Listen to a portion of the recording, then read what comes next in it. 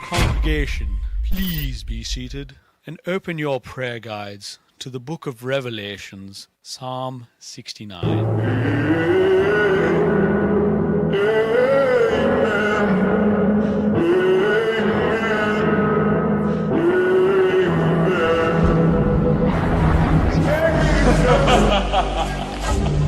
I think we have seen a miracle, and this miracle is forgiveness. Yes, that's right. The Lord will extend his forgiveness. Yes, he will. But he ain't gonna do it for free. No. In order to be forgiven, you must go to the root of the word, which is give. Give. Give a Cough it up. Reverend Kate, I think this deserves a song. Oh, just like that, we are live. What's going on, Mr. Rad? How you doing, brother? Good morning. Morning, indeed. Say hi to some of these fine folks in the chat. We got K Munin. K Munin was just on Alan's channel the other day, Comic Collector Geek. So check out that interview with K Munin. It's pretty cool. Dan's Comic Corner. How you doing, Dan? Good to see you, brother. He always has a good show Friday nights. The Batman show, really cool. I've been on there once. It's pretty cool. They do some book reading. They do some reviewing. It's pretty cool. Appreciate you, Dan. Got Rad hanging out in the chat. We got Wellbore. Wellbore, how you doing? We got Madam. Good morning, beautifuls. And YouTube Bleak. Thanks, Madam. I appreciate that. Everyone else is beautiful except for me. God dang it all. That's all right. That's okay. I can handle it. Appreciate you, Madam. Yeah, man. Came in always, brother. Always. Yeah, good to see everybody, man. We don't have a full panel yet today. People are sleeping. People might be doing other stuff. Who knows? There could be comic book conventions going on. I've got a small box of comics that I'm going to show today. Some of my favorite comics to read, especially when I was a kid. So, yeah, we're going to get into that. We've got a new segment for Comic Book Church. That should be fun. Hopefully, going forward, we can, I want to talk to the community and get them to send some videos if they don't want to be on panel to do it live, but hopefully we can get some cool stuff out of that. We'll give it a run through today, see how it goes. Other than that, man, we're just sort of chilling. I haven't really looked at the news lately, see what's going on with the comic book world. We'll get into keys of the week and all that jazz. Rad is, of course, drawing, as usual. He's been drawing some He-Man figures, man. They've been awesome. So Rad's killing it. He's just waking up.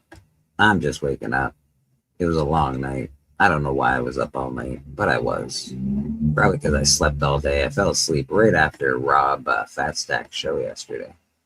And then I woke up around 9 o'clock. So his show ends around 3:30, 4 o'clock here for me. And like, I'm going to take a nap. I can show Rad, but Rad's not available right now, madam. But if you'd like to see him, there he is. Boom. Yeah. So that was fun. He woke up in a new Bugatti. Bam! Legion. That's fucking slick, bro. Wish I woke up in a new Bugatti. I don't actually know what I would do with a new Bugatti. That's too much for me. That's too much for me. I'd probably just sell it and buy a house. I don't think I need a Bugatti. Just the beater's good enough for me. Okay, Munin saying hi to Legion. Yeah, I'd sell it immediately too. I've often said that. Even I stream blah blah blah boring. Fair enough, brother. We haven't really gotten started, and we're gonna be here a long time. But yeah, man, hang out, see how boring we are all day. For Birdman gave Lil Wayne a Bugatti for his birthday. Who gave Lil Wayne a Bugatti for his birthday? Birdman. God damn, Birdman. Jesus, I need better friends. Yeah. We got Them Bugattis, they're fast, but they don't have any control. They get real squirrely when they get over 150. I can only say that because I bought a Bugatti in what was it, Gran Turismo or something like that, and it was That's what I was. Yeah, that's but it's what I was terrible gonna to say. drive. Yeah. But I can't tell you honestly because I've never driven a Bugatti. Yeah. We know you want to do a dance already. All right, fuck, I'll get dancing. Jesus. If it was a Bugatti, it would depend on which model it was before I considered selling it off. That's fair. That's fair. But even me, like, I don't, I'm not rich, so do I want an action one or a bat one? Or what if I found one of those comics? Would I keep it in my collection? Hell no, bro. Hell no. I would love to. I would want to keep it in my collection, but I would sell that shit pretty damn quick so I could have a life. a little bit of breathing room in my bank account would be much nicer. JSS Brooklyn in the chat, dropping links. Good morning, JSS. Good to see you, brother. He's one of the few people that actually has a wrench in this channel. So JSS, we appreciate you. Matt likes comics. Good morning, sir. Good morning. I got some cool comics to show today. Well, I think they're cool. So, yeah, I'm going to get to it. We'll do, here, let's see what we'll do here. We'll do this just for Madam's sake. And so Madam comes on, well, and we'll make it the whole thing. Yeah. If she comes on, that is. All right, what do we got today? We got my Gru collection.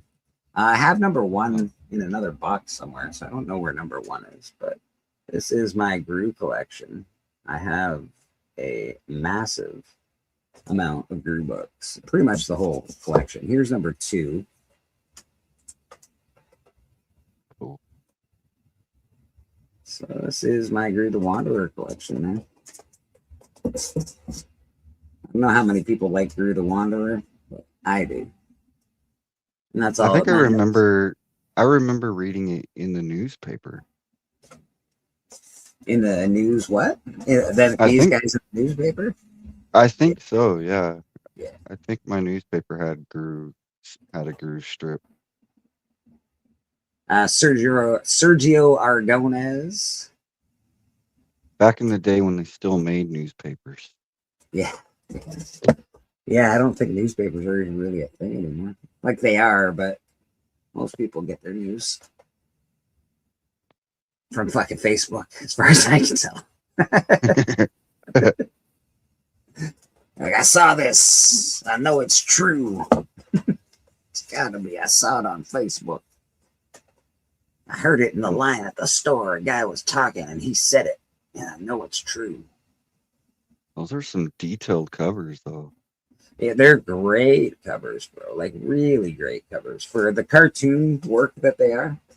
I used to read a lot of Herman's Head when I was a kid, too, for some reason. I liked cartoons and comics when I was a kid quite a bit. Herman's Head was fun to read. The first, remember when you go to the library? I can't remember if it was like grade 3 or like grade 2 or grade 1 or something like that. I can't remember which grade it's in. But I remember going to the library for the first time and learning the Dewey Decimal System and all that stupid shit that they don't use anymore. Thanks, school. Yeah. Thanks, school. Years of my life that I'll never get back. Yeah. And I took out a Spider-Man graphic novel. It was basically the full black suit run from Spider-Man, but it was in like a thick book. My parents got very, very upset with me. Oh, this one has some water damage. I should press some of these.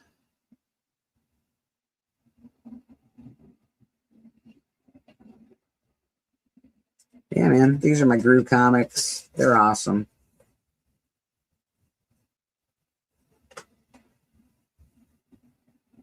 K Munin, great interview, JSS is saying. It was.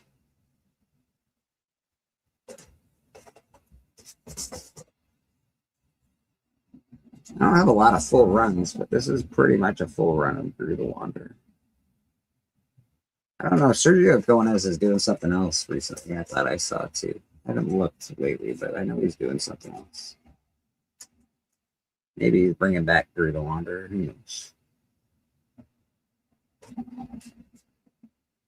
But if you like reading fun books, you know, just nothing crazy, nothing too intense, these are fantastic. Fun stories, fun art. And again, the art style, it's very cartoony, but really, really good.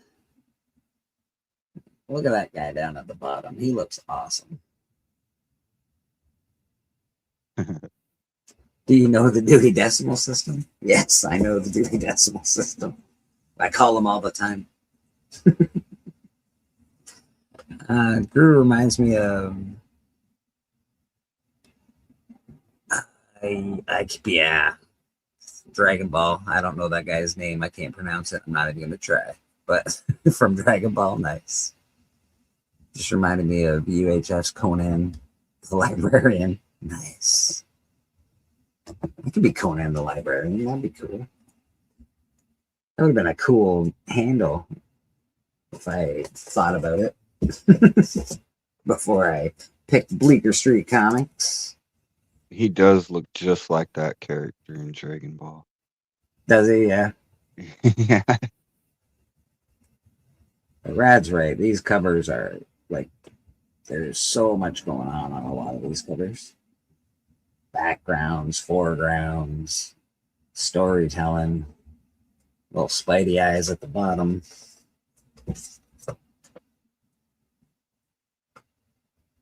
Biggie and I are starting a game. I don't know if everybody watches the Biggie show on Fridays, Comic Collector Club. A lot of awesome books get shown off there. We are starting a game.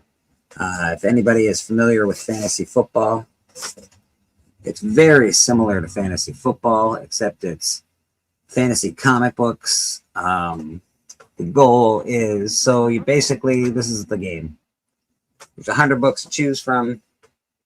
I don't know how many people are going to play. Let's say you have 10 people on a team or playing against each other. You can pick, let's say, 5-6 books each out of the 100.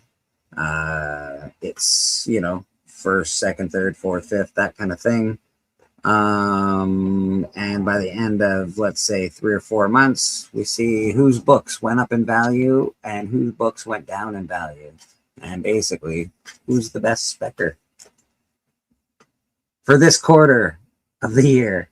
That's basically the game. It's basically a spec game. Pick your books. It's done just like fantasy football. If you know how to play fantasy football, it'll be easy to play. But yeah, Biggie and I are like no moderns. Probably maybe some modern. I don't know. We're gonna go through the top. So basically, how we're gonna pick the books. Because whoever picks absolute is gonna win. Maybe. I think that book has a bigger chance to go down than it does to go up.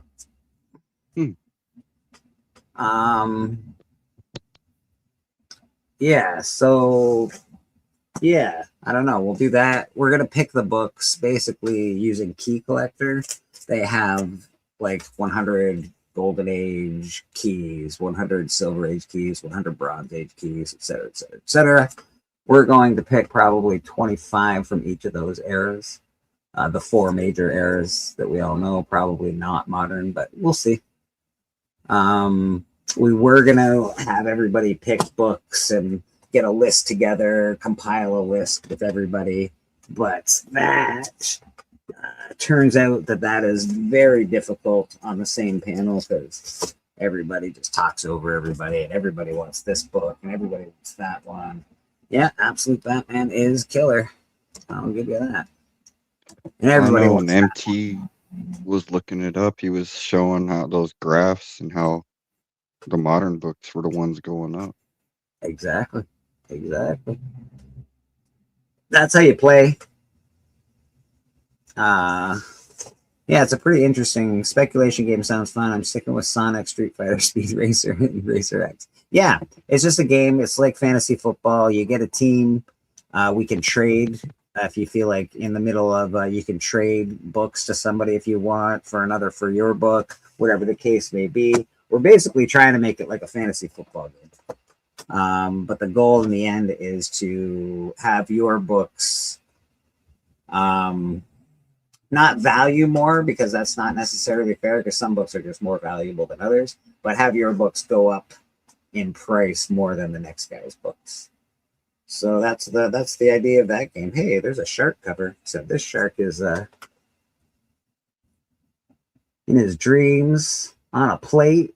Uh-oh, I don't think that's happening though. Drew better watch himself. He's swimming with the sharks, man.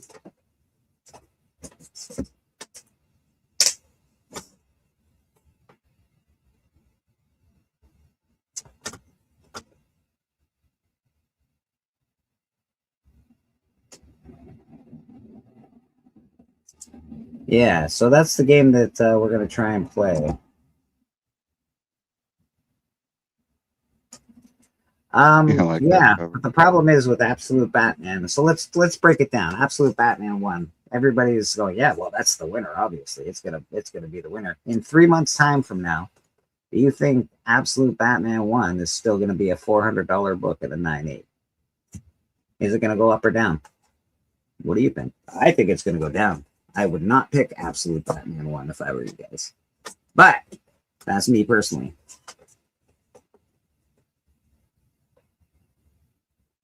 I don't know. Going by MT's graph, that thing's going up, man. There's so many of them. Yeah. I don't know. It's again, it really depends on what happens with comic books, what people get their fancy. Don't forget, Absolute Batman is coming to an end, by the way. I think it'll be what ends at 24 or something like that, 26. So I don't know, maybe. You think it'll actually end? I might not end either. They might just be like, it's making too much money. We're not going to end this. But I think poor Schneider probably wants a break, I would imagine. I shared a picture. Comic in the world. I shared a picture in my Discord. It was Dewey from The Boys. Yeah, yeah. He's collecting Absolute Batman. There's a picture of him holding up his Absolute Batman collection. I was asked recently by somebody who doesn't read comic books. They're like, have you seen this Absolute Batman stuff? Awesome. And they don't even read comics. So Absolute Batman is a deal. Absolutely. Legion of Comics asks, have you seen Mortal Kombat 2 yet? Rowdy Riles, what's going on? I have seen Mortal Kombat 2, Legion. And I don't have anything bad to say about it. I don't necessarily have anything good to say about it, but I don't have anything bad to say about it. It was fun. It was all right. It was the original. Yeah, it was basically just like the original, right? It captured the original's that just the Mortal Kombat for me. I don't think anything will ever top it. I don't know. This was good. I'd say it was basically the same movie as the original. With a couple of slight differences, slight character differences, and slight ways around things, but pretty much the same movie. Liu Kang wasn't the deal breaker this time, but pretty much the same movie. I enjoyed that they were able to catch the vibe of the old movie, but other than that, I didn't love Carl Urban as Johnny Cage. I didn't think he was necessary. I didn't think his star power was necessary, and I don't think he played the character very well. That being said, I do love him as an actor. I just think they could have chose somebody different for that. That's my opinion, of course. Everybody's entitled to their own opinion. Yes, being like the original is the highest praise a Mortal Kombat movie can get. Let's be honest. 95 is the GOAT. Shao Kahn was the beast. Yeah, absolutely. My opinion is the signed books in the Absolute Universe will do well for some time versus the unsigned key issues. It looks like that. Well, technically, JSS, I think pretty much every Absolute Batman is a key. There might be one or two that aren't keys, but they're still minor keys. But I agree. Yeah, I agree. Angel Hernandez, what's going on? Bassinus. All right. All right. Last night, thy blah, blah, blah. I cannot read that. Oh, best kebab. Good enough. Good enough. We got Gru the Wanderer. We got a game we're going to be playing. Comic book fantasy speculation draft. We're not sure when that's going to happen. We're not sure how many people are going to be involved in the game, but it is a cool game. Or I think it's a cool game. If you like fantasy football, you'll really enjoy this. If you like speculation, you'll really enjoy it. If you like just hanging out and having fun with your friends, you'll probably enjoy it. Basically, I think you'll just enjoy it. That's the game we're coming up with. We do have a new segment at church for today at some point. We hope more people pop on. That way we can get more deals going on there. I haven't looked at my Gru comics for a while. They just sort of stay in the box. I should probably break them out and just read them again.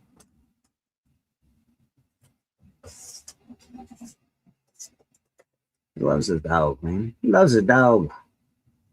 Black cover. Very hard to get black covers for this age group to be halfway as decent. And again, all of these books are really, really, really decent shape. They've got a couple of stress lines, but nothing major.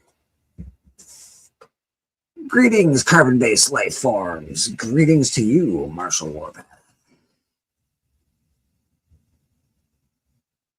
That's what I think too, K Munin. I do think that as well. I do think that as well. Well, Marshall Warpath, he added me on my video game. Nice. That dude's got a strong account. Oh, nice. That's cool. So he's good. He's a good gamer, is he? Oh yeah. Got Nice. a strong MCOC account. I really should play video games. I haven't played video games for a while. I had last year. I was on phone game. Yeah, I was going through some weird. I have had surgery on my ears a couple times, and I got like inner ear issues. I had a hole in my eardrum when I was a kid, and for some reason last year I went through a really bad bout of vertigo, where I would like be fine, and then all of a sudden I would have to lay down. Room would be spinning, almost like I was a drunk 15-year-old again. What the hell did I do? Oh my god, this is the worst. So I haven't played video games for a while since then. I should break out the old video gamer. I got a PS4 and I have a whatchamacallit? Can't remember the name of a Switch. Oh, I've never played a Switch. I've got a couple games. I've got the Mario Kart and I've got the Monopoly game for it, which is cool. Hey, we got a champion among champs over here coming to the stage. Bring him on up.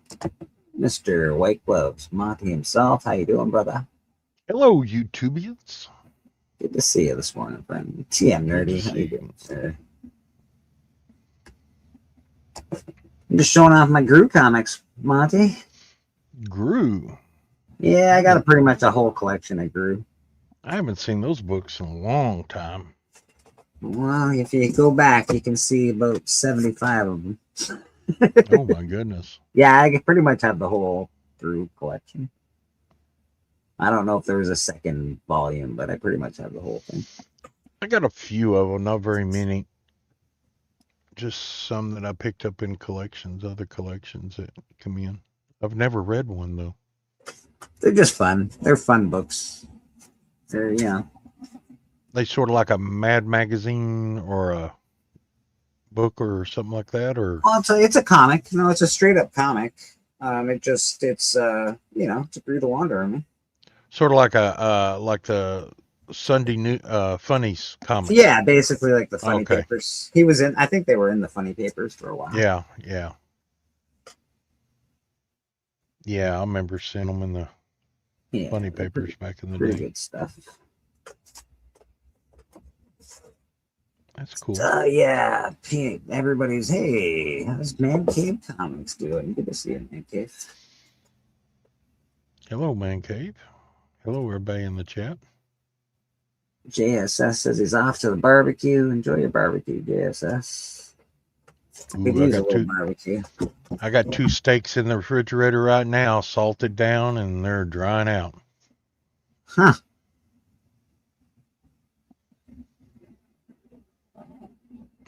But I ain't got no propane, so I probably won't barbecue them. I'll probably or put them on the grill. I need to, man. I love them on the grill, but You're a propane guy? I would have thought you'd be a charcoal guy for some reason, Monty. really, I got a charcoal grill, I got stick grills, and I got propane grills. I used to be a avid barbecue guy. I used to go out to all the competitions and everything. I took you're the kind of guy that likes to make his own stuff. So I figured, charcoal's right up your alley. You can make your own charcoal.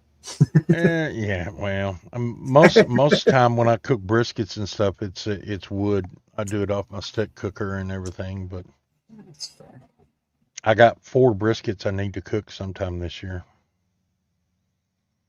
4 briskets. Yeah, I bought them years ago and vacuum sealed them and cryovac them, and I need to get them cooked this year. Girl's just about slipping out of her top there. Holy smokes. I used to do what Rob Fatstacks does, go to competitions around and did a lot of barbecue and chili cook-offs. You did that? Yeah, I know Rob loves doing that shit.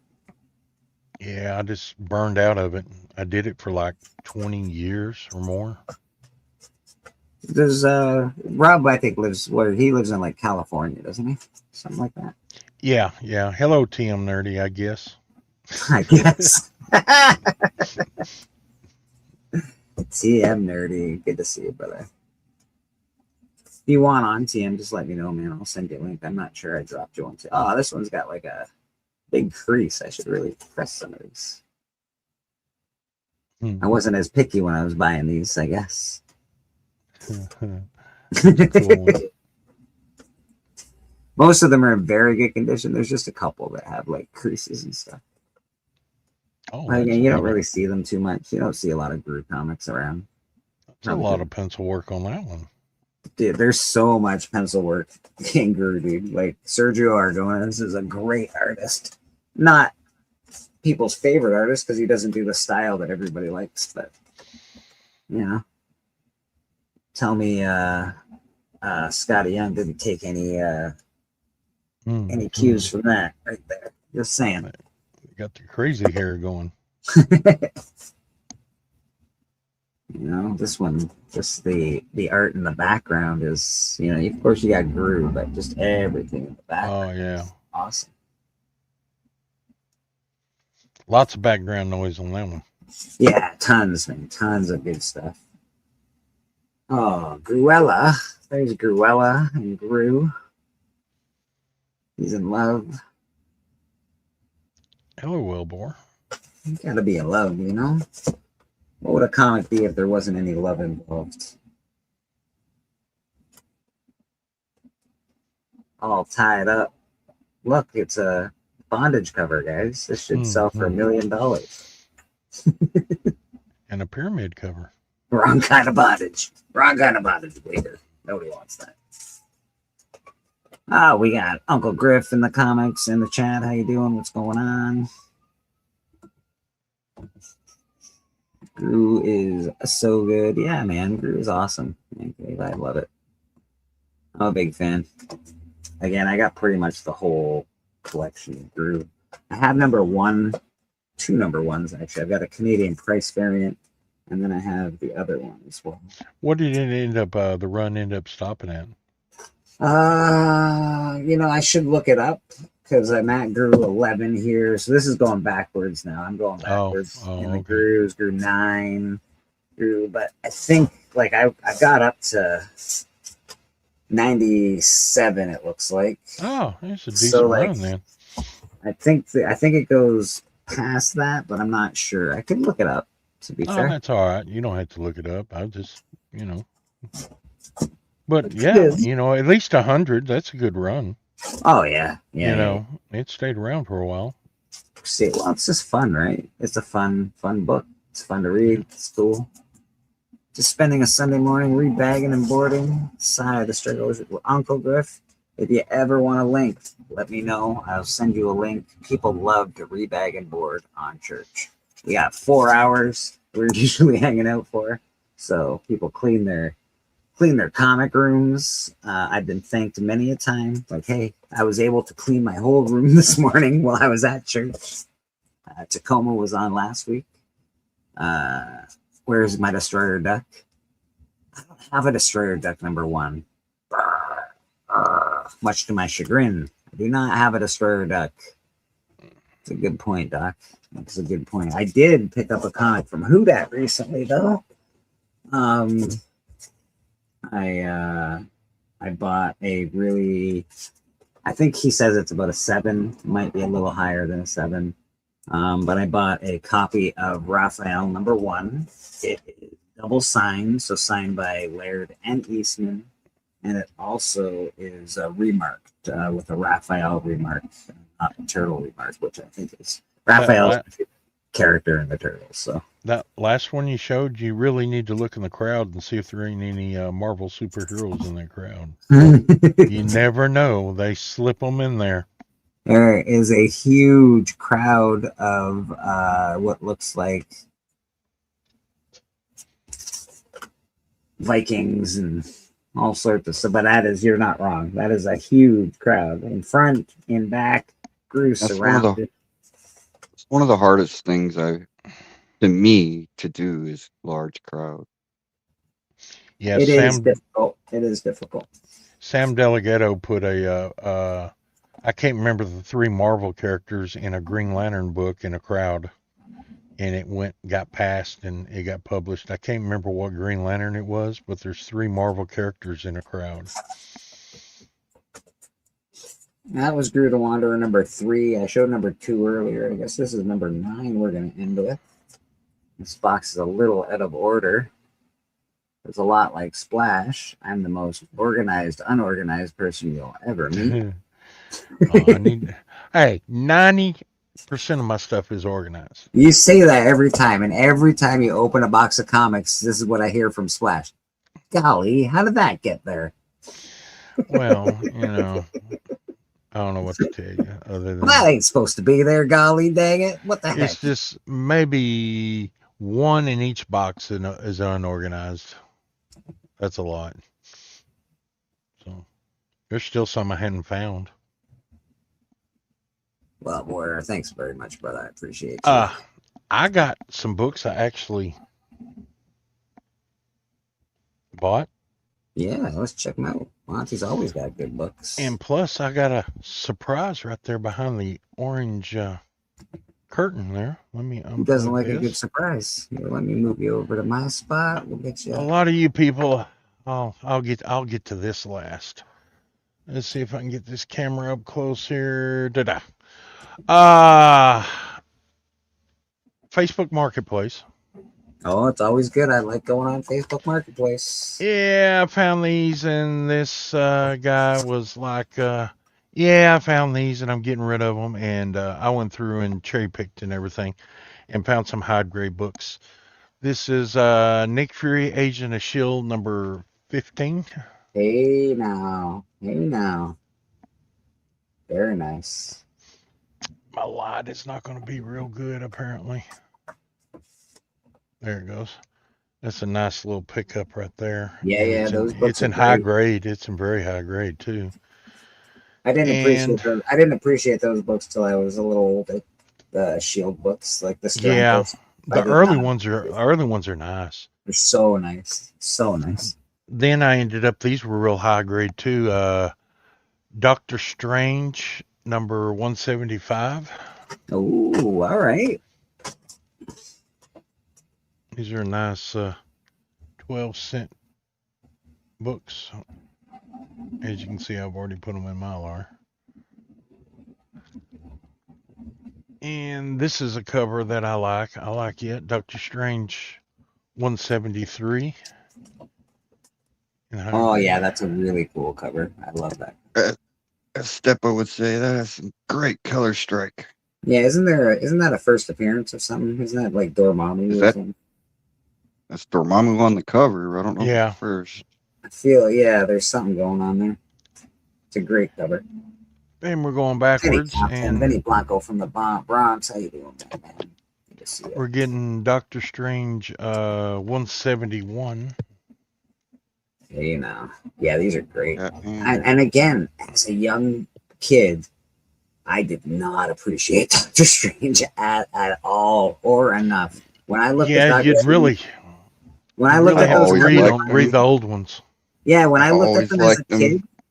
I was like, ugh, why do I want to read about an old guy? I don't want to read about an old guy. That's honestly, when I was a little kid, that's exactly my whole thing with Doctor Strange. I don't want to read about some weird old dude. I want to read Spider Man, and like I was like hip to like Spidey was super dope, right? I wanted to. Shazam was really cool to me. Like anything that I could put myself in the story and be like, be young and be a superhero as well. And I This is regret it. one I regret my that was decisions. in the bunch also. I got it already, but I went ahead and picked it up again. Hey, That's number 15, May. Black Panther was always Claw. cool. Yeah, Claw. Or yeah, Yeah, Claw. Claw. It was in The there. newsstand. Yeah. And this was one that I was surprised it was in there. There was a couple of these in there, but yeah, uh, Journey into Mystery Oh wow, 113. that gargoyle in the background. Yeah, that was in there. There was a lot of them that were really trashed, but you know, like I said, I went in Man, and picked the good ones out. But this was a real decent 113 of Journey into Mystery. So you cherry picked his collection and he let you do that? Yeah, he pretty much just said, you know, whatever you want, take. Whatever you don't, I'm gonna throw away or give away or something. So I said, all right, that's cool. Okay, fair enough. As long as he was just gonna give it away, I guess that's fine. This one was in there also, and this is a remake of Avengers 9, but it's X-Men King Size Special number 1. Oh, nice. Happy Sunday to you, Brian LCS. He said that a year ago he put them in a garage sale and nobody really bothered him or bothered to do anything with them, so he just put them back in the garage. And That's crazy. so, but these were in there, and I did not know they made this series, so I got the complete series of this, 1 through 4, and somehow this escaped my hand, my eyeballs back in the day. It's Human Torch number 1. Oh yeah. I actually have these. There's like a 4 set of these. Yeah, I had no idea these were out there. I had the earlier set, but here's number 2. Mm-hmm. I think it It's got Toro. does it. I think it retells the original story, doesn't it? I think. I don't know. I haven't opened these. These are still in the poly bags Oh, right nice. here. They haven't went through intake yet. They're not. I don't think. I'm not sure. I don't think they're very expensive. Yeah, probably $4 or $5. Yeah, I think they're like it's a came out in the '90s. 4 set. It's a really good. If you like, Yeah, I think the 90s. yeah, if you like the Human Torch, you'll enjoy these. And then I love this cover. This is a nice cover. Mm. Oh yeah, I would have picked that up so fast as a kid. Anything with the Human Torch on it for some reason. The fire, he was just a cool character. And now, for all y'all people out there that like wrestling, Well, who doesn't like wrestling? I seen this and I had to have it. Let me see if I can get it. Nope, that way there. Seen this and I had to have it. And I looked up how much they cost on the internet, and I wasn't going to pay that much for it. So I went to another place and seen it and offered a guy or asked the lady how much, and she said, "Well, they'll sell it for $300."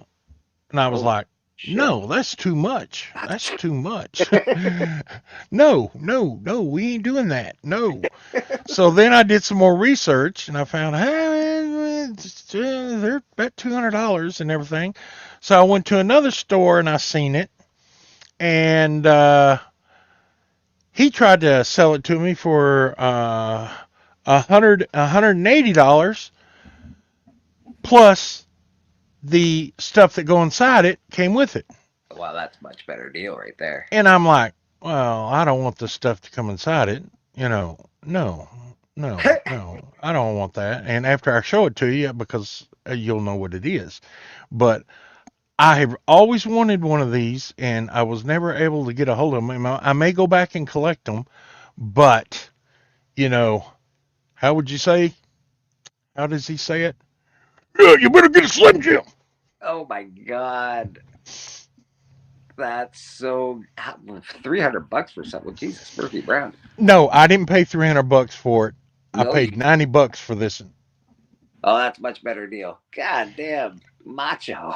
He's my Yeah, favorite. Macho Man. He was one of my good, and it's Oh, yeah, it's solid. wood, and it's the That is so cool, Monty. yeah. He wanted to sell me 2 cases of Slim Jims, and I said I told him, I said, I'll pay $90 for it and take your wrapped weenies off the back of it, and you can have those. We got a oh yeah from the crowd. Oh yeah. So this is really what I wanted. And I looked at another convenience store, and they really wanted to rip me off and everything. And this convenience store, he said, yeah. But I went back, and they got a Buffalo up there. The Buffalo Wild Wings, I guess they got beef jerky or something. And I told him to give him $30 for it, but he said, he wants to keep it because he's got to put his Slim Jims in it now because he ain't got nothing to put his Slim Jims in. So I sell it, but I ain't got no other boxes. So yeah, so he said you just go ahead and bring him in a can. Bring him in a well, bring him in a cool can. Here's a cool can. Put your Slim he Jims says, in. see me after I sell out, and I go in there just about every day and everything. So well, we'll leave that unwrapped that way everybody can just see it. But yeah, I really love Macho Man. I've always loved he's him one of as the a best wrestler. wrestlers of all time. And there's like 7 or 8 of these throughout the years, and there's some of them that are pretty expensive. I mean, there's one in there for about I've seen the cheapest is about $500. You just found a new rabbit hole, is what you found. Well, I will take my time with that.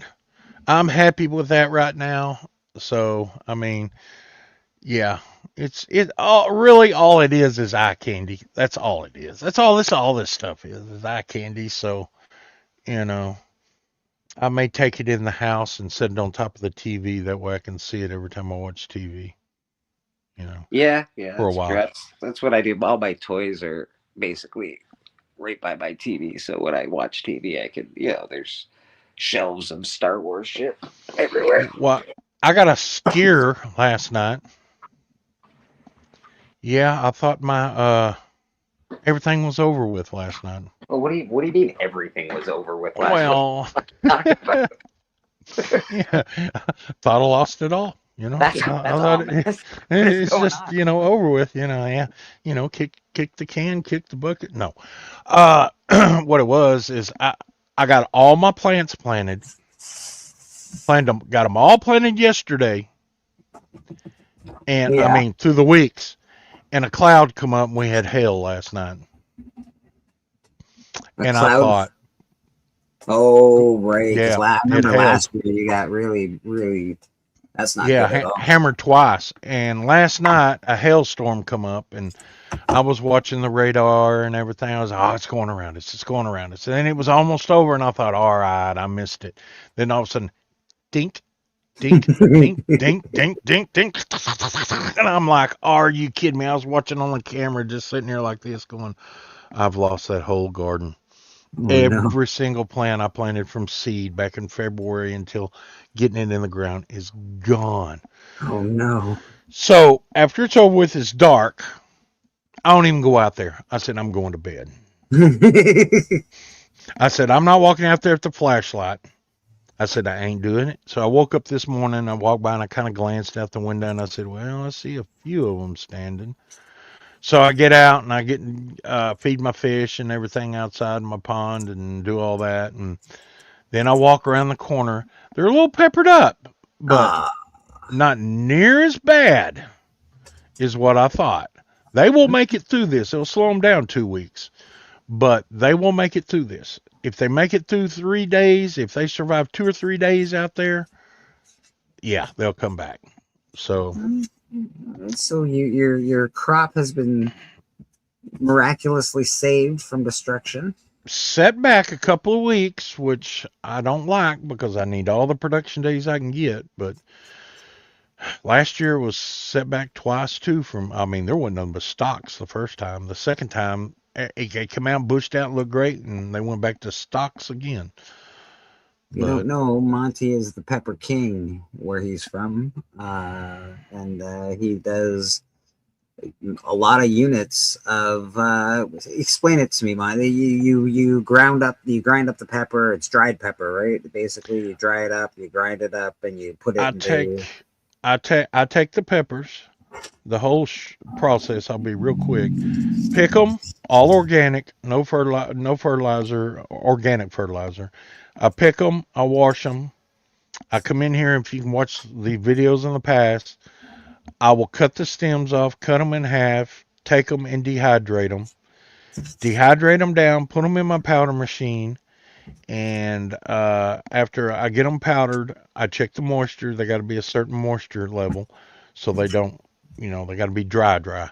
Then I put them in these right here, Ah, yes, the pepper jars. Okay, let me make and they're in the shake, and they have the sealed tops and everything, and they're all sealed up. This one is a habanero powder, and I make powder out of them right there, and I sell these. And I got a new client this year that's buying a bunch of cases that I'm trying to grow. I expand my pepper uh, growing operation another 150 peppers. So yeah, and like I said, this is all 100% pure pepper powder. There's no silica in here, and if nobody knows what silica is sand, and they put sand in all your seasonings to keep them. And they call it an anti-clumping agent. Mm-hmm. Well, it's no preservatives to it. It's just so it doesn't clump together. Well, I don't do that. If it clumps together a little, you can just take something in there, but you're getting 100%. You're not the silica that most people puts in there. They're selling you about 20 to 25% sand. So, and you don't see it when it's powdered in there. So, but you're getting It's 100%, and there's a lot of peppers in that right there because that is yeah. powder. Are you That all? is powder. Are you all? I don't know how orders work. Are you filled up on orders? Are you or Uh, you make to fill? Like how does it work for you? well, Like would I I have to haven't. right now go, Monty? I want one of those things at the end of the season. Would I have to do that right Yeah, I now? have to get on the list and everything, but my big buyers get it first. I sell at a co-op, and they have 3 stores. I sell at a small convenience store, and they have 4 stores. And I'm working on a restaurant right now that wants to buy the stuff and put it in on their menu, and they can that when you order your food, your Mexican food, you can order, let's say this right here, and it'll be on the ticket to pay for, and you can open it at the table and season your food. Very And nice. then when you get through with it, you take it home with you. So I dig it. it'll be an insert in a menu. I like it, Monty. I think it's awesome. We got S- Sequential Art Overlord asks, Monty, are you into shrooms? No, I don't grow shrooms. No, and I don't do the magic shrooms. I don't.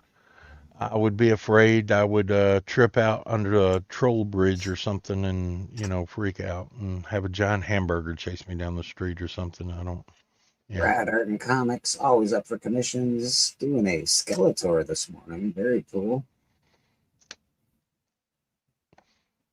Very, very cool, Brad. Looking awesome, brother.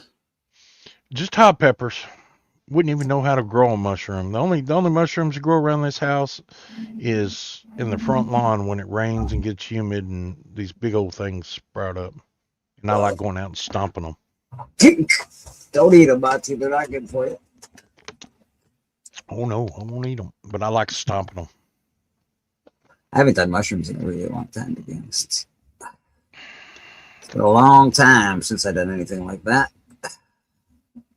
I smoke the pot, I smoke the herb, and I watch TV. That's pretty much all I do these days. Go to work, of course. But Speaking of he's drawing Skeletor right there. There was a news feed on the radio that said that I guess it was a premiere of what do you call it?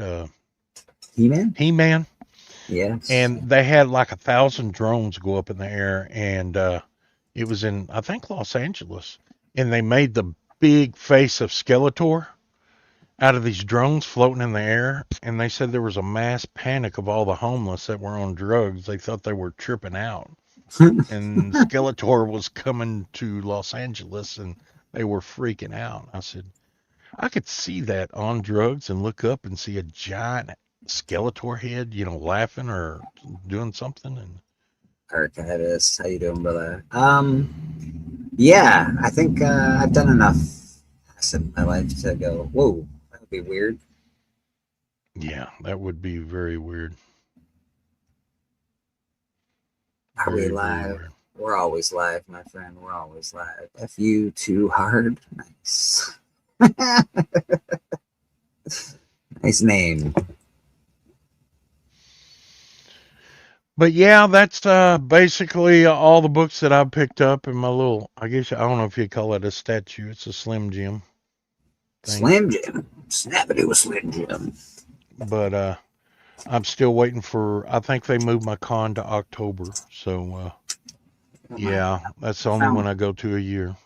Found the holiday specials. Oh, yeah. Got the That's holiday nice. special from '93. That was so good you have to have it twice, apparently. Of course. Gotta have it Got twice. your Marvel Superheroes Winter Special from 1990. I remember those. I feel like I got this out because of Beckerman at one point in time. I think Madam's in the back. Adam's in the back. I think. Could be wrong. Let's see. Huh. Adam is in the back. Yeah. Hello, madam. Good to see you. Hello there. Hello. Can you hear me? Oh, we can hear you, yeah. You sound like, Loud and clear, Houston. Cool. New That's a nice Mutants. one. Yeah, it's cool art on that one for sure. And this one, I think I just got out to show back the names he likes. So. Oh, wow. Hmm. I've never seen that one. Marvel Superheroes 80-page special. Then, of course, you got to have your X-Men 11, Jim Lee. Oh, the big X-Men run. Yeah. I think this is the first time somebody's in the Robin costume. Two, Yeah. three, I can't remember. Robin and his Fruit of Looms. We got a Venom #1 just kicking over there. Oh, that's a good book. Yeah, #3 is the book you want in that series. Yeah, with the Spider-Man getting eat. Yeah, found another copy of that guy. I got a poster of that, brand new poster. This guy was going for a good buck not too long ago. You think that To this Iron Man. will heat up when the movie comes out? Yeah, but it's like because that's the Iron Man, Tony Stark as Jarvis basically, and Oh, Iron Man infamous and what you call Iron it, Man. Doom is Iron Man. So that's why it's heated up. Yeah, I got the premiere of that book on a poster that they sent to the comic shops. I have a ton of these for some reason. I don't know what reason you got a ton of them. I know, I don't either, but I got them. I got just a lot of them. I have almost a full short box of this book.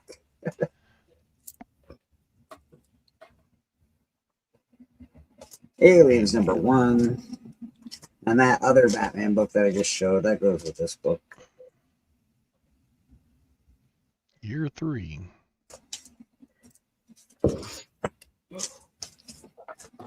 Oh, we got a copy of Spawn #1 in there apparently. There you go. Nice near mint copy of Spawn #1.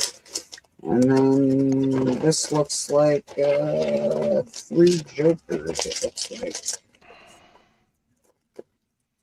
It's the full set. I got it all taped up, but that's the 3 Jokers set. 1, 2, and 3. That's nice. Every drawing, day though, people are Frank. saying F you to me, not sure why. I don't know F you. I can't imagine why. Keep showing Rob on covers. They're Jason's favorite. Oh, I see. Hey, Who Dat Comics, how you doing? I just bought a cool comic off Who Dat. I can't wait till it gets here. Yeah, man, those are the books that I just pulled out of a drawer recently. I tucked them away. I don't even know when I tucked them away, but they were just sitting there, and I was like, God dang, what are these books doing here? When I sell comic books, I should sell some of these. Yeah, I don't sell, but yeah, I find stuff that I tuck away and go, oh, there they are. Like, why did I tuck that away? What's going on there? I still haven't found that dadgum Oh my. long box cover top that I lost years ago. We got Red Sonja on the panel today. Is that what's happening here? No, you're wrong. Guess again. Okay, we have not Red Sonja on the panel. How you doing, madam? It's good to see you this morning. Thanks. I heard you saying something about me this morning, and I was like, all right, I guess I'll have to go on. But then I felt if I had to go on, I should go on as Red Sonja, because then I would probably get more airtime. I wonder why you get more airtime. I still haven't figured that out, man. It's a head scratcher. Nobody wants to look at comic books. No, it gets weird when she's here. Nobody wants to look at comic books. It's crazy. Huh. This is just the same. Yeah, right. I do have Sonic books. Came in. I got a whole chunk of them. They're not. I bought them off a kid when I was at the flea market. He was trying to sell some books, and I was trying to be nice to him. So I think I gave him a couple bucks for them because they all had like price stickers on them. And I was like, all right, I'll buy them off you, even though I can't sell these fucking things. I was trying to be nice. He was a good kid. You know, I wanted him to have a good experience at a comic shop instead of a shitty one. So I bought some crappy books off him, and that's about it. So I do have some. I got some rare Sonic stuff. I don't have any of the rare stuff. I might have like a first appearance of a female Sonic, like the chick Sonic, but I don't know if I have any of the real rare stuff. Could you make Rad big so I can check out his drawing? Could I make who, baby? Rad. Rad? I sure can. Check that out. Rad. Good. Now big. Great job on that face. And the totem is staff. That's awesome. Skeletor. One of the best bad guys of all time, baby. Let's go. Thank you, thank you. And again, Brad, always open for commissions. If you're looking for some art, you're looking for him to draw you a character that you love, he's your man, let me tell you. You can see him here every Sunday drawing live for everybody, which is more nerve-wracking than it sounds. So He just Brad, gets better and better with each time he comes on, though. yeah, he really does, man. Brad, you're awesome, dude. How do you think the He-Man movie is going to do? It looks good. Good. Yeah, I think it's going to do good. It looks fun. I see where they're going with the, like, He-Man's been sent to a different planet. So they're going to start it on Earth, I would imagine. You know, he's going to, well, maybe not start, but he's going to be on Earth, and he's got to find his way back to save his planet. That's a good story. That's a, typical good guy, got to go back and fix stuff story. It looks fun. The guy that they got to play He-Man looks like a good-looking young dude. I think he'll attract, the necessary females to the audience. That depends. Does he have the stupid He-Man haircut? I don't think he's got the stupid He-Man haircut. No. Okay. All right. That helps. No. I'm pretty sure he doesn't. Was that the bowl cut? Yeah, he doesn't. He didn't go with the traditional bowl over the head cut with a little length in the back. Can you just do a bowl with a little length in the back? I'd like a bob, please. Like a classic bob would be really nice. Like the girls have. I couldn't remember. It's been so long since I've seen any He-Man. Really early for church, Tacoma. How you doing, brother? Good to see you. Tacoma was here last week with us at church, showing off books, being awesome as usual. He's also on Astonishing Auctions Sunday evenings. I'm on Astonishing Auctions on Sunday evenings. I just pulled out some new books today to sell for that. So yeah, we got some new slabs behind me, but we'll see what happens there. I've got to get back to watching some YouTube stuff because I have been just so busy that I haven't been able to do anything. You've been working too much, Monty. Yeah. When does it get to be like slow time for you? Is it just winter time is a little slower for you? Oh no, wintertime is like vicious, and spring is vicious, and summer usually slows down, but now they're doing all these pipeline replacements, and summer's gotten real busy, so it's just year round. It's just getting towards year round now, and plus everything I'm trying to do with my garden and take care of my dad, then trying to take care of him around the house, and it's just everything is just busy, busy, busy. And I just want to say, I think he did get a mullet. I'm pretty sure He-Man does have sort of a mullety kind of cut in this new movie. I don't think it's the classic bowl, but I think it's a bit of a mullet. I'm pretty sure. Adam Rich. Oh, that brings back memories. No, you're wrong. It's not a mullet. Okay, a mullet would have the side shaved too.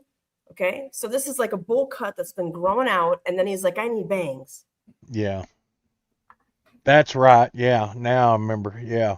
Yeah, but I think the new one, I think they actually give him a mullet. Like in this, because that's a little cooler. I think it's a mullety. It looks mullety to me. Like if you put on a hockey helmet, I'd be like, yeah, that's a mullet.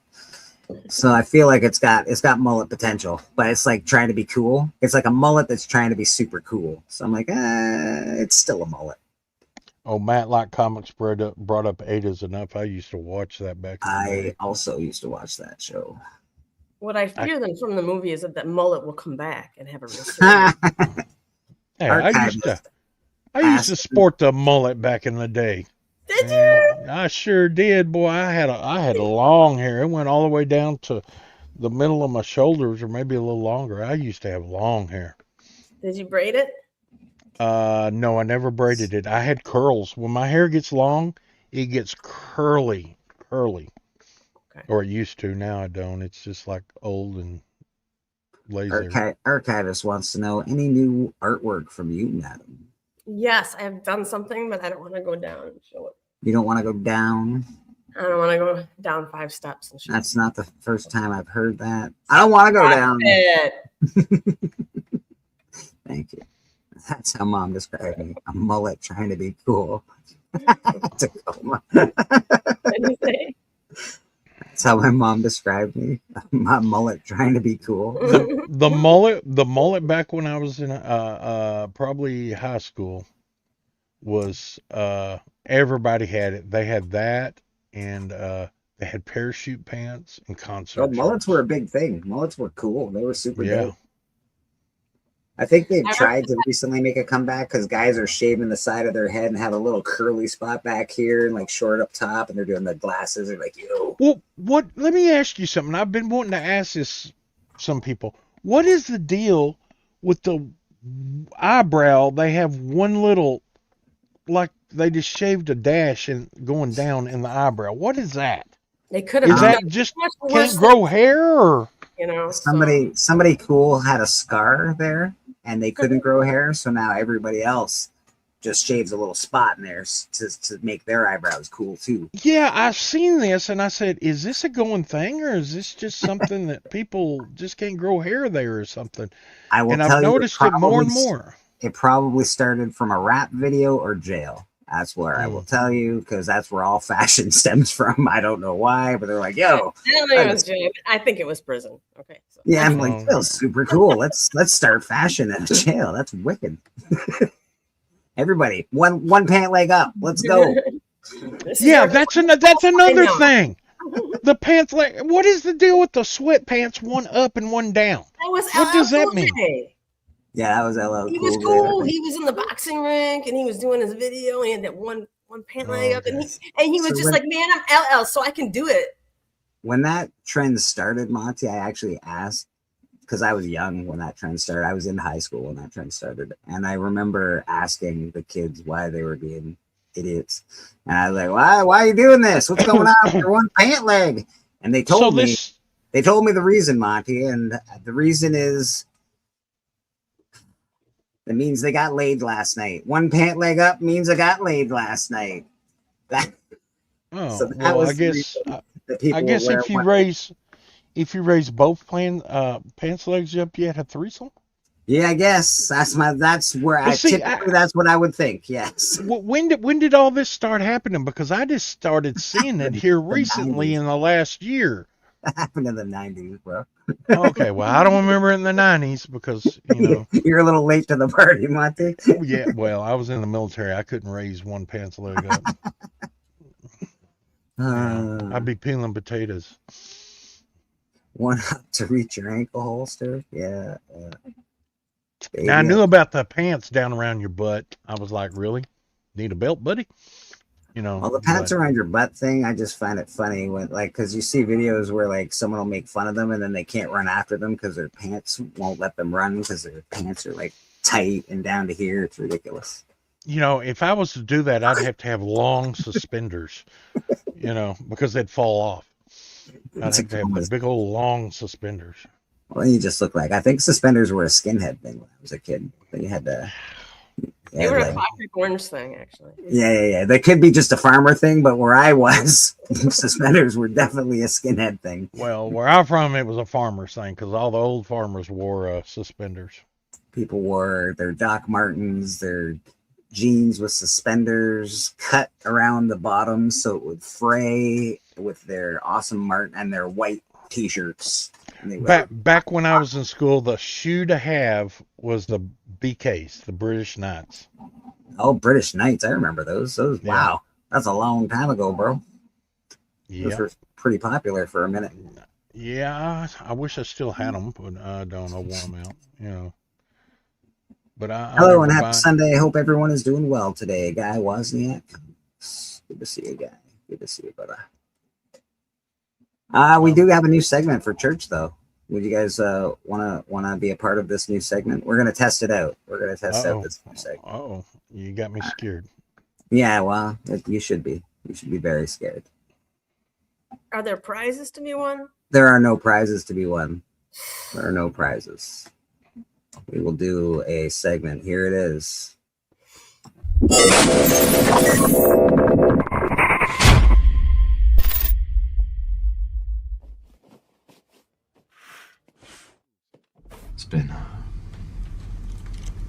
It's been too long since my last confession. And what have been your sins, my son? Well, Padre, I don't want to keep you up all night, so I'll just fill you in on the latest batch. You can't handle the truth! Comic book confessions. We've got comic book confessions. This is going to be a new segment at church. What I'm hoping in the future that I can reach out to people in the community, and we'll have some videos as well. It won't be just the people on the panel giving their confessions. There will be people from our comic book community also giving confessions.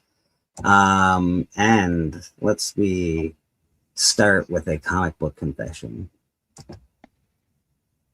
I have a comic book confession. There's a movie that I'm supposed to like, and I can't remember the name of it right now because I'm dumb and I smoke too much pot. Can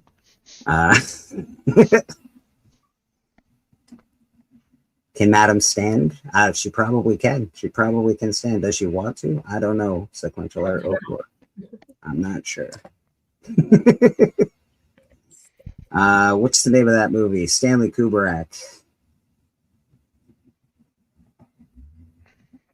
You get me. But I think, 2001. what's that? Space Odyssey 2001. Trying to think of Kubrick movies. Clockwork Orange. Ah, I don't like Clockwork Orange. never watched it. I'm supposed to like That's my Clockwork confession. Orange. I wear leather jackets. I love stupid, weird art films. I'm supposed to love Clockwork Orange. I don't like it. That's my comic book confession. Okay, I have a comic book confession. We're at our comic book confession time. What's up? Looking good. My comic book confession. I've never watched The Warriors. You've never watched The Warriors? Wow. My That is a confession. confession. That's a confession. All right. Holy smokes, Rad. Before We're my getting a time. lot of stuff off our chest today, folks. Comic book confessions, they're important. Madam, what's your comic book confession? Where'd you get this great idea from? I'm curious. Come on and play. I'm gonna say off of Bleeker's comment that he hates Clockwork Orange. I was 9 years old. My brother was 6 years older than I was, and my parents were going out on a date. And my brother's like, Stephanie, we're gonna watch a movie, right? But we're not gonna tell mom and dad, okay? And I was like, all right. And he turns on a Clockwork Orange. And I'm 9. And it opens up with like a rape scene or something, That's right? not great. That's My not mind is like, oh! This probably messed me up for life, I think. So. I feel like that would have messed you up for like 9 years old. You should be watching that at 9. That's terrible. 9. Well, I love my brother and I trusted him, you know. I was like, okay, Michael. God damn. God dang. Monty, do you have a comic book confession that you'd like us to hear? Oh, I've been thinking about this, and I know one thing. You was talking about movies, and this has something to do with comic books. I never cared for the Crow movies. Wow.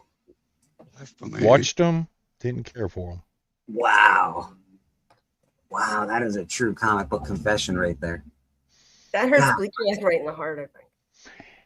I just didn't get into it after the first one. Yeah, the second one, they just kind of started going downhill, and I'm like, no. Wow. Well, the first one's the only one that. So those are our comic book confessions. We also have, I see one in the chat that really is disturbing. Jeff Jack. He never saw any of the Star Wars films. Jeff. Wow. Can't believe that. Wow.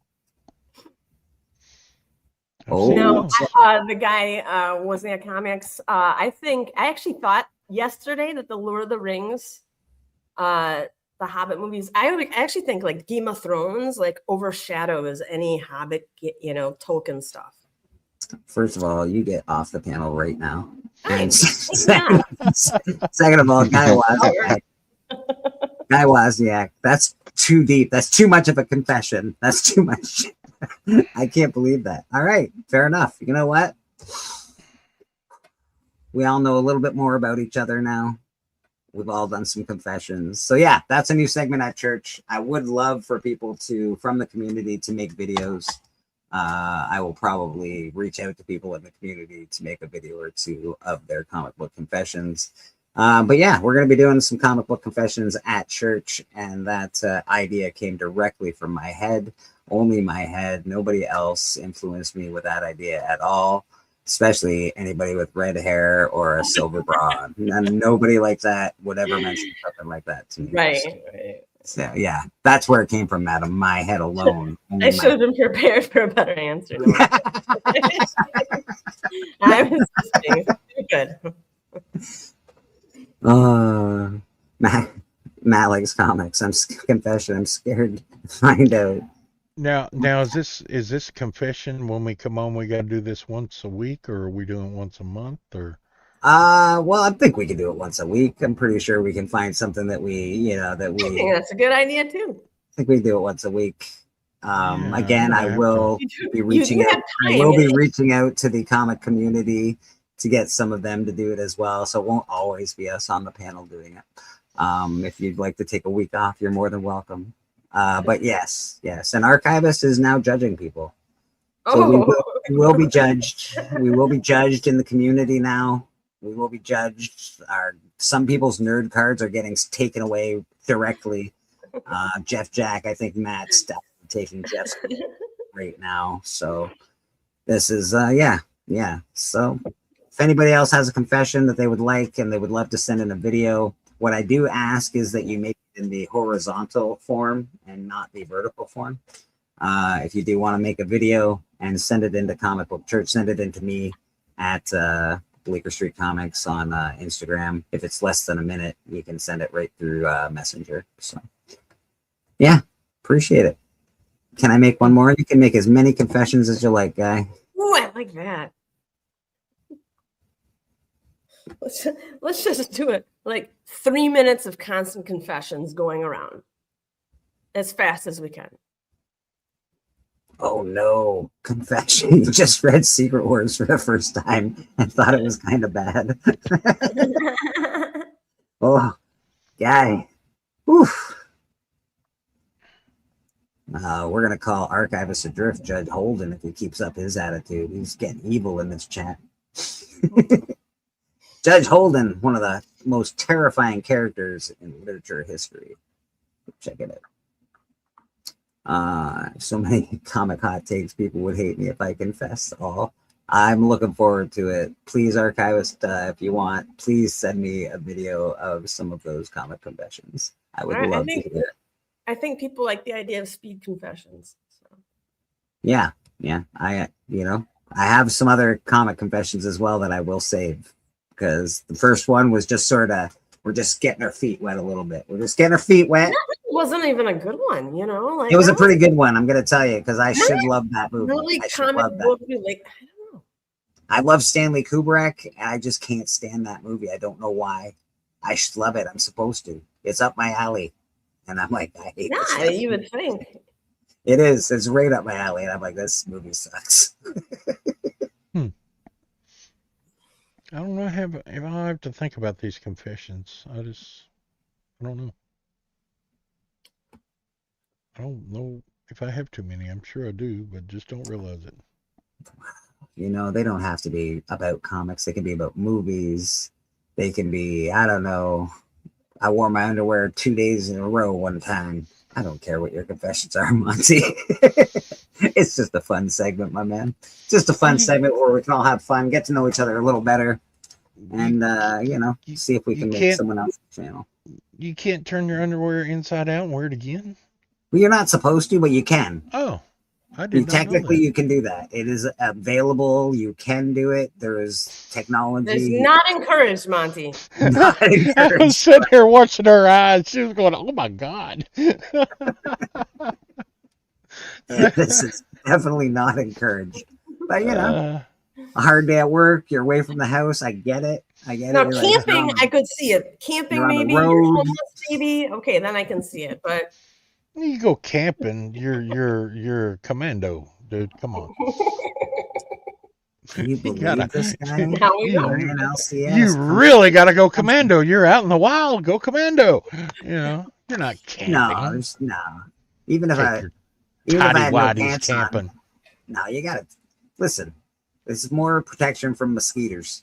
All right, don't want any mosquitoes on my hog. Yeah, there's ticks and tigers and all kinds of things that like to I never crawl. watched an episode of The Walking Dead. Brian LCS coming up with a comic book confession. I'm Wow, sorry. Brian. You missed a lot of good episodes. Yeah. Yeah, I got addicted to The Walking Dead. Then when it branched off to other things, I kind of just lost favor in it. There was one that I really liked. I liked the beginning of Fear the Walking Dead. I like the first couple of seasons of that very much, actually better than The Walking Dead. And I really wanted, there was one, they only did 1 year of it, like one season of it. And it was like branch off from all over the place. They would just do one-offs of like, oh, a guy in the woods, blah, blah, blah. And I wanted to see that because it's the world is full of walkers. I want to see the world. I want to see what's going. I don't want to see the one group all the time. I want to see what's going on over here, what's going on over here, what's going on over here. They could have done so much more with that Walking Dead show, but it is what it is. I fell off The Walking Dead. I fell off right before Negan came. And I'm like, oh, I didn't realize it was going to get better. Like it was getting it was getting stale to me. It's like every episode started kind of feeling the same. So I was like, I'm going to look for something else to watch. And then Negan comes and it gets all good, I guess, again.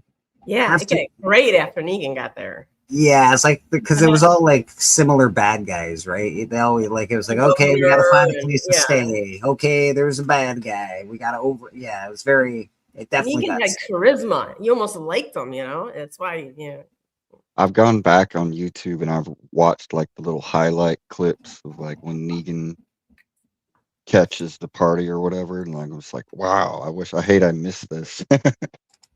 I'm not gonna lie. If you've ever met Negan in real life, because on the show, I think he looks bigger than life. He's got that. He's tiny. He's a tiny little man, like tiny. He's skinny. He's not big at all. It's very bizarre because he looks like, I don't know, just a very in shape, masculine, big roughneck kind of fella. Well, he was always wearing like that leather jacket, and he was and they probably had him on platforms, and Oh yeah, he is small, bro. He is a small dude. I was like, holy shit. I was late. He's like a Tom Cruise 5'7". Yeah, he is very much like that. Matt says he got broken up by a girl because of his love for Buffy. Also, not you know what? That girl doesn't deserve you. She should have watched Buffy with you. That's what I say. I think you're better really off. About you, Matt, she would have. Yeah. I think you're better off if she broke up with you over someone on TV. Yeah, man. So, that is, if there'd been somebody in real life that she thought you liked, she'd probably cut the head off all your action figures or something. So you did a good thing. Wellbore's got to go. Have a great day too, Wellbore. Later, Wellbore. And Matt says he married the next girl, so it all worked out. Yeah. He was like, at least this girl likes Buffy. It's like, I'm not letting the next one slip away. Did you give her the Buffy test, though? Did you give her the Buffy that must have been like the number one question. Like, before we get into this, I just need to know. I just want to know, how do you feel about Buffy? I just want to know. I heard Buffy's coming back, maybe? Not the same girl's not playing her, is she? Sarah Garland, no. She's supposed to she was asked to do a comeback for it, and then they canceled it. And then I heard maybe it's coming back again with a whole reboot. But I don't know. Maybe that was canceled too. They used to rerun them. They were rerun them on, I can't remember what channel on satellite. I never really watched too many of them. Yeah, Matt says it was canceled. I suspect he would know, only because he's such a big Buffy fan. But they're eventually going to make Buffy again. They're not going to. It's a property that they're not going to let lay in the dust for too long. You know, if they bring it back, she could always have a cane and stab the vampires like that. Wow, they're just not going to make it for people like Matt. They're going to recast. It's going to be different, and Matt's going to be upset.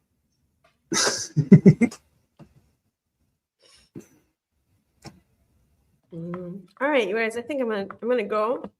You taking off, madam? Yeah, I'm gonna take off. I think I'm ready to get out of this metal bra, frankly. So Is it the bra? It's the bra, right? It's the bra that does it. It's if you're like, I've had enough.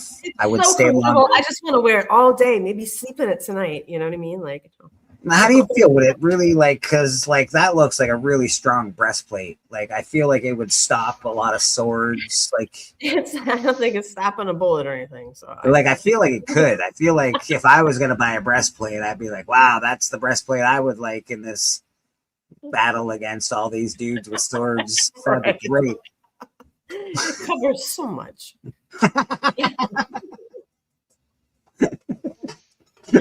Yes. Thanks for letting me join in the confessions and stuff. Monty, good to see you. Rad is looking great as usual. Bleak, you know, to all the beautiful chats and Bleak. So I'm just keeping my always mouth good to shut. see it. Stay cool. Keep doing your awesome art. Madam is doing a new piece, by the way. She showed it recently somewhere. I can't remember exactly where. I think it was on Legion's show. So if you do want to see it, go check out Legion's show.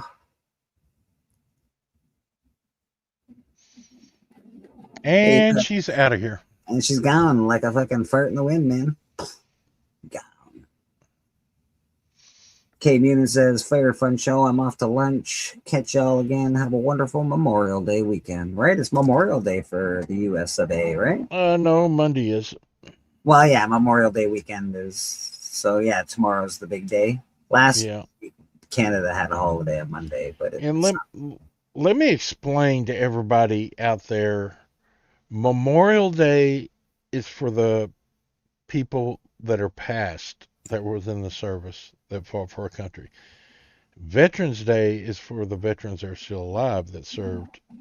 So let's not get those two mixed up. And oddly enough, see here in Canada, Monty, Veterans Day is called Remembrance Day. So you can see where there's a slight bit of confusion when they call it something like Remembrance Day instead of Veterans Day. Because, remember the soldiers that passed. There's songs. I remember being a kid singing songs, going to the Minute of Silence, going to the center of town and, performing for the veterans as they dropped flowers and stuff. Well, wreaths, I guess, not really flowers. They usually just did the wreaths, but Remembrance Day covered all of them, yeah. I've been called Pepper before. Monty, name this pepper. I'm pretty sure that's regular habanero. Are you talking about the one right there that you highlighted? Yeah. It looks like a jalapeno.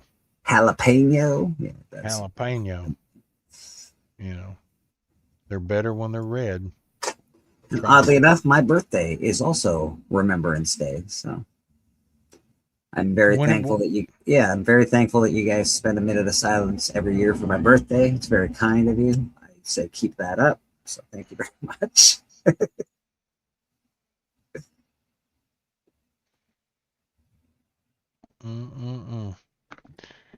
Boston, yes, has entered the studio.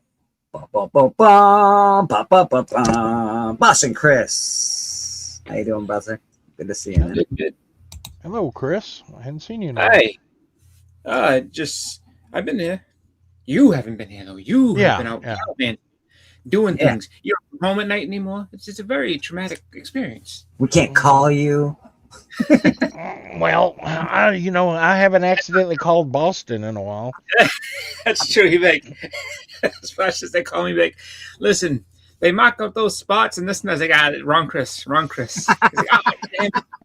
Yeah, his name. There's like 3 Chris's on there, and he's in the middle. And I'll be in my truck, and I'll just scroll there, and I'll just hit Chris, and I'll call, and he'll say hello, and I just because trying to manage the crew out there, and then the funny thing is he lets me rattle on there for a second, then I stop, and then he says, "Wrong Chris," and I go, no, because you get on this whole roll, and I'm like, hey, and sometimes I say, hey, Splash, and you just kind of keep going, and so I figure that if I say, hey, Splash, instead of hey, Monty, you'd be like, oh, damn it, but then eventually I get there, and then so it's funny because I feel bad because like it's like he's in the middle. I'm assuming that you're in the middle at the end of your workday. If you're at the end of your workday, no problem. But if you're in the middle of it, I feel bad because then we start talking about books and cons and stuff like that. And it's like, oh man, I'm like holding you up from doing your work. Well, so the funny thing about it is I'm on the phone and I'm talking to you thinking I'm talking to other Chris. It's on the backhoe down there. And, and he's not doing what I'm asking or not acknowledging me. And I say, what the hell's wrong with this dude? Why ain't he doing what I just told him to do? I'm on the phone with him. And I said turn right, goddammit, Chris. Yeah. What's going on over there? I'm always a traumatic experience. I'm telling you, traumatic experience is really what round you out as a human being. I don't disagree. They're not fun. I'll say this much: they're not fun at all. But at the end of it, though, you kind of be like, "Oh well, I learned a lesson after that thing." Did you see this? You see my finger, Blake? Oh. Yeah. What's going on with your What'd you do to yourself? Hold on, Monty. I'll get right to you, brother. Ooh, that's a burn, isn't it? Ooh. God damn, brother. What the hell? Ooh. Drawing? It's a callus from drawing. That's a callus? That looks like a burn, a blood blister. It looks like a blister, dude. It's peeling just from getting so thick. God dang.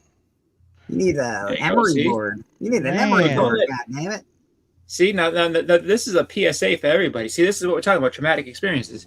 Don't let anyone tell you that art is easy, because look at Rad's hand. Like, that's what being an artist gets you. The hard work that comes along with that skill. That's crazy, bro. A badge of honor, though, when you think about it. It's like, yeah, I got this calloused up thing, but look at my art. See, that reminds me of a saying that Wally Wood had. He said, if I had to do it all over again, I'd cut off my hands. And now I see why. They usually get like a hump in their backs too, like real artists that have been doing it for so long, because they slump over their they slouch. Yeah. Chris, yes, I do not have a humpback. Not yet. I have yeah, not yet, not yet. You like wrestling? Look what I got. Chris hates wrestling. Yeah, I'm working on it. Yeah, I'm working. Okay. Computer's getting weird today. All right, you ready, Chris? I'm ready. Yeah, that's Slim Jim. Oh wow, that's awesome. Where'd you pick that up from? Convenience store. That's awesome. That's really cool. Yeah, he had Slim Jims in there. I told him, I said, you need to take your weenies out of the back. I want the display. It's like, I'm gonna take this Macho Man real quick. It was not She-Ra Apex Comics. That was the Sorceress. It's all, the Sorceress. It's all wood. So really? Well, yeah. I wouldn't have expected that. I thought it would have been plastic. Brian LCS says, get the cheese grater at But yeah, I seen that and I wanted it, and yeah, there's a bunch of stores that wanted to really bend me over. It's awesome. No. Of course. Tell those stores that is cool. Tell those stores to stop trying to bend you over. That's brutal. Well, no, but like when you look at it, when you said that that's all wood, of course they'd be like, oh, this is at least $100, at least $100, because I mean, who wouldn't pay $100 for a wooden, painted Macho Man like that? Like, so I get that part of things, but I also get where it's just like, but it's just to you, it's just a display. You don't care about this. There's no real. Yeah, and ironically, I paid $90 for it. Did you? Boston Chris, you missed our segment at church today, and I'm wondering if you would like to play. Oh, okay. Here is the new segment.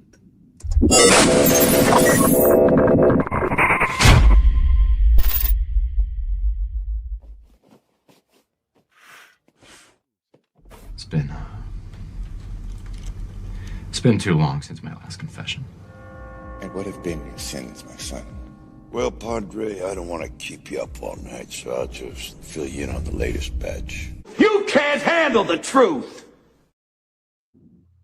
Okay. Comic book confessions.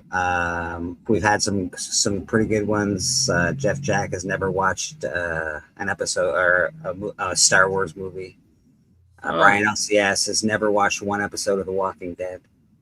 I myself, there is a Stanley Kubrick movie that I should love that I absolutely can't stand. Warriors. Clockwork Orange was the movie I chose. So those were our comic book confessions previously. Do you have anything to share with us? What about me? What was your comic book confession again? I never cared for the Crow. Oh, he never cared for the Crow. No wonder I got it into my memory. God damn, Monty.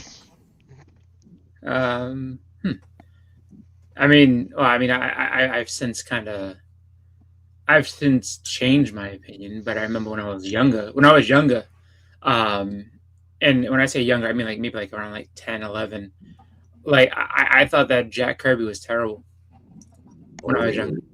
But the reason for that was because I didn't know much of his stuff, and I had heard a lot of people talking about like, oh, Jack Kirby, this. I mean, when you're little like that, like you just know the books that you have in front of you. So I'm just sitting there, and I remember like when people used to sit there and say that, I used to always come back at them like, you know, Jack Kirby's the best, and like older people like, Jack, no, you don't know what you're talking about. Jack Kirby's the best in comics. And I was like, I was like, Jim Lee's better. I used to say that all the time. People used to get so mad, like, oh my god, what do you mean Jim Lee's better? I was like, Jim Lee is better. Look at his X-Men.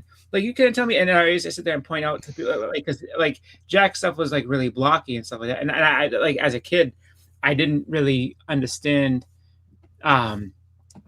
that like he was the blueprint for a lot of people, and the stuff that he did and the way that he drew it was really dynamic, and that like, you know, looking at stuff like even stuff like Jim Lee does and did, you know, it's good, but like, you know, Kirby is much better than him in the way of that, like he told the story, like the way his stories flow, they kind of go, you know, forward.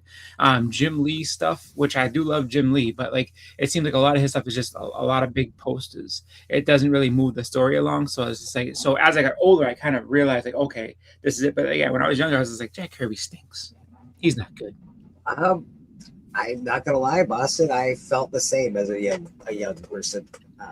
I thought that Todd McFarlane was far better. I thought that, you know, and only because those were the rock stars of my era.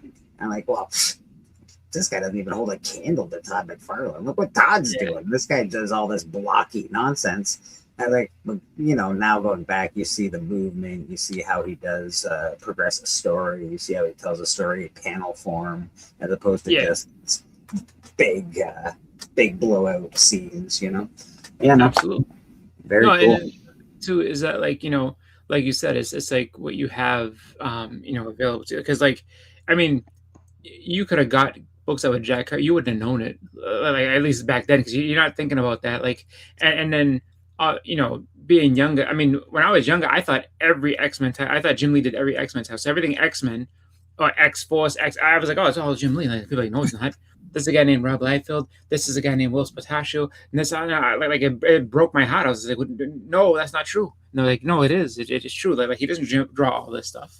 I was just like, Jim Lee draws everything and all the Batman. And Jeff, you can't use it as a mug, no. He said, I didn't like Gene Colan's art as a kid. Yeah, like there's some things that like kind of make you, you know, like wonder why. And then I remember as I got like a little older, you know, reading like George Perez's stuff and everything. Like I remember, like actually a big part of what used to like bug me was that I used to read the Wizard magazines without really knowing a lot about stuff. And people like, oh, like you know, George Perez's stuff and George. And I was like, oh, there's people talking about this George Perez shit. Like, what? Like, and I never really had my hands on any of it when I was like, you know, early teens. And then I got something. I was like, oh wow, yeah, he's pretty good.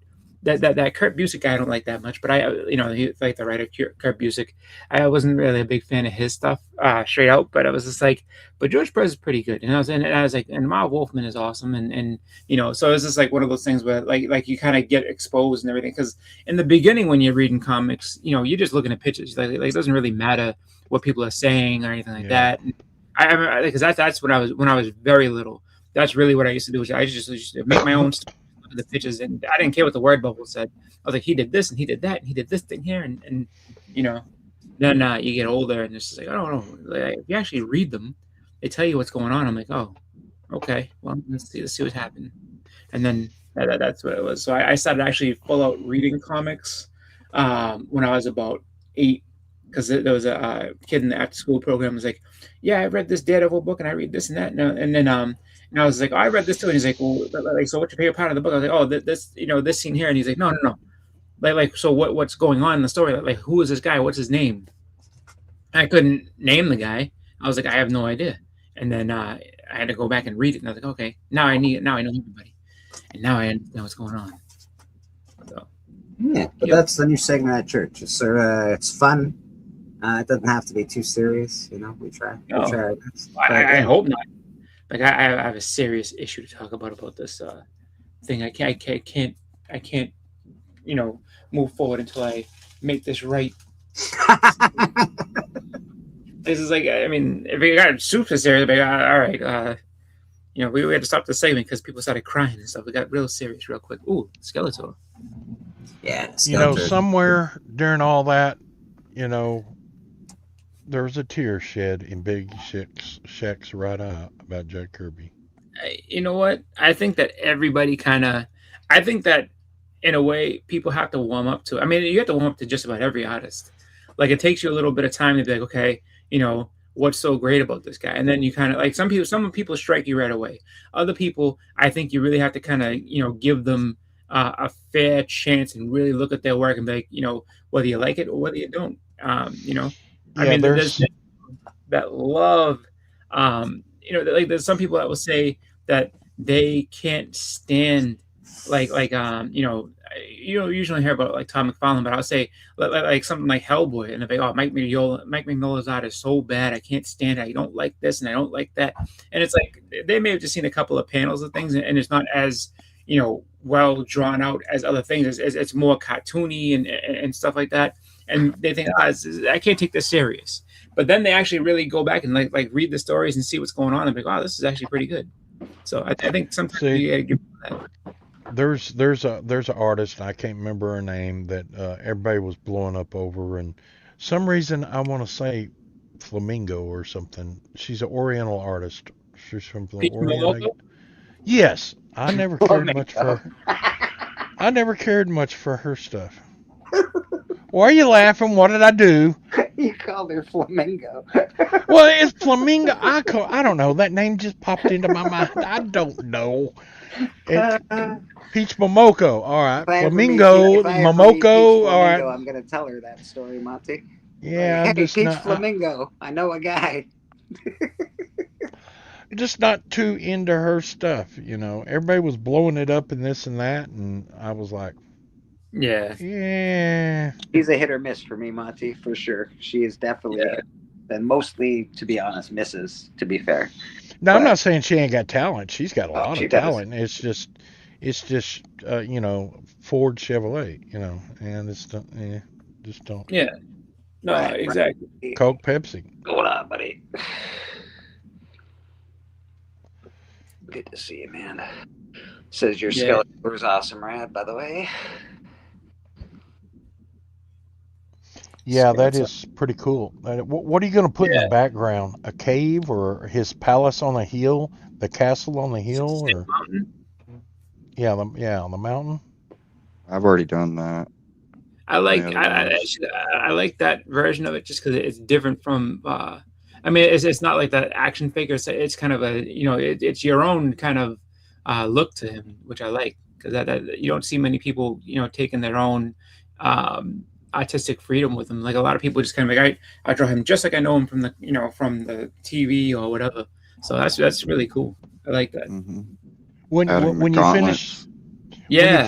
When he finished drawing him, draw on each side of him 2 minions dressed up as his his minions.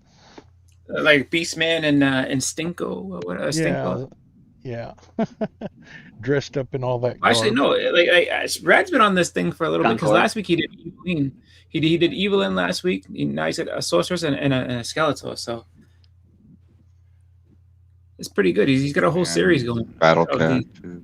Yeah, he's got a whole series of these Masters of the Universe.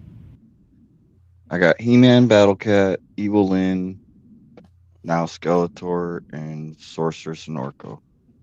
There you go. And that's gonna be it. Oh, no Tila or Man at Arms for us. No, Oh, Shadow. not unless you commission me. Hey, What so about the pig? he didn't have a pig, I don't think. Yeah, he did. A pig dressed in like stuff like that. He was a pig, wasn't it? Or was that another movie? Thinking Goat Man. Maybe something different. I don't know. No, it was a pig. It was a pig.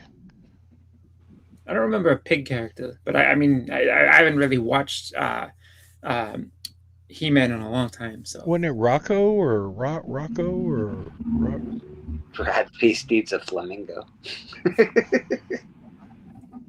yeah, Merman. Remember him?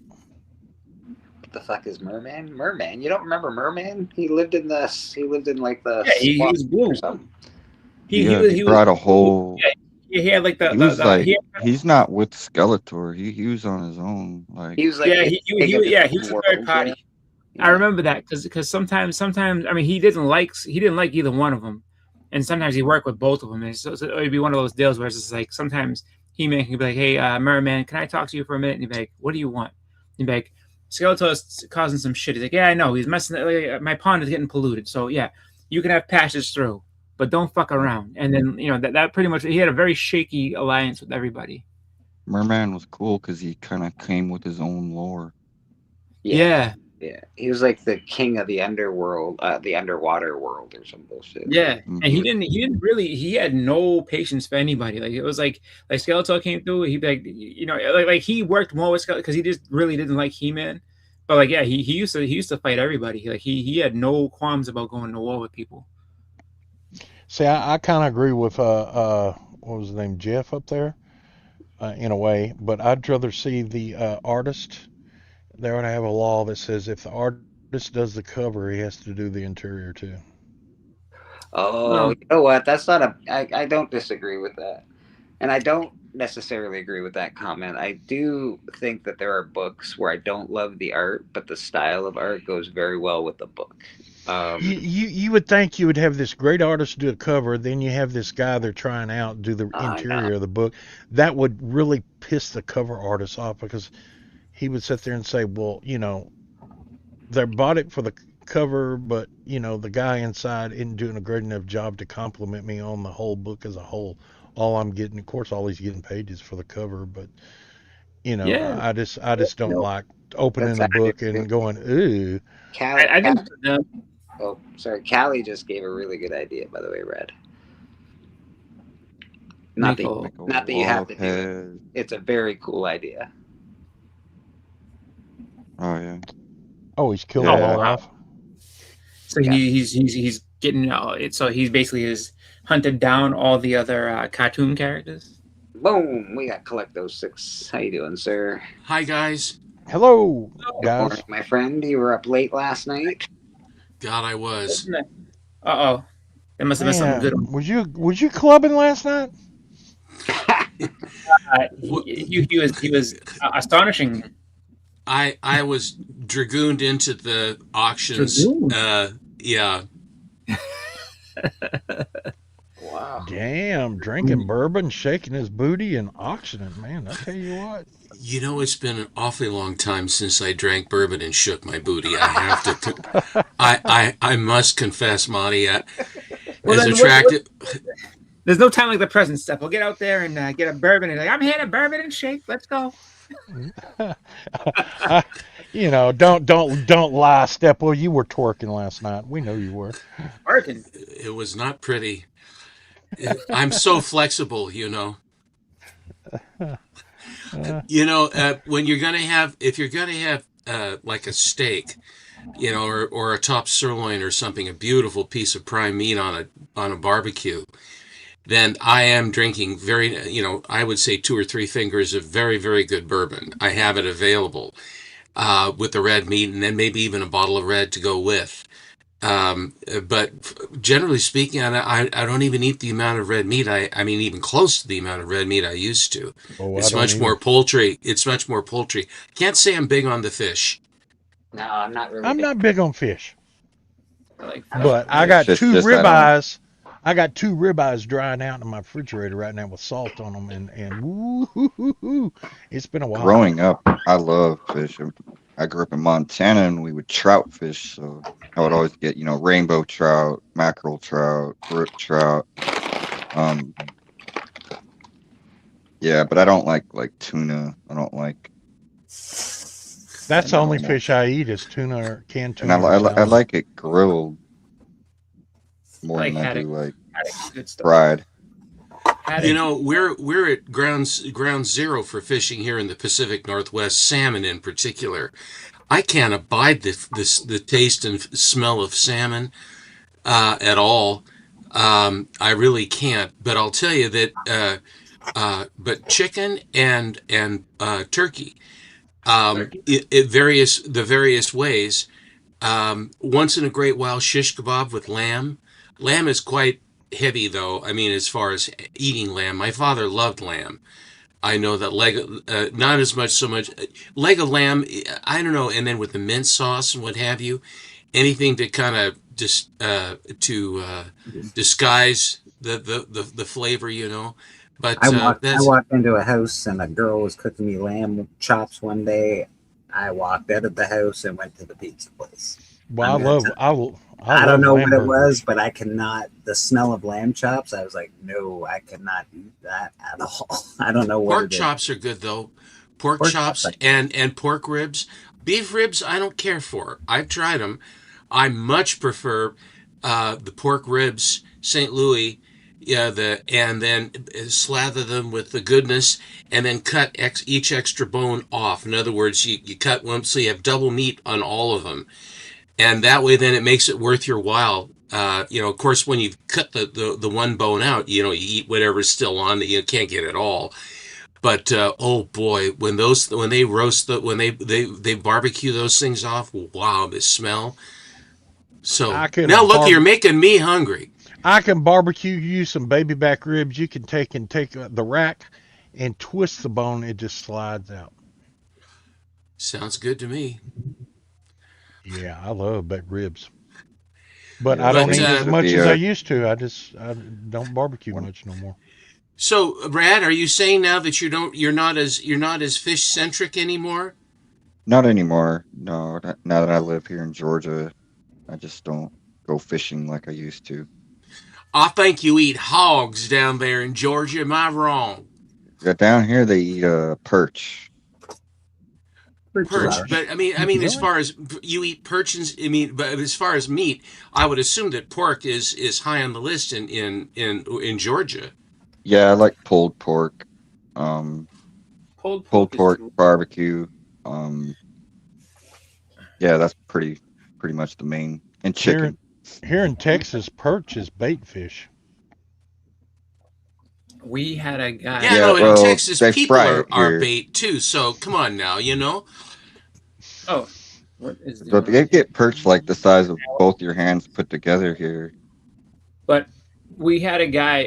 Actually, like so, there was a barbecue place called Uncle Pete's, and to this day, Uncle Pete's pulled pork is the best pulled pork I've ever had.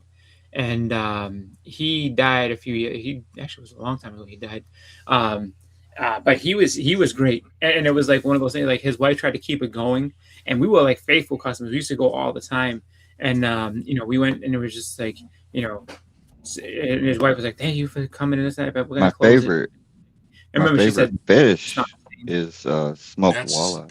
yeah. We got Smoked walleye is good. hashtag Spidey in the chat. We're gonna do a giveaway soon, eventually. So Yay! Do some hashtag Spideys. Yeah. I have an unopened, sealed Megacon Crow blind bag I wanted to sell, but not sure what a fair price would be. Any suggestions? I don't know what they're going for. What did it cost you? And then figure price accordingly.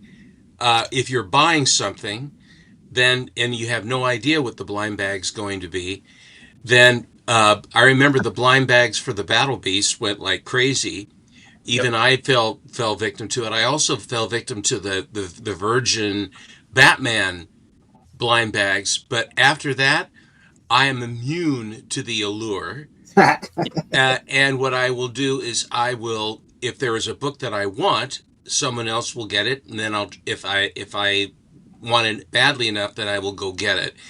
But this spending a bit of a premium amount, these guys that have these mystery boxes, and not you, Monty, because yours is different, but they have these mystery boxes where, I really like to know what I'm going to get.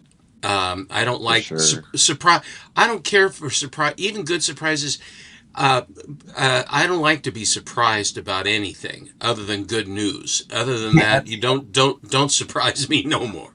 I thought it was weird. I guess my LCS is opening those blind bags, or they had a customer open them and bring and sell them or something. Because I came to the shop and I was buying those Vampirella Dynamite blind bags, and they only came with one book. You just didn't know what variant you were going to get. And when I walked in the comic shop the other day, he had all the variants up on the wall. And I'm like, oh, are you opening? You must be opening the blind bags then. I don't know. Yeah, my well, so you got what you wanted then, though, Rad. That's I was able to pick which one I wanted. Oh, I like that idea. Yeah, honestly, my comic shop has all the blind bags. I was in there this week, and they're the horror, the mad something or whatever they were, blind bags. He had them all up on the wall. Yeah, beautiful. Oh, that's pretty. Pretty sure these are the blind bags you got, Ryan. This is a chase variant, so that's the one you really want. Good art, bad movie. I honestly, unless you open it and find out which one it is, it's really hard to. I don't know. I don't know what they're worth in a sealed package like that. At this moment, I'm not sure. I still have. I think I have 2 or 3 of the Battle Beast unopened blind bags. I have them in my box. It's someday. Oh, what could they be? Well, I don't know. Invincible. It's Invincible, and that's the other thing. I know everybody likes Invincible. I don't buy Invincible. I don't see the charm. I don't get it. But more for them. There's a confession. It is a confession. Invincible has left me cold, right? Even looking at the cover, I said, I don't want it. Steven, did you see our new segment at church? Have I seen your new segment on church? I heard rumors from Sue that there was something special happening. Since I have just reached intelligent cognizance, at least as much as I get on a Sunday. Wow. Hit me. We got you just sort of played, but usually I'll play this first. I'm hoping to get people that will send in videos as well for this segment. But this is the new segment at Comic Book Church.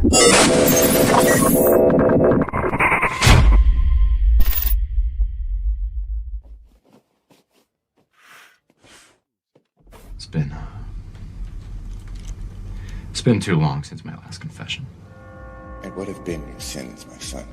Well, Padre, I don't want to keep you up all night, so I'll just fill you in on the latest batch. You can't handle the truth! So comic book confessions. Steven just gave a comic book confession. He does not care for Invincible. So we appreciate you playing, Steven. I don't. I hold it. I have no ill will towards it, and I think for the people that like it, I think it's great. People are selling various Invincibles. As a matter of fact, Bryplay has, I think, a good chunk of the entire run, and from number 1 on up in a lot of the variations. And he is going to parlay that into an X-Men number 1. Oh, Yeah, that's the way to do it. That is the way to do it. Hashtag Spidey in the chat. Get you a giveaway this morning. Patel Hurtan, if you know him. He sent some money, and I'm going to provide the book. We're going to do a giveaway. This is a pretty cool prize, to be honest. Whatever y'all think about it, but this is Lethal Foes of Spider-Man number 1, 2, 3, and 4. This is still sealed in its original Marvel case, plastic, and that'll get you 1, 2, 3, and 4 of Lethal Foes of Spider-Man. It's pretty dope. I only have one more of these things. I had a few of these at one point in time. I've got another one. I've got the, it's got a little rip in the plastic in the front, but it's the Marvel Adventures Collector's Pack, and it's X-Men 2099, 1, 2, 3, 4. But that is also pretty dope. But this one, I think, is better. And again, it's still sealed from the 90s. So yeah, get your hashtag Spideys in the chat, and we'll do a little drawing on that in a bit. Tan is always amazing. We appreciate him very much here at church. He doesn't have to do what he does, and he still does it anyway. And gotta say thank you. Well, he's generous in every way, frankly, and a heck of a nice guy. He's been getting some very nice original art of late, and that's another market that I appreciate, but I do not really engage in. The original art market. There's another confession for you. I have very, very little of it. I prefer, though, commissions, as Rad will tell you. Yes. I do prefer commissions because I like to, I like a finished piece or a very lovely pencil and ink, but I don't care if you look at original art and the old zipatoning and then the different pieces that they glue on and they discolor, and it looks like it's a work product. In other words, it is the underpinnings of how the book turns into a comic. So here you have a lovely page in the comic book, but the ravages of time and the handling of that artwork is pretty tough. And just showing off a couple books for Sequential. He was asking about the Elf books behind me. Did you put a price on them for Mr. Sequential? Yeah, I did. This one is a late edition newsstand. It's upside downy. It had it all upside downy. You know. Oh, you know what? Actually, I think there's 5 books here. I forgot this one's on the back of one of these. That one's on the back of that. So yeah, still $12. Even though I didn't count that one, still $12. Right now we've got a hashtag in the chat, hashtag Spidey. For those of you who are just coming in or just going out, hashtag Spidey. That'll get you a prize today. We're going to do a drawing on the giveaway tool. Hashtag Spidey in the chat. I did not watch any of the auction last night. I have to stay away because I just bought a big book off of Whodat, so I gotta now, wait a little bit. That's all. Wait a little bit, and then I can go buy something else. It's not like it's not the end of the world or nothing. I just gotta wait for a little bit before I can start. I picked up from Troll the last auction, not this one, but he had some very high. He had a high grade Canadian price variant X-Men, a 60 center. It was signed by Chris Claremont. Oh. And so I go, well, that's cool. So I was bidding on that. Was it signed right over top of the X-Men? Well, it's the usual, his usual scrawl, But I mean, if you can understand, he puts it, at least he puts it on the trade dress rather than through the middle of the artwork. So I count my blessings on that. And Claremont's signature does cost, 50, 60, whatever it is it costs, And so then he added another high grade X-Men with Claremont. And then, so there were 5 Claremont signature high grade X-Men. And it ended up like 2.5. And so like $50 a book for high grade, and then with his signature. And I thought, if you're going to have some, I mean, Claremont is was a writer, good writer.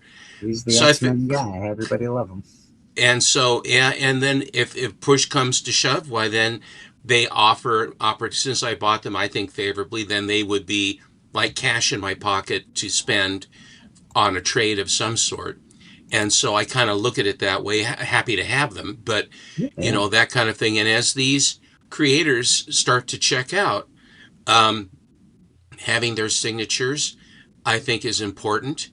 And there are people who don't like signed books. I appreciate that too.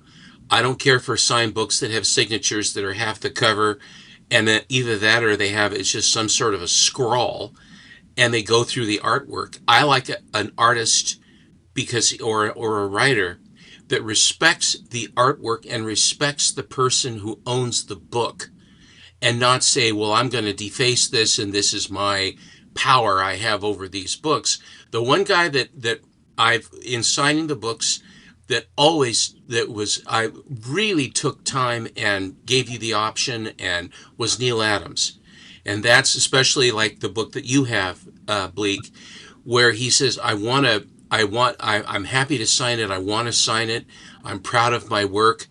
And his signature is rather artistic, and he puts it into the water, or he puts it into a scene where it's there if you see it, if you want to look at it, but if you want to just enjoy the artwork, it does nothing but enhance the artwork, and it was held by the master and signed by the master.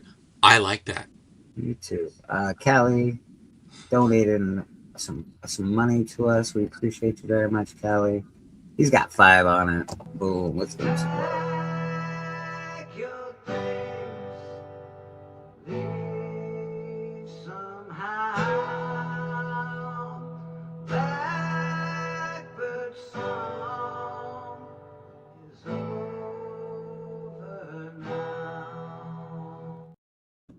Is that a prize?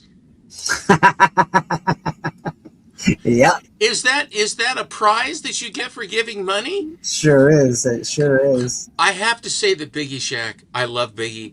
He says, "Thank you so much," and then he plays, "Here's Biggie. Here's your big prize. Here's your surprise. Hey, more of me. Congratulations." That's exactly. More of me. I see. I'm not a marketing genius, so I don't track on that. Once you can bring in a crowd of at least 10 people, Steppo, then get back to me, okay? All right, fair enough. You're right. Appreciate it. All right, let's see what's going on here. Hashtag Spidey. I think we got 6 entries. Let's check again. Try it again. Comic Book Church. Hashtag Spidey.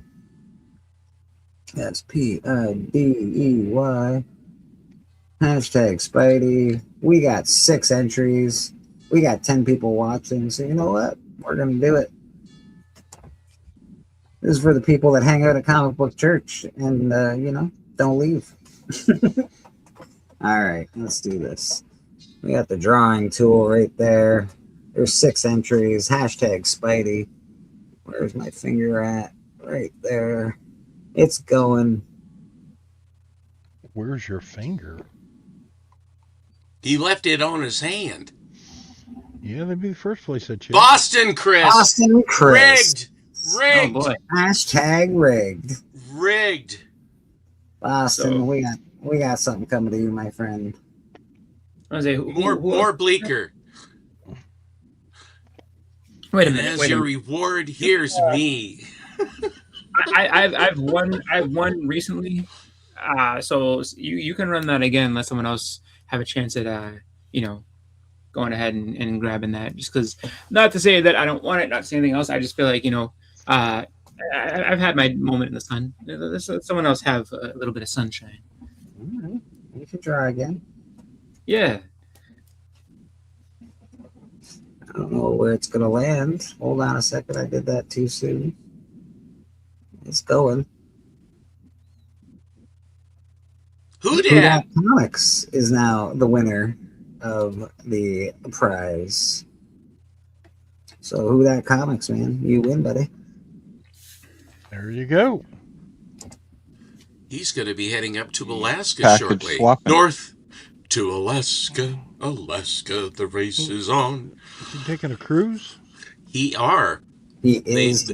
They embark in California and then up they go. I have been to Alaska many times, quite a few times, and vacation up there and everything else, and it is absolutely remarkably beautiful. And I remember catching salmon. That's all right. I remember catching salmon with my buddy, and my father loved smoked salmon. And what you would do is you'd catch these salmon, and there was a guy in town that had this salmon smoker. I mean, a real professional setup. And then you would trade your raw fish in and give him a few bucks, and then you'd get a salmon that somebody else had caught, but had been all smoked and beautiful, vacuum sealed and what have you. So I became the favored son when I came back, because I presented my father with fresh Alaskan smoked salmon, which he loved. He just enjoyed the hell out of it, and that pleases me even more, was to be able to have something that that Dad would love, and I dig that. That was pretty cool stuff. Would you like some, Stephen? No. So That's what I did I've done for my dad for years. And when my mom was alive, was for Christmas, they never wanted anything, but I would cook them 2 briskets in the summer. And they just loved it when I brought the 2 briskets over. They were or one at a time. They were like, "Oh yes, yes." I cut them all up. Well, I hope that they liked seeing you too. Oh well, sometimes They yeah. said, "Hey, Monty, where's the brisket? Good enough. Nice to see you, son. Bye." Yeah. But I'd cut them all up and vacuum seal them, and that way they'd portion them out, and they were already portioned nice. out. And, that's wonderful. And the best way to eat brisket when it's vacuum sealed and cooked is put it in the bag in boiling water and heat it up that way. It holds all the goodness together, Yep. heats it all together back into the product, so that when you open it, it has the best absorption and all the flavors together at the same time. It's very, very logical. Yeah, it works. I was in the restaurant business. I was in the hotel business. I was in the bar business. And I was in the comic business, which means that I am in the monkey business. In the funny business. I'm in the funny business. Uncle Griff's got a question for you, Steppo. Hey, Steppo, if it's not too much trouble, could you do a bit on Jack Sparling? Sure. Jack Sparling did a lot of work for Dell, Gold Key. He did work for Marvel and DC. And of course, he worked on the ones that I like. This company called Minoan, Minoan, and they have this sort of the bull, the ram, Minoan. I don't know who Old Man Minoan was, but and they were hooked up with Toby Press, so it was Minoan, Old Man Minoan, and Toby Press. And they had things like Tell It to the Marines, and they also had it with this Pinup Pete that I just posted here recently. But he was a very, very good girl artist, and a lot of times what he would do is he was born in Winnipeg, Canada, and then, like anybody else that had half a brain, the family moved instantly down to the United States. They ended up down near Florida, and then he started work for one of the Miami newspapers and was doing various stuff there. He matriculated from, I think, Corcoran art school or something like that. But he was, Sparling is not a name that you hear all that much of, but his artwork is actually very. I really do like it. He would emulate of. If you look at at the pinup Pete that I just posted. Well, I have got one other comic that he did here. Well, he does say he says he's do a thing on Sparling sometime. He is underrated, so I'm guessing he doesn't get talked about enough compared to some of the others. Here's one I have just at hand to show you. And how you doing, man? Good to see you. So yes, we'll make Steppo big here. Let me turn off this light over here.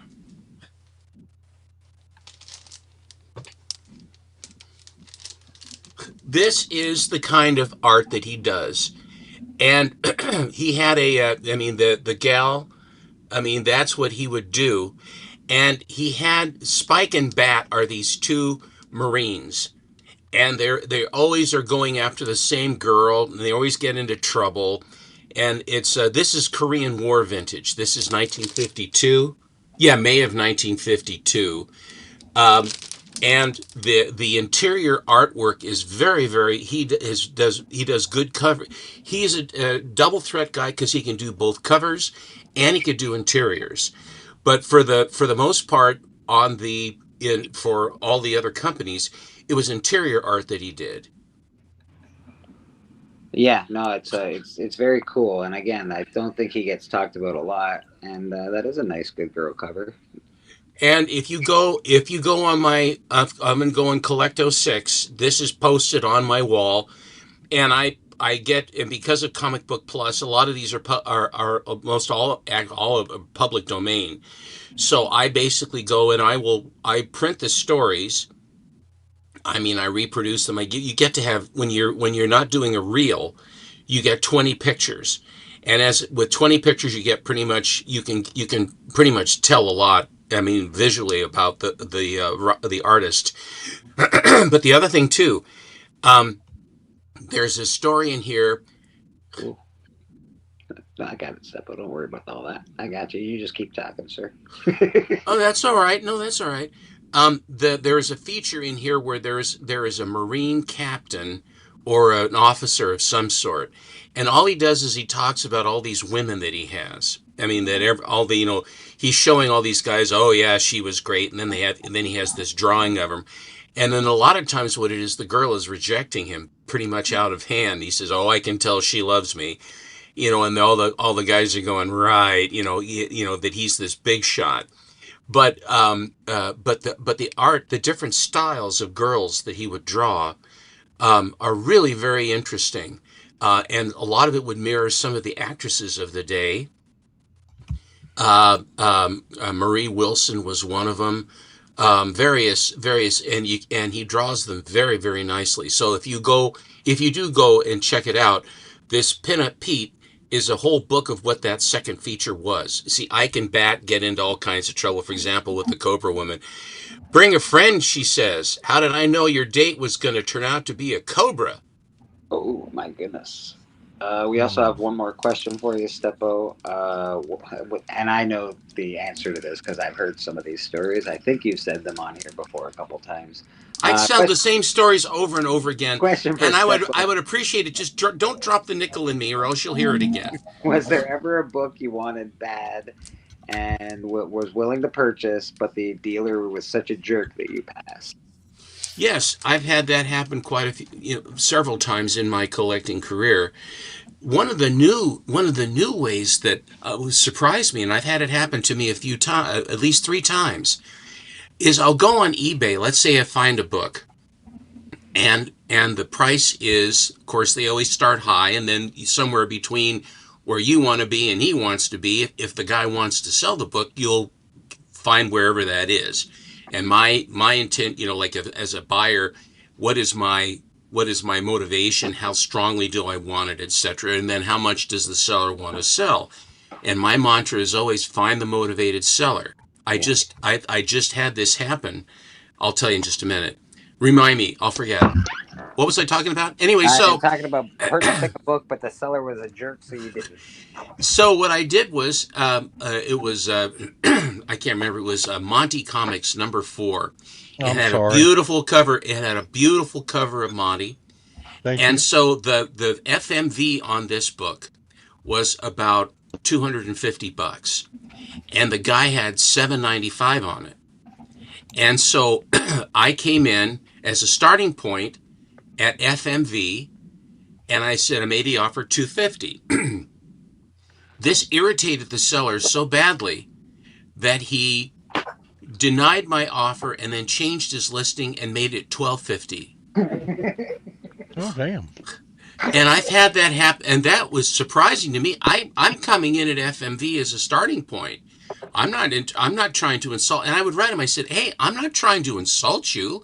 I'm just coming in at FMV." And then I get no answer, and it's sort of like F you. And I said, "Fine, I'll catch the next bus." But I've had that happen 3 times to me. Yeah, it's weird. Weird like that. eBay could be very funny like that. I've offered, and then all of a sudden, it'll be sold. Like I put in an offer, and then like 2 seconds later, it's marked as sold. I'm like, okay, come on now. You didn't know something was going on with the book, and now it's gonna sell, but it ain't gonna sell to you. Yeah. Or you're gonna pay monumental price for it, and I'll feel good about it. And then of course the answer is then, well, that you don't want to sell. Now what happened just now? I had a copy of Primer #2, which is the first Grendel, which is a black and white cover with, it's color palette, color panel inside of Grendel. And it's Wagner, and it's a good book. I really like Grendel as a character. I do. I really do. And so when I was building a trade with Yaniv for one of the more recent books, I think it was the Weird Tales 74 Captain America. And that became, because it's not an easy book. It's not an impossible book to get, but it's not exactly the easiest, and they're somewhat dear to buy.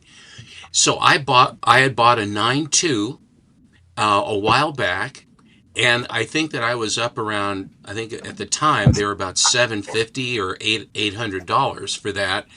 And if you went to 4, 9, 4, 6, or 8, it really it really jumps up.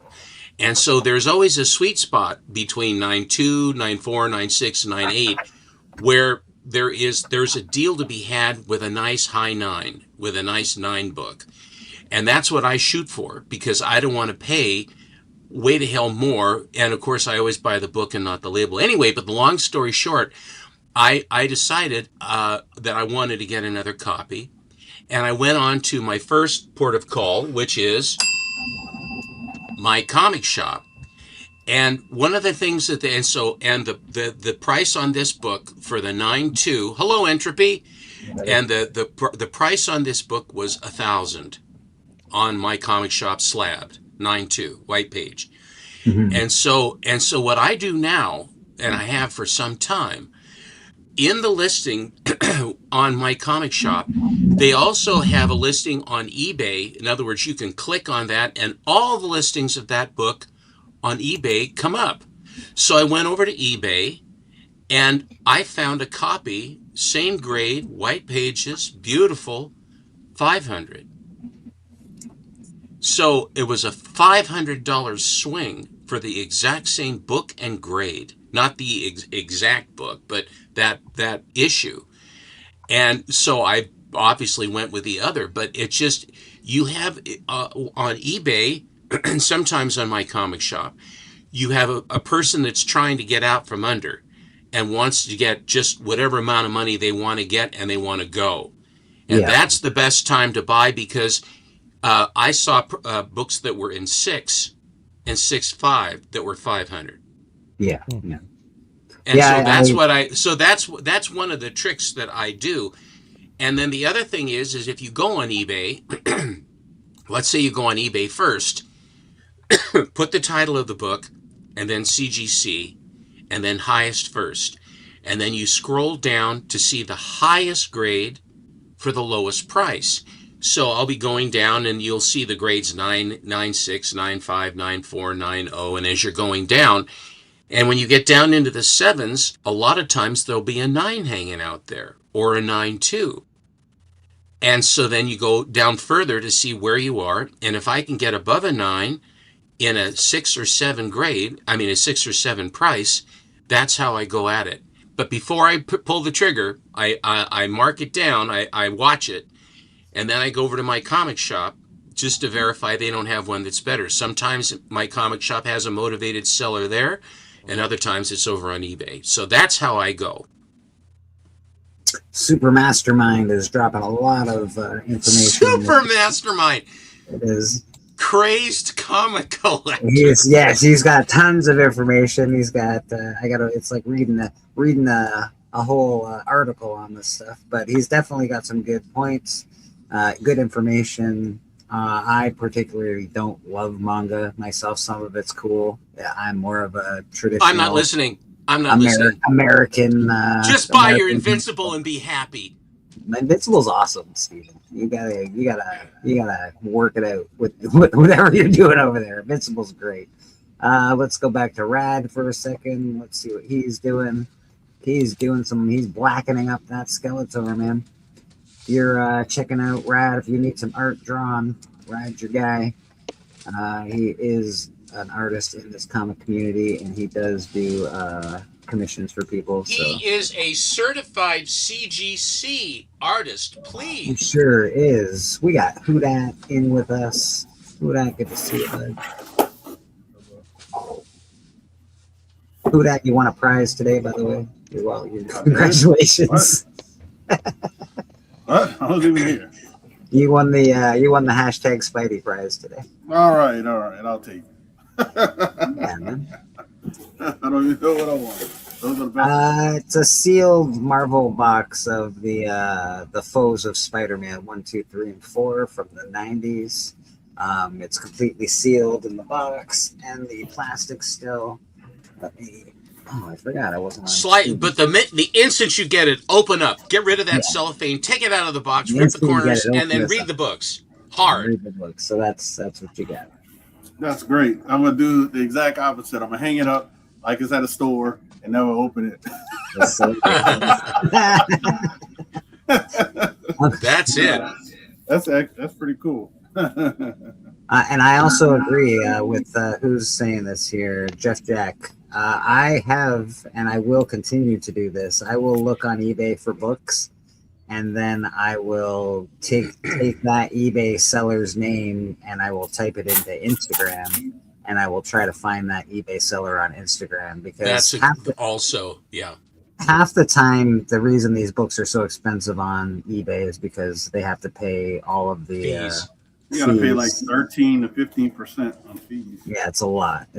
So and sometimes, and also the other thing they'll do is that they'll say that the fees are like 30%, and I go, that's not right. And then you know what you're dealing with, and then also watch out for the postage, because sometimes guys will nick you for $25 to send something that is not $25 to send to you. They're trying to get some of that fee money back. I had a guy on eBay accept my like make the deal and give it like $5, but then he upped the shipping costs, and I was like, all right, get out of here. I'm not doing that.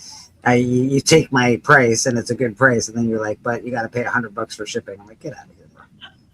Get out of here. So yeah, eBay's a fun place to navigate. Uncle Griff says he just got his Rad piece mounted on my display wall. Couldn't be happier. Very cool, bro. I have Rad art all over the house. We love it. I've had one of the weirdest interactions as far as ever trying to buy something happened to me. Once in person and once in eBay. The in-person one happened this year, and then the eBay one happened a while ago. Okay. And it actually made me laugh, like what the guy wrote back to me. So he had something up for buy it now or best offer. And so his understanding of best offer is the stupidest understanding I've ever heard in my life. And I said to him, my response back to him wasn't nice. I was just like, anyway, so I was like, all right, well, I sent him a best offer because I was like, you're higher than you should be on this. So yeah, like here's my best offer. And he goes, and he just denied it. And so I sent him another one. I was like, dude, that's a fair offer. And then denied it again. And I was just like, okay. I was just like, dude, I was like, this isn't working. And I don't want to like, wear out my whole thing or waste my time. So like, why do you keep just rejecting my offers as soon as I make them? And he's like, well, because that's not the best offer. I'm like, what do you mean? And he goes, well, the way that best offer works is that this is the price. And then if you want to wow me, you can send me a better offer. I was like, no, that's not how best offer works. I don't think that's not how it works. I was like, where else you, but like, that doesn't sound anything even close to like what anyone would think. Well, that's my thinking on it. I was like, well, your thinking is wrong, dude. I was like, best offer means your baseline is this price that you're asking for. Let's say it's $100. And I can say, well, you know what? I can shoot you an 75. Yeah. I was like, I can shoot you a best offer, something that's like, that's the most I'm willing to pay you for it. And he's just like, no, that's not how it works at all. That wouldn't be the best offer then, would it? I was just like, then fucking put the book up for auction or just say straight, this is what it is. Don't sit there. Are you talking about like an eBay or are you talking about a yeah. eBay? So I explain all that to him on eBay? Well, that was the guy was being a dick, and I was like, then don't fucking put it that way. Why don't you just put it for sale or whatever? Like you're wasting your time. And buy it. It's a buy it now. This is what you have to have. Then don't say best offer. He's got it ass backward. Yeah, no, he was like, if you want to wow me with an even better offer, then perfectly fine. I was like, yeah, let me pay you more money than what you're asking for. What do you think? I'm fucking stupid. Cal's rolling laughing right now. He's like, you think those Turok ones grow on trees, Chris? Come on. But I remember that shit. I was like, you know what? I remember, I ended up just because he got me angry. I was like, you know what? Fuck you. And enjoy that book. Like, you're never gonna sell that shit. I was like, and I will actually go back and I will comment. I'll message you back every month that it just sits there just laughing and shit. And I did it for a good like 7. I got these up for $20, but I want your best offer, so I expect them to be at least $35. So I did it. That's a winner. That's a winner. I bullied him into taking it down just because I kept laughing at him. I was like, oh, another month went by. I was like, here we go. I was like, hey, it was like, it's gonna be a year. We should do something. I was like, we're at 8 months. We should do something special for your 1-year anniversary of not selling this book. You fucking weirdo. How about making me a best offer for me to go away, Buster? Mars, how you doing? Damn, y'all are ruthless. That's the way I look at it. And then I was at a convention, I want to say like 2 months ago, and this guy had some blanks, and like they weren't that expensive, so I bought them from him. But the way he kind of came at me, like when I said, "Hey, would you do?" So altogether they were going to be like 20. I think they were like $27, something like that. So I said, "Hey, I was like, would you do 20 on these?" And he was like, "Well, my ask is 27," and I was like, "I understand that. That's why I'm saying, would you take 20 for these?" And he's like, but my ask is 27. I was just like, I don't think you quite get what I'm saying to you. I'm asking you, my ask is this. I was like, well, my ask is $20. What do you say to that? He's like, no. All right, fine. Here's your $27. Shut the fuck up. And I told me, like, don't go to that guy. He's a fucking retard. And I said it just like that because I was angry. And he didn't sell much more. Just because no one went over to him, just because I hadn't been the first person that he had done that to. I guess a bunch of people like, yeah, this guy's out of control. Like he's saying he's open the office, and then you make an offer to him. He's like, no, I want this. Well, that's not really making an offer. Just say no. Like prices are what they are. Okay, I have nothing to argue with. Then I can just go somewhere else. But that was an in-person interaction that made me kind of like just like, what do you mean? Your ask is 27. Okay, I'm asking if you'll take 20. All I have to do is just say no, and then I can, increase it up to something else. Well, I'm asking 27, but now that you mentioned 20, I'll take $30 for it. I was just like, dude, like what kind of, like, why not just say no? Everything's priced at what it is, and then it's like, okay, well then I know I can't do much with this, so I'll put a couple back, and I'm like, all right, I just want these, and that's what I did. I was like, I just want these, so. I put books I'm interested in my eBay cart. Sometimes the seller will see it and send a better. Yeah, they send better. Yeah, they do that all the time. But like if you, but it's never like a good offer though. It's never like 100. It's like I hear it's $5 off. I'm like, get out of here. Sometimes they send it to you like, and you don't even ask for them to send it to you. You don't even. You just click on it to look at it. All of a sudden, I get an email saying, "Oh, the book you looked at, they sent you." Yeah, I said, "How do you send me?" I don't. I'm just. I made a mistake and looked at it. I'm sorry. Listen, don't send me all I'm doing is pricing my comic collection. Now get out of here. Stop it. I'm seeing how you listed it so I can list mine. Like that's right. Exactly. Yeah, a lot of times I do that. Yeah, you know, I'm like, yeah, I was gonna say you don't even have to put it in your cart. Like sometimes if you just sit there and say, "Oh, I'm gonna watch this book," like sometimes within like I would say, then sometimes within a day, or other times within like the same like hour, they're like, "Oh, hey, we'll give you 18% off." It's like, "Oh, okay." But like I've gotten some pretty decent offers where people are like, "Yeah, like, I just want this gone." Like, and there's other times where it's just like, we'll save you 9%. I'm like, well, I was just looking at it. Like, I don't really think I want. Like, it's not a big deal, but it is kind of funny. Sometimes I've gotten a good offer, but I wasn't like in the actual. Like, I wasn't in buying mode. Yeah, I couldn't buy it. I hate those. Like, those actually, I think personally hurt. I think that they have. Those like, hurt me, man. They hurt me too, bro. Yeah, like, they know what they're doing. They're just like, oh, like, we'll give you 30% off on this one. Like, you son of a bitch. I don't have any money. Son of a bitch. Yeah.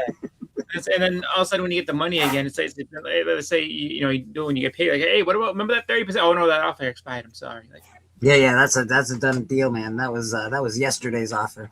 You're trying to hurt people at this point. No, but like, I find Super Mastermind's thing is kind of funny. He said, I would drop into some small cons and buy almost all the long boxes. I mean, so many comics. You know what's going to be funny is like I'm curious when it comes to Mile High what their contingency plan is when the guy who owns it, his name is Chuck, when he dies. I don't know what they're going to do because they have like I think they said 1 million comics under that roof. It's out of control. Bill takes are you boxing or unboxing? No. This is I'm packing your that's book my up. book. That's my packing book. your book up. I'm packing Dr. Don's books up. And then all I gotta do is put labels on them. I'll do an unboxing after I finish putting yours together. So I'm just trying to make sure I have enough. I have enough wrap, and I got cardboard with the comic. So make sure you send docs to Bleak, Bleaks to docs. There you go. Honestly, if they got either or, they paid the same price. But if they got either or, I think they both would be happy. To be honest, but it's obviously Doc had like 3 slabs and Bleak has 1 book. So yeah, the 3 slabs are the Earthworm gems. You know what? And I wouldn't. To be fair, I would love the Earthworm Jim ones, but it would make me sad that I didn't get the Raphael. You'd be like, oh, this is wait, oh man. I'm like, this is cool, but I want my Raphael. Yes, that is a typical Doc would say, I don't remember buying Earthworm Gems. no, Raphael, that's what you said. I wouldn't hear. Yeah. I'd be calling Doc. We need to figure this out, boy. Yeah. I don't know what the con is, but it sounds awful. He said the line was long. He said he recommends an adult diaper. I would not go to anywhere where I have to think about getting an adult diaper. No. Like, don't make me. Can you imagine that? Oh, go ahead, Chris. My bad. I was gonna say, like, can you imagine going to a convention where someone's wearing an adult diaper? It's like, I'm just looking through boxes. Don't worry about me. Like, no, I am gonna worry about you because you're wearing an adult diaper. Like that stinks. But you'll clear everybody out from around you. So I guess you have it all to yourself. But still, disgusting. It's like Heroes Con. But did y'all see Ray J get knocked out? Who? Yes. Dude, I stayed up till like 4 a.m. watching them fights. Oh, I didn't see any. I didn't see the fights last night. Oh, dude. He got hit in the face and like his eyes like so he gets hit and his eyes get like real big and then he just goes down like a stilt like he didn't look good at all. Yeah. And then after the fight, he's like, I thought we had a deal. You didn't keep your, he was like saying like they were going to cheat and shit. Fucking Ray J's so slimy, bro. I mean, the way he got knocked out, he might not even know where he was. It's like, we had a deal. Why'd you do that? You missed out on all the money, man. I mean, maybe he's like, I'm still trying to act after this. Like, what are you talking? Like, make me look tough. What are you doing? He put like 2 big ass knots on his forehead too, Bleak. You missed it, bro. I hope Great Day lives. Like he got a freaking big old swollen. Who was fighting? I didn't even know there were fights. All right, here's the card. Check it out. All right, Johnny Manziel versus some like sports announcer that used to be on the Delk Boys or hang out with Steve Will Do It. One of those guys. I don't know. I don't remember his name. Money Manziel, like the old quarterback. Yeah, the football. Yeah. Okay. All right. All right, and then you had Lance Stevenson versus what's his name, Beasley. Yeah. Right. Okay. And then you had Ray J versus Super Hot Fire, the rapper guy that's been boxing. And then you had these 2 dwarfs in a UFC fight, which was actually pretty entertaining. And No Neck and another fat dude. It was just all night fights till like 4 in the morning. That sounds like an awful card. It's great. It's fantastic. It's just like, you know what? People got scores to settle. We're gonna do it here because why not? Yeah, that's great.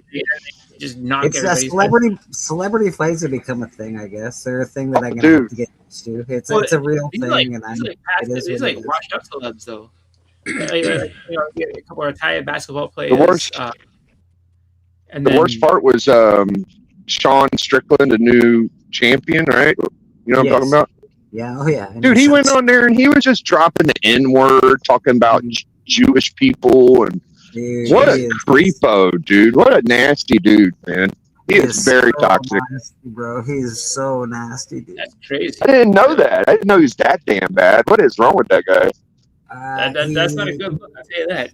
You can't be as random bastard. Everything he says is anti-gay, anti-black, like he just hates. Yeah, it was horrible. I was just like, dude, calm down a little bit. He's a hater of the highest caliber. Big time, bro. He's like big time. He's like a manly man, loves to shoot guns.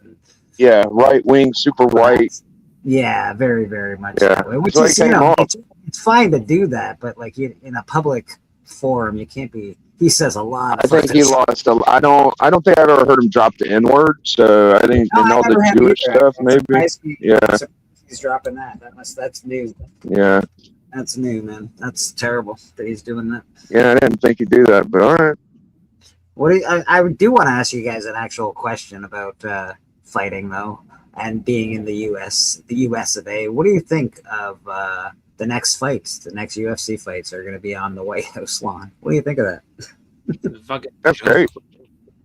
Do you think it's mad at it? I think it'll be a good backdrop. It'll be something to look at the very least. Like if you take your emotions and politics out of it, having the White House in the background sounds kind of fun to look at. I don't know.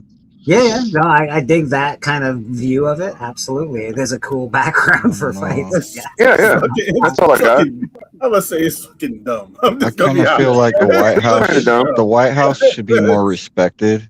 I feel like it disrespects. Well, hillbilly fight in the front yard. I get that. I get that. We want to honor all the fallen. Let's have it at the Arlington National Cemetery next, because that I mean, piss anybody off. If you think about it, like Trump has always been like. Now, if they had it at like the Olympic Coliseum in Greece, that would be cool. Yeah, I wouldn't mind that. Bruce Lee, Chuck Norris but style. that makes sense, though. That makes sense, right? The Coliseum was like a battleground, It's not the White House. It's the White House. I feel like that's just. Yeah. I feel like it kind of makes sense with Trump being a president. I mean, look at all the early UFC fights. A lot of them were at the Trump casinos. I feel like that also Mike Tyson fights opens up for security breach. It does. That's the only thing I worry about. You're right. Like, it's not good for security. Can't be. No. And regular people are not going to be able to go to it. Like they're not. Regular people aren't allowed into this fight. I have to have a CGI crowd. That excludes the fans. Yeah, you'll be people like regular folk will be watching it from like across the street in a tent somewhere, like with like on a big screen. You won't be able to go in there. Yeah. It'll be all very rich people and very Weird. politics friendly, I would imagine. Yeah, Like maybe Dave Chappelle will be there. Who knows? I think you know. He does not fall on the line of that error. I don't know. I feel the same. I think that, like, you know, in terms of that, it's like you could have had it. You could have had it in a bunch of different places. Like, I mean, shit. If you wanted to do it, in or wherever like Mount Rushmore is at, and have that behind you, no problem. Go for it. I have no problem with that. But like, well, y'all remember when they had the WWE on the battleship? Esplanade, yeah. That was kind of fun, right? So it is cool. I'm not saying like having a cool backdrop isn't cool. I'm not saying it's not cool, but I do. I mean, if you want to do it like that, like I have no problem with it. I just feel like it's just a weird thing to do it. You know what I mean? It's a weird thing to do that on like the White House lawn. That's just my, you know. I like how Callie brings up something with like 200 years ago, 300 years ago. Yeah, hey, this happened before your grandfather was alive. Your grandfather's alive, so it's okay. It wasn't that bad. Stephen, I don't know how you feel about that. I don't know. Like, I know Callie, they also had slaves back then working, so I don't know. You enjoy fights and stuff like that. What do you think about the fights being held at the White House? I think it's great. I think that it's a celebration of America. It's a celebration of America. If it was big enough to have a baseball game there, he'd have a baseball game there. It's all things. If he could have a football game there, he would love to do that too. Everything American.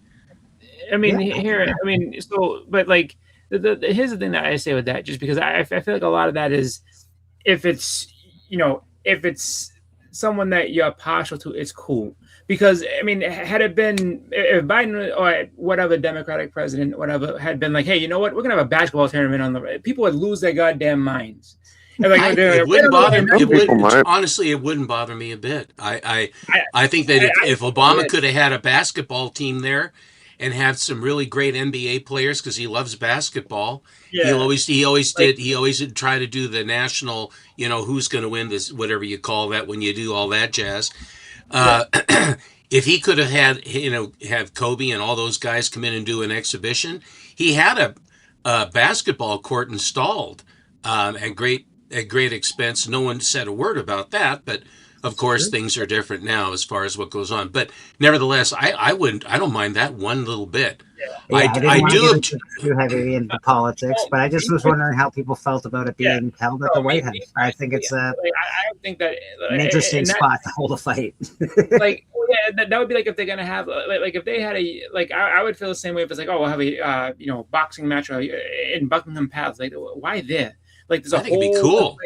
That'd be fucking weird. The British are keen on boxing. The British are very keen on boxing. The biggest thing I see with this is, Bleak, you're going to have people divided, just like people are divided in the country. Yeah, 100%. I knew it would be divided.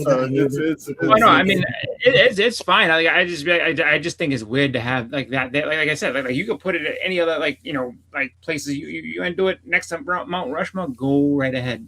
Like, but guess what, Chris? Next to Mount Rushmore, the fans can actually go to it because that's who built that company, is the fans.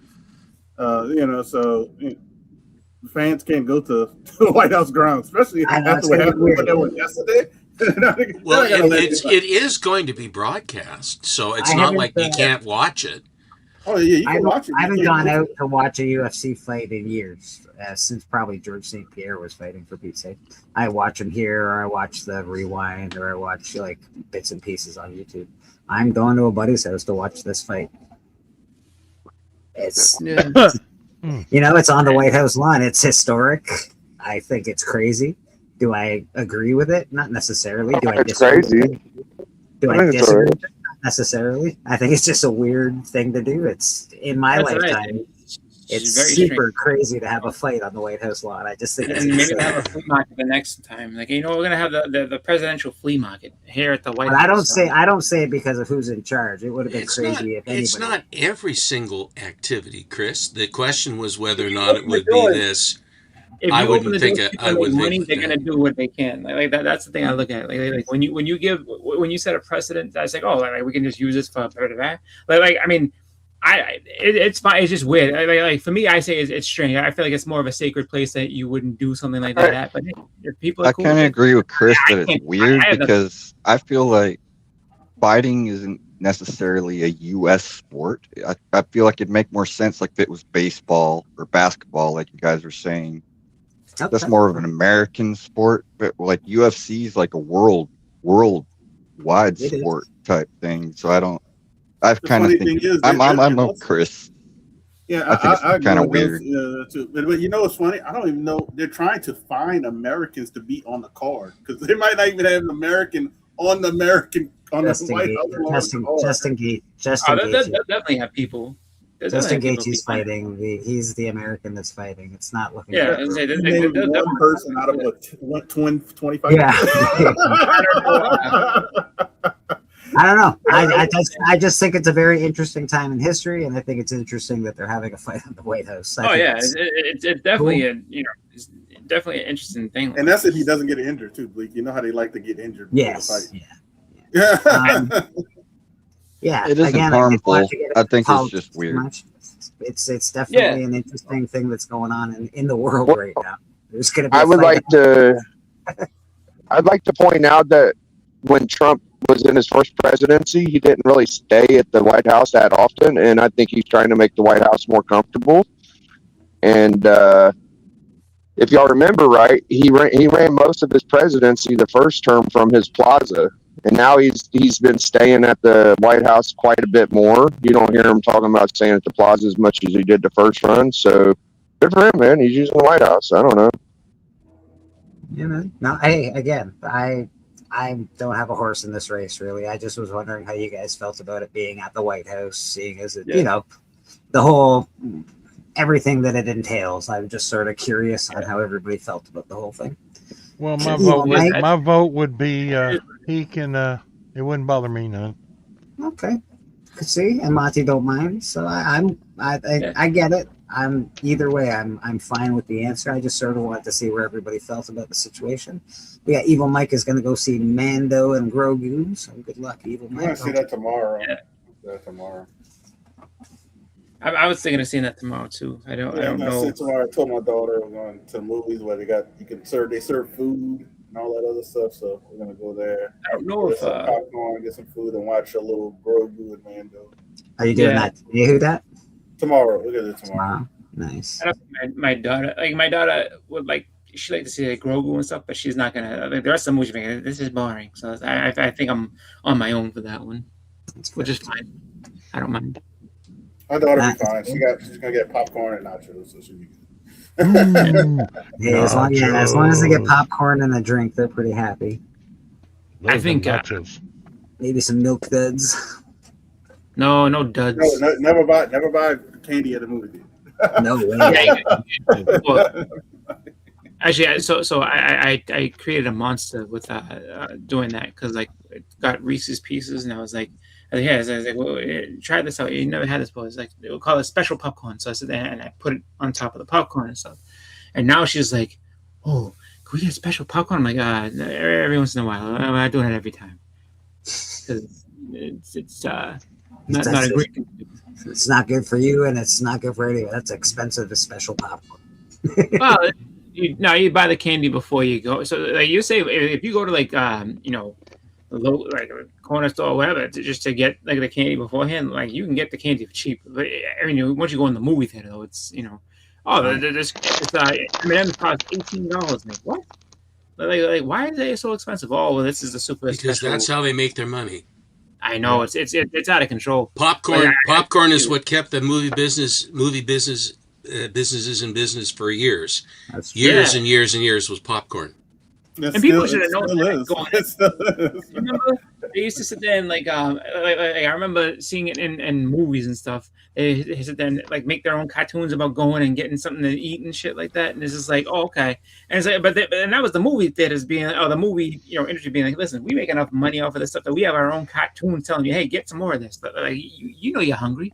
It's gonna be a 2-hour movie. You don't want to go on an empty stomach, do you? Go out to the lobby, have a treat, like, and then but at the time though, the treats were cheap. Now the treats are like a night out to the movies is not necessarily cheap. I think it was some ladies singing. I remember them.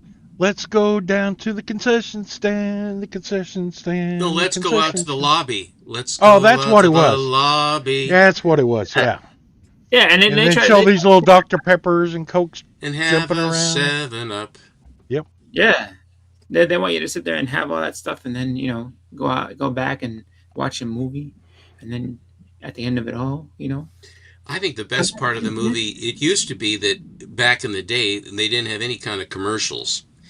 And what you'd have is they'd have music playing, and then then the lights would go down, and then you knew you had the whole thing ahead of you. And then you got the previews of coming attractions, and then the movie straight up. But now it's advertisements and how would you like to rent this place, and yeah, Joe's shoe store sure likes your business, or it's just, and I don't enjoy the theater experience as much as I used to. I don't like people yakking and talking and what have you, and I'm trying to pay attention, get involved in the movie for my $35 worth of tickets or whatever. And God help, if I $12.50 for peanut M&Ms or something. And then I got some kids in the behind me or in front of me who are talking about everything and anything while the movie is going on. They're not there to watch the movie. They're there to socialize, and that's not what it's for. Ugh, good and plenty of nasty. I would probably take the juji fruits if I had no choice. I'd say juji fruits fine, and I would not really eat them, or I would just smuggle dots. Did you like dots? Dots aren't bad, but the dots are like milk dots. They'll rip your teeth out. They definitely rip fillings out. Like those are like quicksand. Well, jujubes are the things that the dentist came up with. Were jujubes. Oh, they break your Those teeth, things suck the fillings right out of your teeth, and they all taste like soap. Yeah, I don't understand jujubes at all. I really don't. They just wanted to get you. And that's that. I would say I do like going to the theater to see movies. I do. I enjoy it. I always have. But yeah, that part of things that you're talking about, like where it's like it's just straight commercials before they get to the previews. It's straight commercials, and they're like, oh, and they do that now. Like, wouldn't you like to have an office party here? You're have an office meeting at the movie theater, and this and that. It's like you can rent it out and have all this stuff, and we have all it, and you can cater it too. Like we'll get the best caterer, and this and that, and then set up tables, and you can go over your graphs and charts and all the rest. It's like, who the hell is doing all that? Just to have but the thing is that you're paying a premium to go to a movie so that you don't have to watch commercials, which is you can, if you're at home, if it's on broadcast, but that's why people just wait for it to come out. And most people have very nice television and stereo systems at home where you can sit there and you can enjoy it at your leisure. You can stop and get something to drink, or if you have something your spouse makes for you, and enjoy it at home. If you have to hit the head or whatever, you don't miss anything. I guess I'm an old guy because that really appeals to me a lot more than the other. Yeah.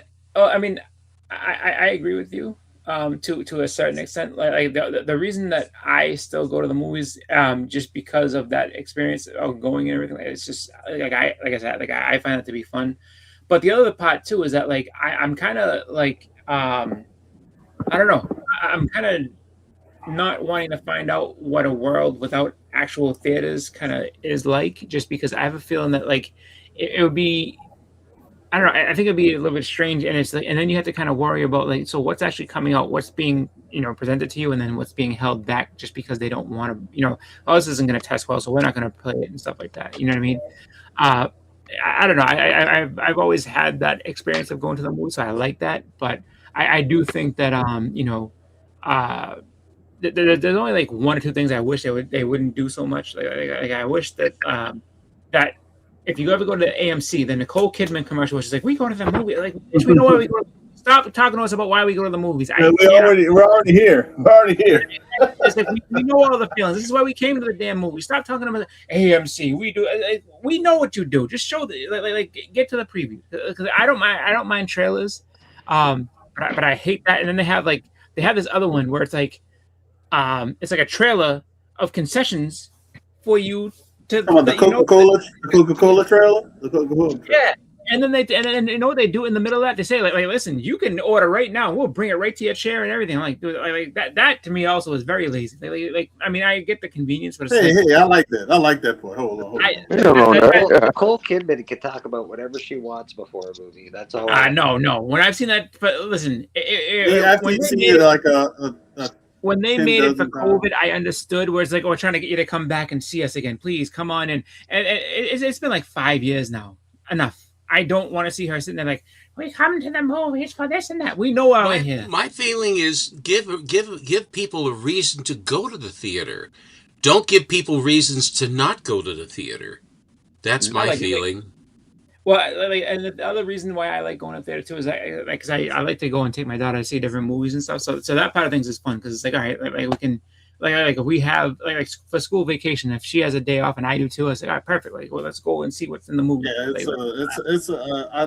as I've gotten older with my daughter, I've realized that it's a good experience. Yeah, and it's better than it's. I'll stand up with me and her, even her mom. It's a better experience than say, hey, let's watch the movie at the house. Because guess what? We're not going to watch the movie at the house. Yeah, we're not. Everybody's gonna be doing their own thing. Somebody's gonna be on the phone. It's something about the movie theater. Especially my daughter kind of feels the same. When my wife picks up her phone, she's like, "What are you doing?" But guess what? If we're at our house, nobody's gonna say that. She's not gonna say that. We're all probably I understand. That makes sense. That makes good 30 sense. minutes later, we're all gonna separate. Probably. You're dedicated to the experience, and it requires the focus to look at the movie rather than look at your phone. I dig that. I understand that. That's a good point. It's a better way. To me, it's like, I don't know, something about spending time together there more so than doing it at home. I think we pay attention to it more. We appreciate the time more. And it's like it's an experience. Shared experience. Shared experience. However much it doesn't matter that much to an adult for that, I think your kid will appreciate that when she gets older. She'll remember all those times that you actually went to the movies and shared that experience. And hopefully take your grandchildren there when as time goes on. And the answer, I just saw Super Mastermind. Yeah. And guess what? We will never have that in the U.S. because if something happens, they'll sue the crap out of the movie theater. We're sue America. They're not going to put phone blockers in the movie theater because if something happens, oh my God, could you imagine the lawsuit? Yeah. So like I tend to like that in a way, but I don't like it because of any emergency that could happen. Then you can't call anybody for help. That's true. Yeah, so that I don't see that happening. If it does happen, just be aware that they will have a lawsuit because somebody's going to get hurt on purpose, but you won't know that. And then they'll say, well, I couldn't call for help because they got the phone blockers. Yeah. So yeah, it's great but bad at the same time. So I got a link to that Swamp Thing 89 Bleaker. If you want it, I'll send you a link so you can read it too. Yeah, please. Because everybody's been saying, "Oh, this is the best read of the year or the last whatever years." It's okay, you guys. Calm down a little. Is this the one with Swamp Thing holding the Lamb of God? Yeah, I'll send you a link, Steppo, if you want it. That's all right. Sure. Just let me know. Yeah, I'll send it to you. Yeah, I got it from Legion of Comics. Yeah. It was good. Don't get me wrong, it was good, but I don't know that it's the best I've read this year. I'm leaving that door open. We're only halfway through the year. This is the part with that though. Like, because when you think about it, right? Like, that story was written like what 2 decades ago, 2 or 3 decades ago. they just never put it out. So it's kind of an indictment on like what's been out or what's currently out. Where it's just like this story that's like 30 years old is just people are like, oh, this is the best story. Like I can't believe it. Like, it's just like, yeah, well, that's like 30-year-old writing, which means that you got to step it up. Well, Shakespeare's a little bit older than that, and I guess the people go in for that sort of thing now and again, don't they? But everything Here nowadays. and there, but it's more like the Old doesn't necessarily mean bad. Gilgamesh. Oh no, that's not what I'm saying. I'm saying like so if you're a current writer, be like, yeah, like I'm busting my ass, I'm doing this, I'm one of the best writers out here right now. And someone's like, it's a 30-year-old story that we just put out there. There was some real good panels I liked at the end. There's one specific panel I liked at the end. It's Swamp Thing has the actual cross. He has like his face on the top of it. I kind of like that art. I think that should have been the cover. But besides that, like there was some good stuff in there. It was old school. I liked it. Yeah, but I mean, I just think that I think as a good thing though, it can be motivation. Whereas it's like if everyone's saying that this is really good, and I've been working real hard on this story, and people are saying that this story is better than that one, I got to go back to the drawing board. We got to do some new ideas and really get deep in some of these stories that we're doing. But I always think that it's good to have something that shakes things up a little bit, that gets people to get motivated, because sometimes that's what people need. Is like I've become so complacent, like what's a new thing I can throw into the story and make people like, wow, I got to buy this. Just if everybody's so worried about being canceled nowadays, they can't write very freely anymore. Writing isn't as free as it used to be. You can't just write. If I was to pick my favorite issue of the year so far, was actually a Spider-Man. Whenever Spider-Man was captured on that spaceship, and that guy was like capturing all the specimens, doing scientific experiments. That was a real good issue to me, but I don't hear many people bring that up. Admittedly, I haven't read a lot of comics from 2026.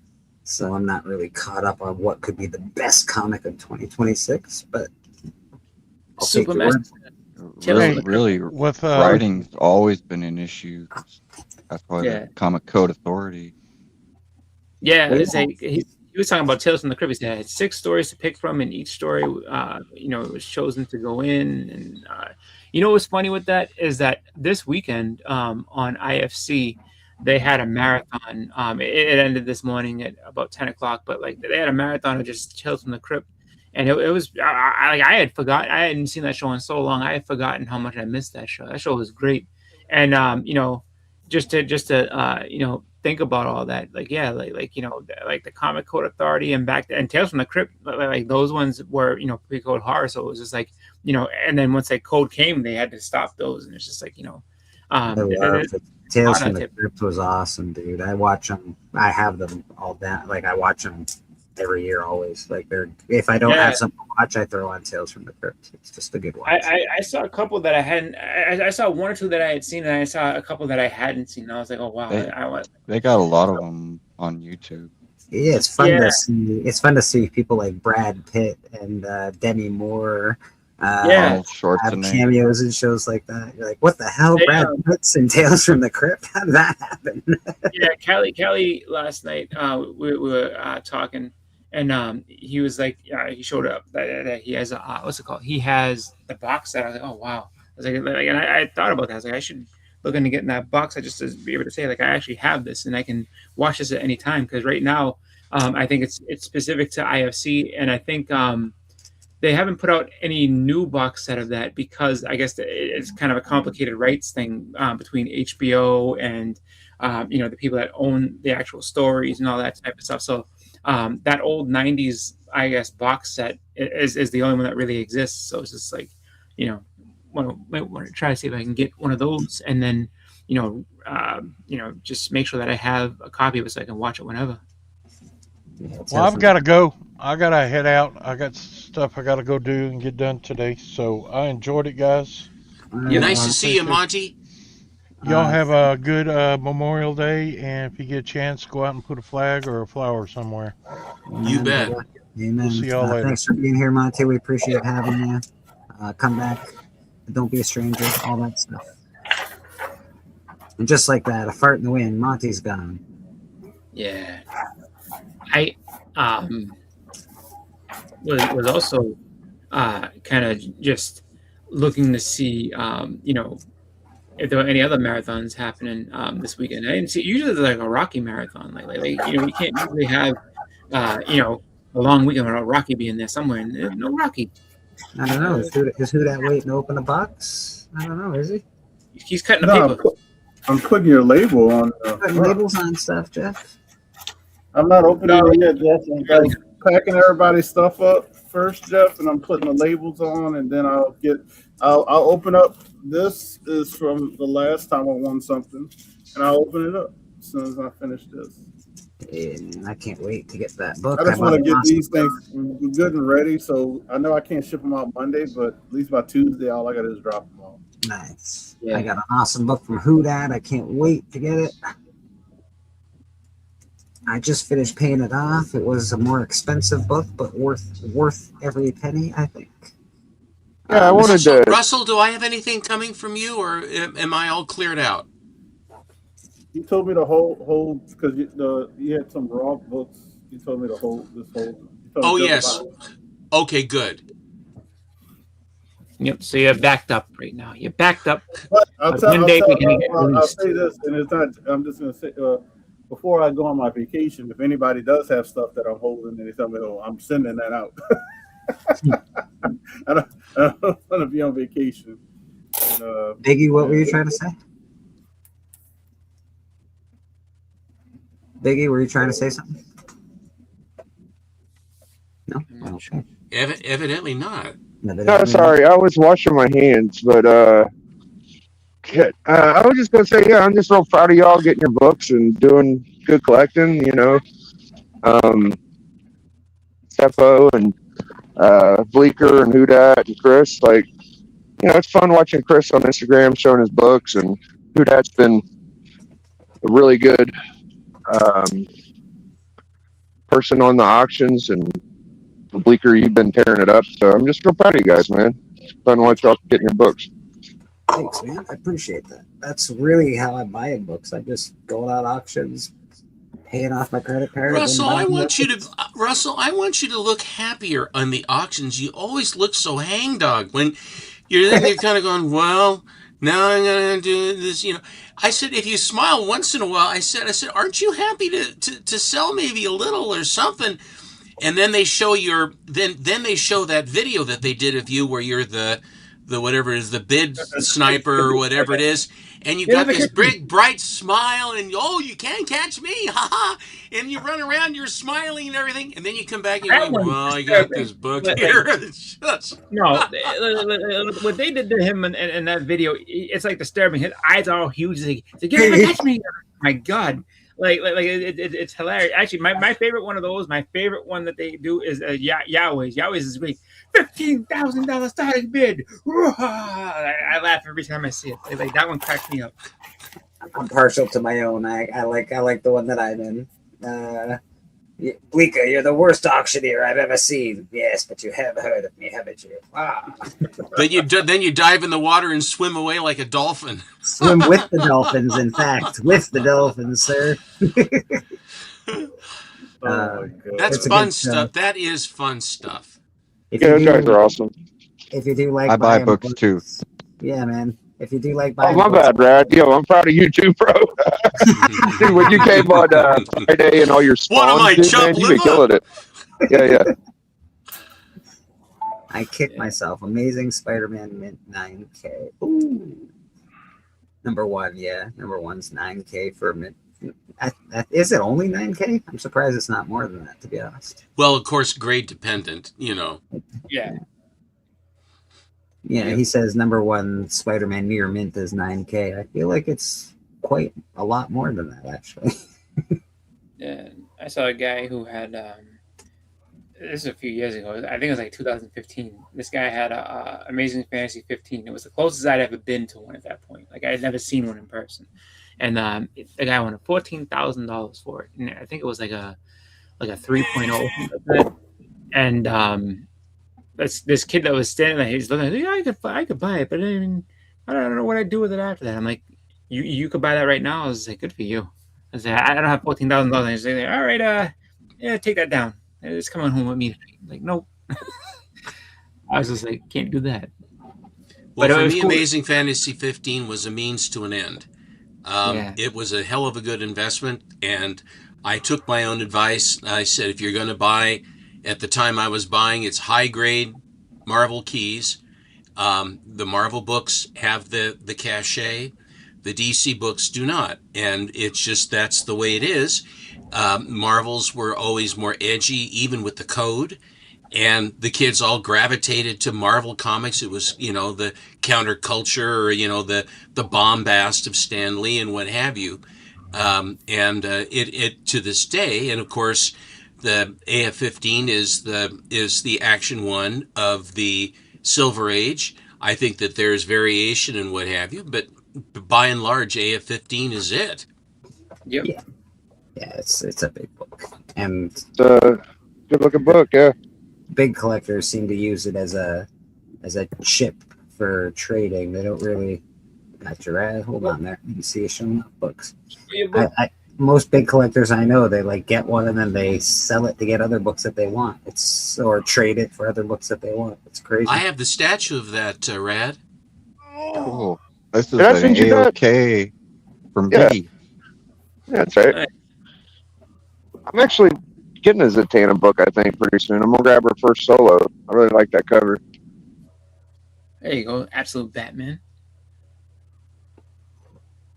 I just bought an Absolute Batman Arkham Knight number. The That's, first Arkham yeah, for $5.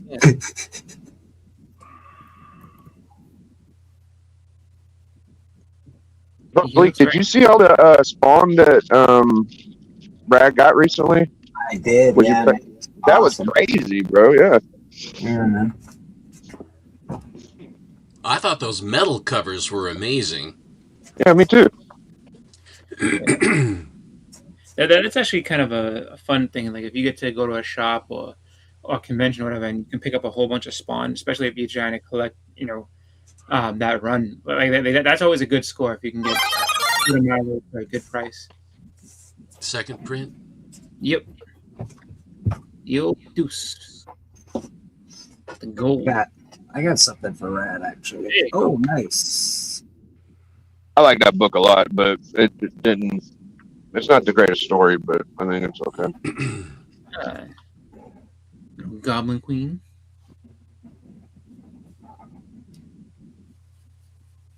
More Goblin. Hey now.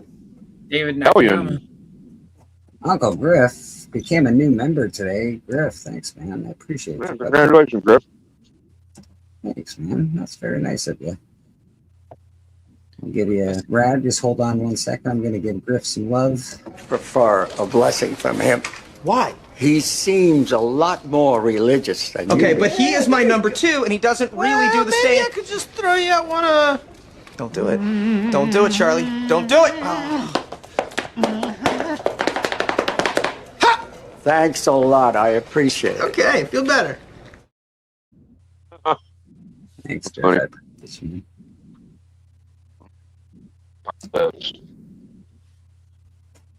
Oh yeah. Good stuff. Dude, X Factor's gonna blow up when that cartoon comes back, man. Oh, Domino, beauty. Very cool. I always love Domino. For some reason, always buy the ones with the Stan Lee remembrance on top of them as well. Oh, Yeah, those are good. First Nice. Nimrod. Very cool. Hell yeah. That's like a $30 book right there, at least. I just grabbed a random handful out of my file cabinet. Hey, Cool. There look at you my go. boy. That's a good looking book. Big Shaq love right there. X Factor has some good covers. Yeah, as well as Potasio on that one. Or Blyfield. Ooh. That's it. That's it. Nice. I got something for you, Ed, actually. I got my next AOK to you. I got a book that I want to send you. I got this guy. I don't know if you have it yet. It's Spawn 136. The Violator? Yeah. Use that. But it's it's in the low print count spawns, like very low. Oh, for sure. So, I do need that. Yeah. All right, so I got that for you right here. Don't know when I'm going to send it, but it is here for you, sir. Ugh. Maybe you'll win one of these prizes at church, and I can just send it. Yeah, I've kind of Steve. hit the point in my spawns where I really need to write down the checklist and figure out which ones I need because kind of sporadic holes. Yeah, man, do it. Just because that way, you like. I mean, I shouldn't say that it's a bad thing to buy multiples, but sometimes you don't want to do that. So Oh do yeah, it that and way. I already caught myself buying Yeah. triples and quadruples. Jeff It's a good way to get a big book too. I would love to see those blue books, Jeff Jack. Okay. Question from Jeff Jack. Question for Steppo. Would you say that Airboy and Airfighters were Hillman's bread and butter? I've been collecting Clue comics lately and a few other crime titles. I think that Hillman's Air Fighters and Airboy are their number one. The others are interesting too, but I have Airboy is actually quite a good story. It really is, and also when you buy Airboy or Air Fighters, you get the heap as well. So you get to have both of those in the same book, which is pretty good. And Fred Kidda, who does the Hello from Ireland. Hi, from Ireland, Daniel Newsom. Good to see you, man. So I think, and I know that that Bryplay and some of the Astonishing Boys have been going after Airboy to buy because they are not terribly expensive to buy. Some of them are, but like Valkyrie and what have you.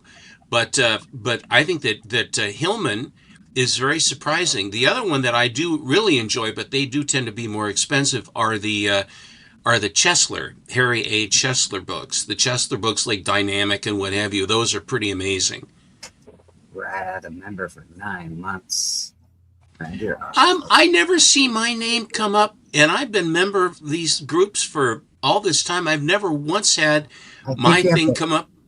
I think you have to press something to make it show. I don't know. I don't want to press it anymore. It hurts. What did that come there? Doctor, well, you know, when you get older, that's what you think about. Doctor, it hurts when I do this. Don't do that. Perfect. Doctor, it hurts when you do this. Then don't do that. Yeah, then don't do it. Okay, good enough. I love Marvel's The Punisher. Absolutely.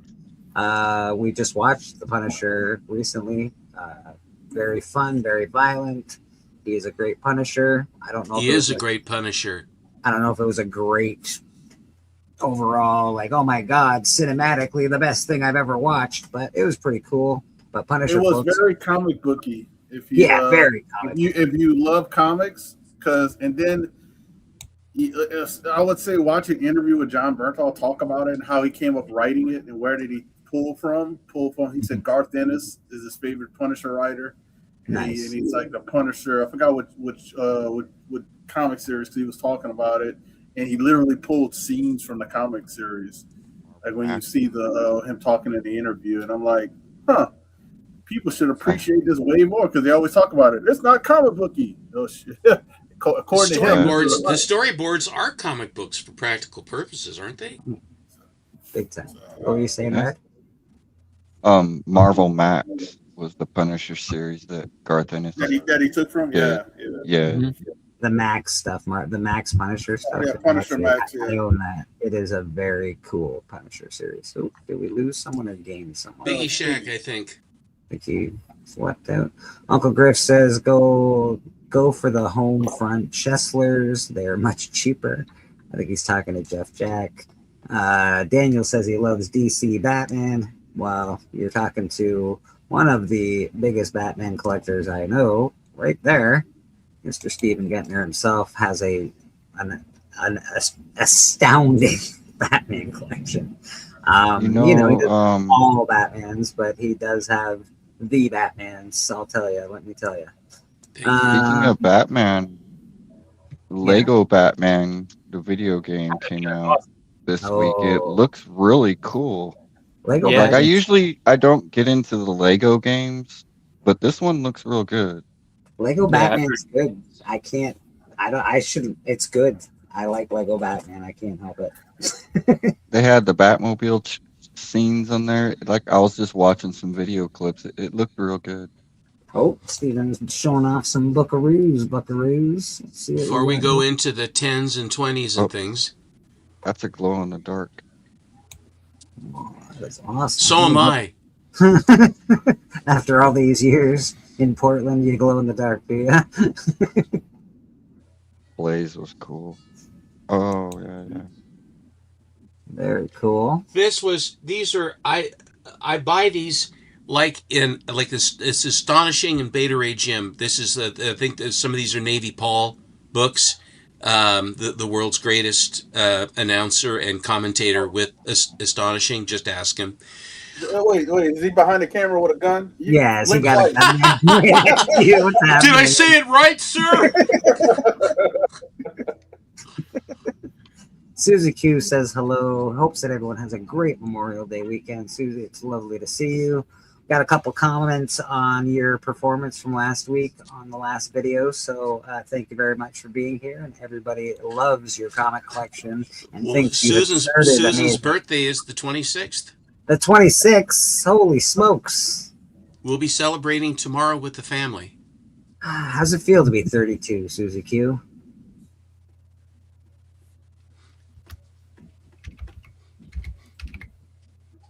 So this is how I end up buying these dorks, generally. I love it. It is its name. I mean, you know. Yeah, but you always say it with such disdain in your voice. Like, yeah, I got these dorks. I'm just saying it's the best. Oh, those are good. Those are fun books. I know they're supposed to be horror books, but I still think they're fun. I don't know what this is. It was this was in there with. I'm not quite sure what it is. An ash can of some sort. Cooking with Kaya. It's Kaya's first appearance. Comics. A few more gray hairs. I don't believe it, Susie Q. I don't believe you. I think that Wonder Woman's body position as she goes into the Phantom Zone or whatever the hell it is rather unique. She really knows how to arch her back. She's got a good arch. She's been practicing.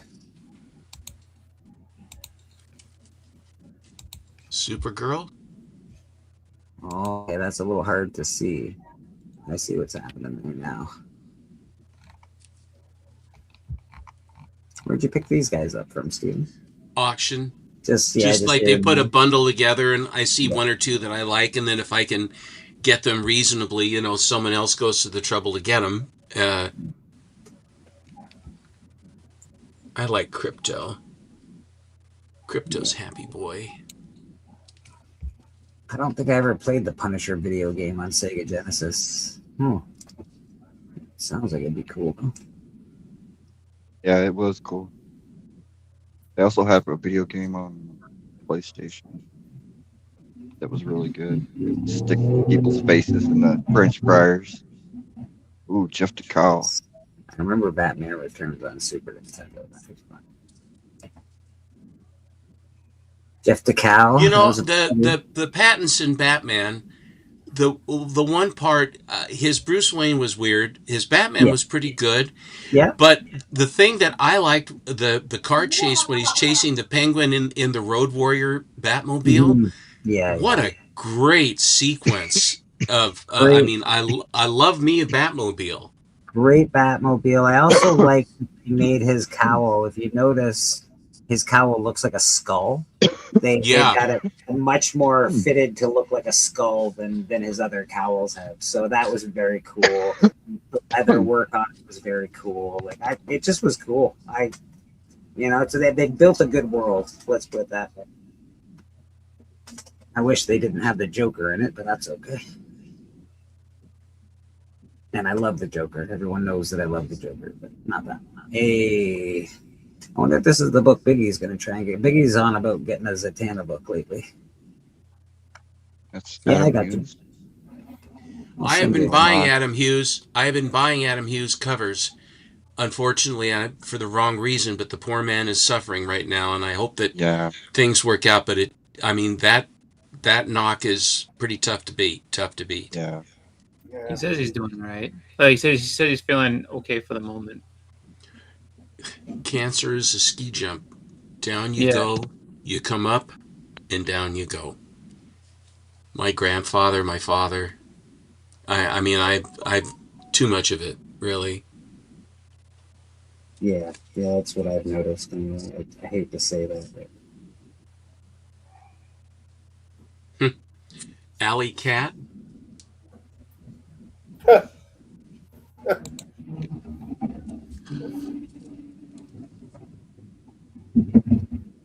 Cat. Image. I sent the link. Premium. I sent the link to your email. I was just talking to Biggie. These would be part, and I pick up books like this. I pick books up like this because on account of they're part of the lot. It's not necessarily something that I'm chasing, but like he'll have this, he'll have that, a couple books like Alley Cat and this together, and then this is signed as well. And then they'll have. He bought a lot of signed stuff from Tacoma at one point in time, and they were like, I don't know, like $5 a book or something. It was ridiculous. I for $20, and yeah, you ate that up. It's you like ate them all up. Well, I mean, it's like finding it in the street. Yeah, you're not wrong. I was in Australia when Christopher Reeve had his terrible accident. I think I'm gonna do the Tacoma tonight. I'm gonna give away prices that give away stuff. Gene Hackman makes me sad. I actually really love Gene Hackman as far as an actor goes and his movies. I don't know him. It was he and his wife both went at the same time. Yeah, I'm pretty sure. I don't know if it was a joint. They decided it was time. I don't know. No, but it was just all of a sudden it was done. His wife got needed a caretaker. Yeah. He was the caretaker. She was his caretaker, and she died. She passed first, and couldn't take care of him, so he wound up passing. In a relatively short amount of time, He had dementia, didn't he? Yeah, I think so. Yes. He was like Bruce Willis. He was like in his late 90s, I believe. Like he was. And I heard Bruce Willis has gotten moved to a home. Yeah, they had to. Worse their condition. Yeah, he's they not. Had he's to. not terrible anymore. Yeah, man. These came. This next batch came from Beta Ray Jim. Oh, Beta Ray.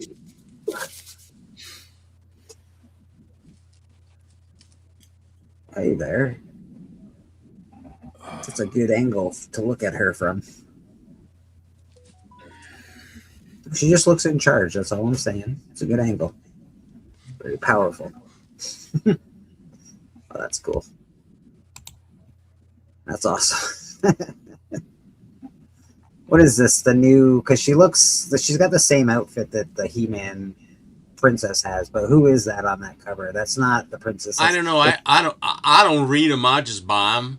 I know, but it's like her outfit throws me off because it's like Black Cat or something. I missed it. Sorry. That's Psylocke. I know who that is. Yeah, I know that is. Yeah, but who is that? Because Absolute. Is it Absolute Poison Ivy? That's Absolute Poison Ivy. Yeah. Oh, okay. She's got the same color scheme. Yeah, her whole face splits in half, and she turns into a big old monster. Okay, all right. She's a Venus flytrap, basically. She ain't so pretty anymore. Is that what you're telling me? Yeah. She's pretty when she lures you in, and then it's a trap. Then the chest popper comes. It's a trap. It's a trap. It's a trap. It's a trap. Run away. Your rebel friends.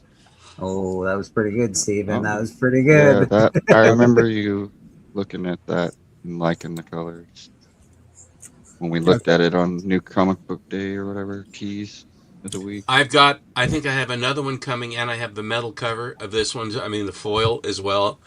Anyway. I like that the bunny's right there, Mm-hmm. Yeah. Daniel, good I have colors. a soft spot for records, like for movie soundtracks. So I say go for it. Buy that soundtrack on vinyl.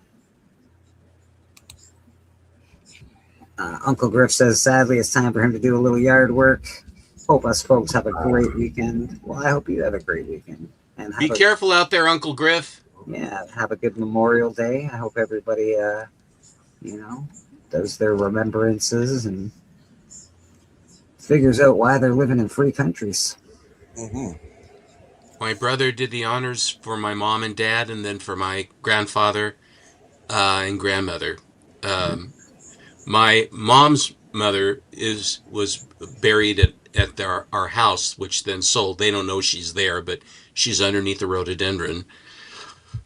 Man, I don't get very political, and I'm not very political, but I do very much agree with, like, it's Memorial Day. Go out and remember somebody that's fought for the country and given us all the freedom and all the rights that we have right now. So, big fan of that. That's also, I'm a big fan of what Steven's showing on the screen right now.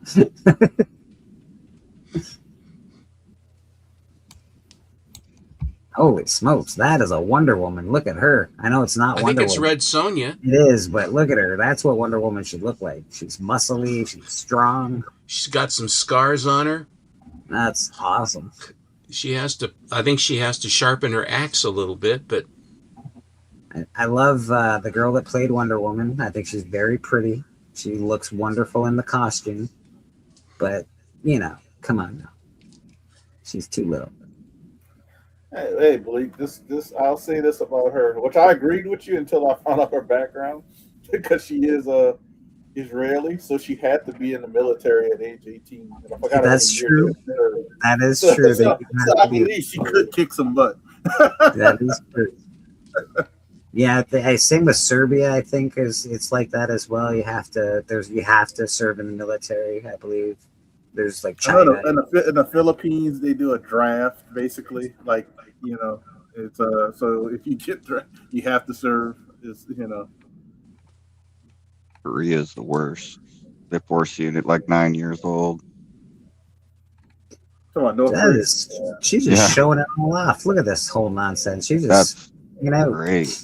I don't know who did that, but that's who did it. Who did not it? Perillo, but it's really good. It is very good. It's not dark enough for Perillo. Yeah, really, Perillo's too dark. I like Perillo, but he is a little dark. Cassette tape. I haven't listened to a cassette in a while. I do listen to vinyl still, but mostly stuff on vinyl's come back hard, man. Yeah, vinyl's always been cool. I have. Sorry, I got. Yeah, go ahead. I'll say I don't know about cassettes, but I know that CDs definitely, like physical media as a whole, people had. Oh, I had one more. One more. You did the whole. I'm done my shuffle and everything.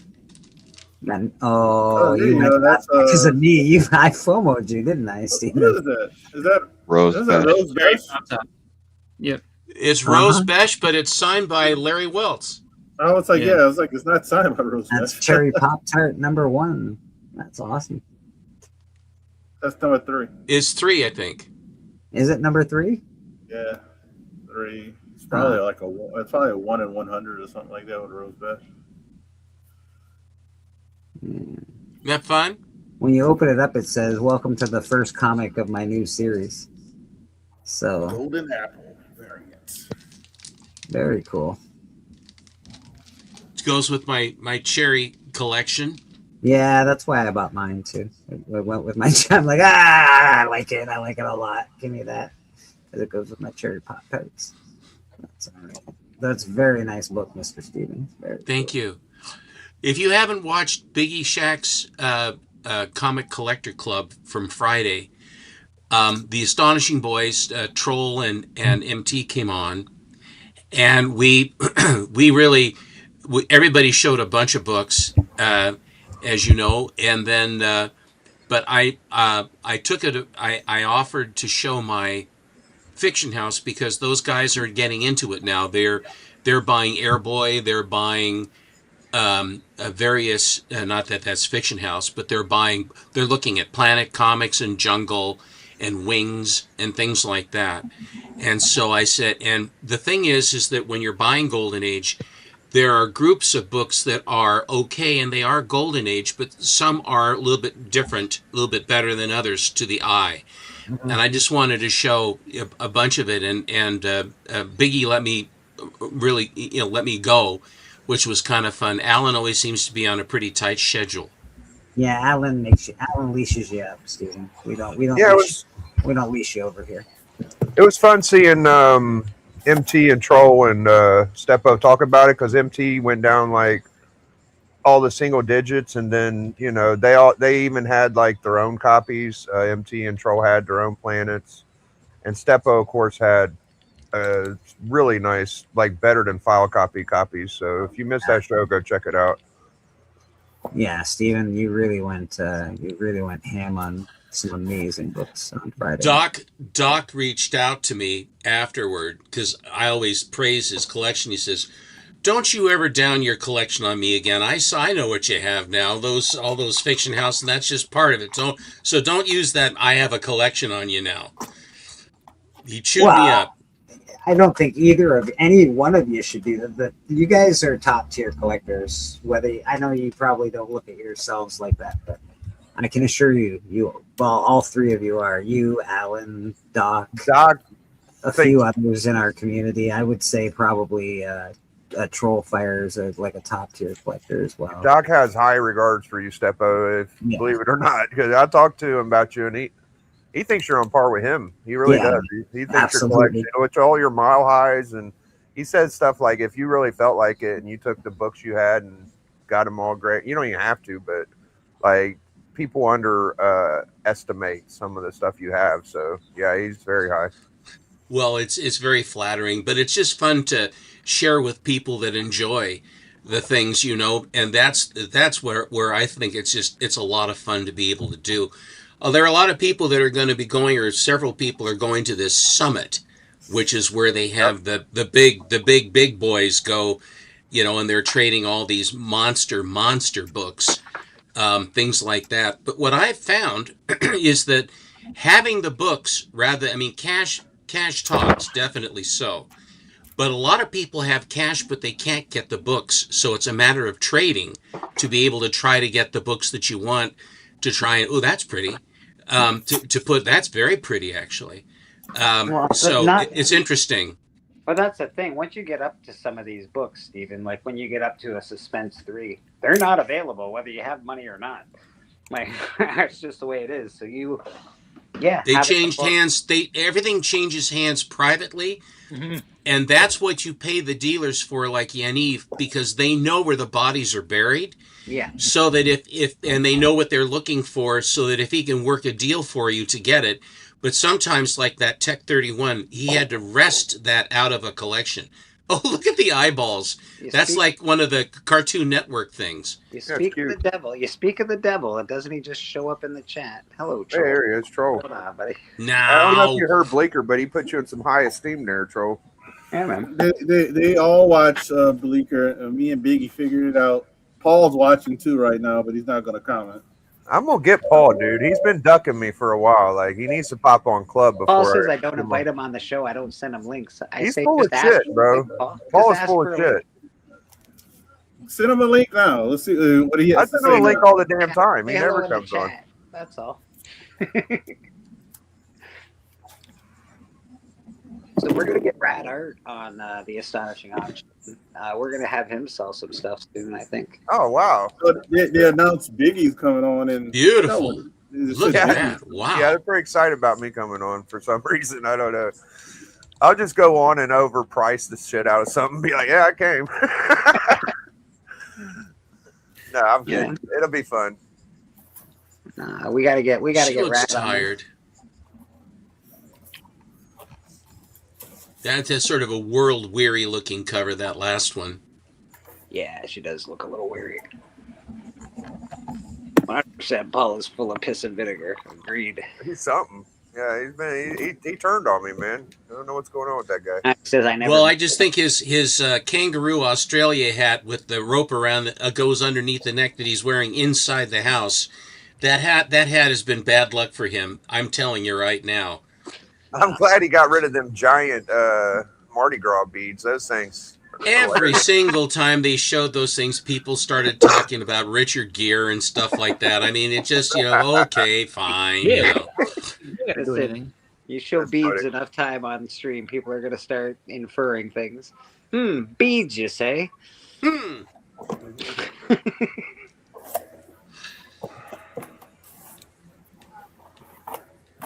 Sorry, Rad, I made you small for a second there by accident.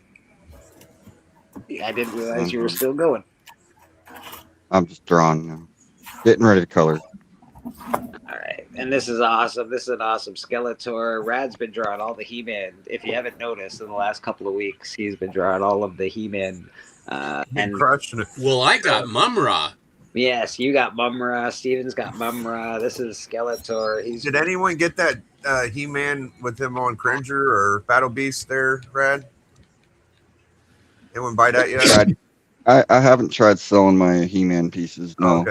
Yeah, that's a pretty good one, dude. Yeah. You are into He-Man and you're looking for some He-Man art. Rad is drawing a whole series right now.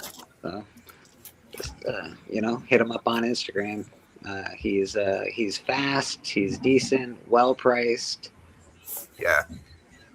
Yeah, he's not one of those guys you get commission from and you're like a month later like tapping your finger like he's on it, dude. A month. He's like, I got it done. It's been 3 days. You're like, whoa. Well, a lot of these artists it takes a year or 6 months. Yeah, some people take a year to do that shit. Rad's on it, man. Rad's on it. He's also on the book Murder King, which will be coming out soon. Hopefully, by the end of the month, we should have an ash can to start. Damn, that's gonna be cool. Getting rid of. Oh, I can't wait to see that. That's gonna be sick. Murder House ash can within a month, guys. That's exciting, man. Ooh. Very nice. Oh, yeah, that's good, too.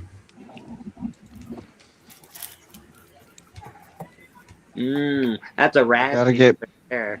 That is. Yeah, those are all mine so what far. A beautiful piece. Jinkies. What a beautiful piece, man. I gotta get brave enough and send some off CGC. Yeah, you do. Does anybody know about the Retro Realms, the video? I don't know what the Retro That's just some. These are just the books. The posters, I have some.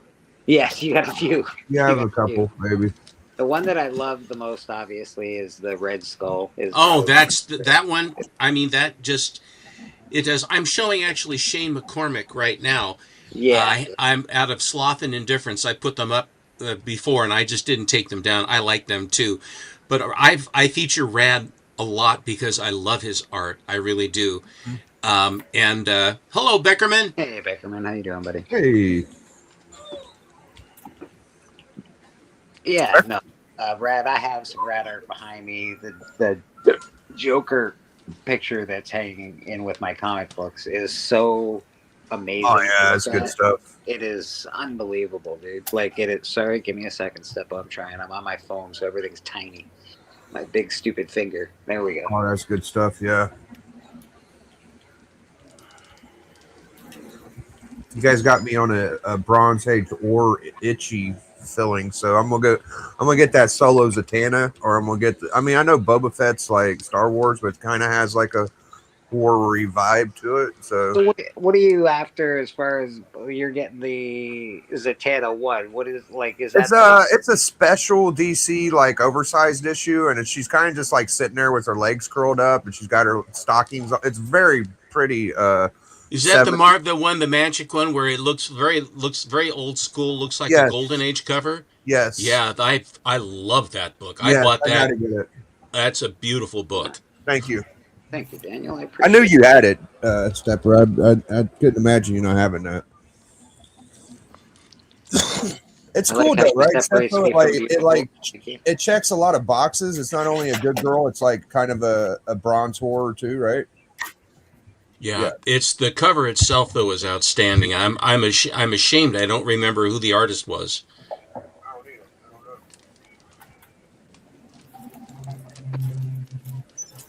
I love that. I gotta get one of them too. That is great.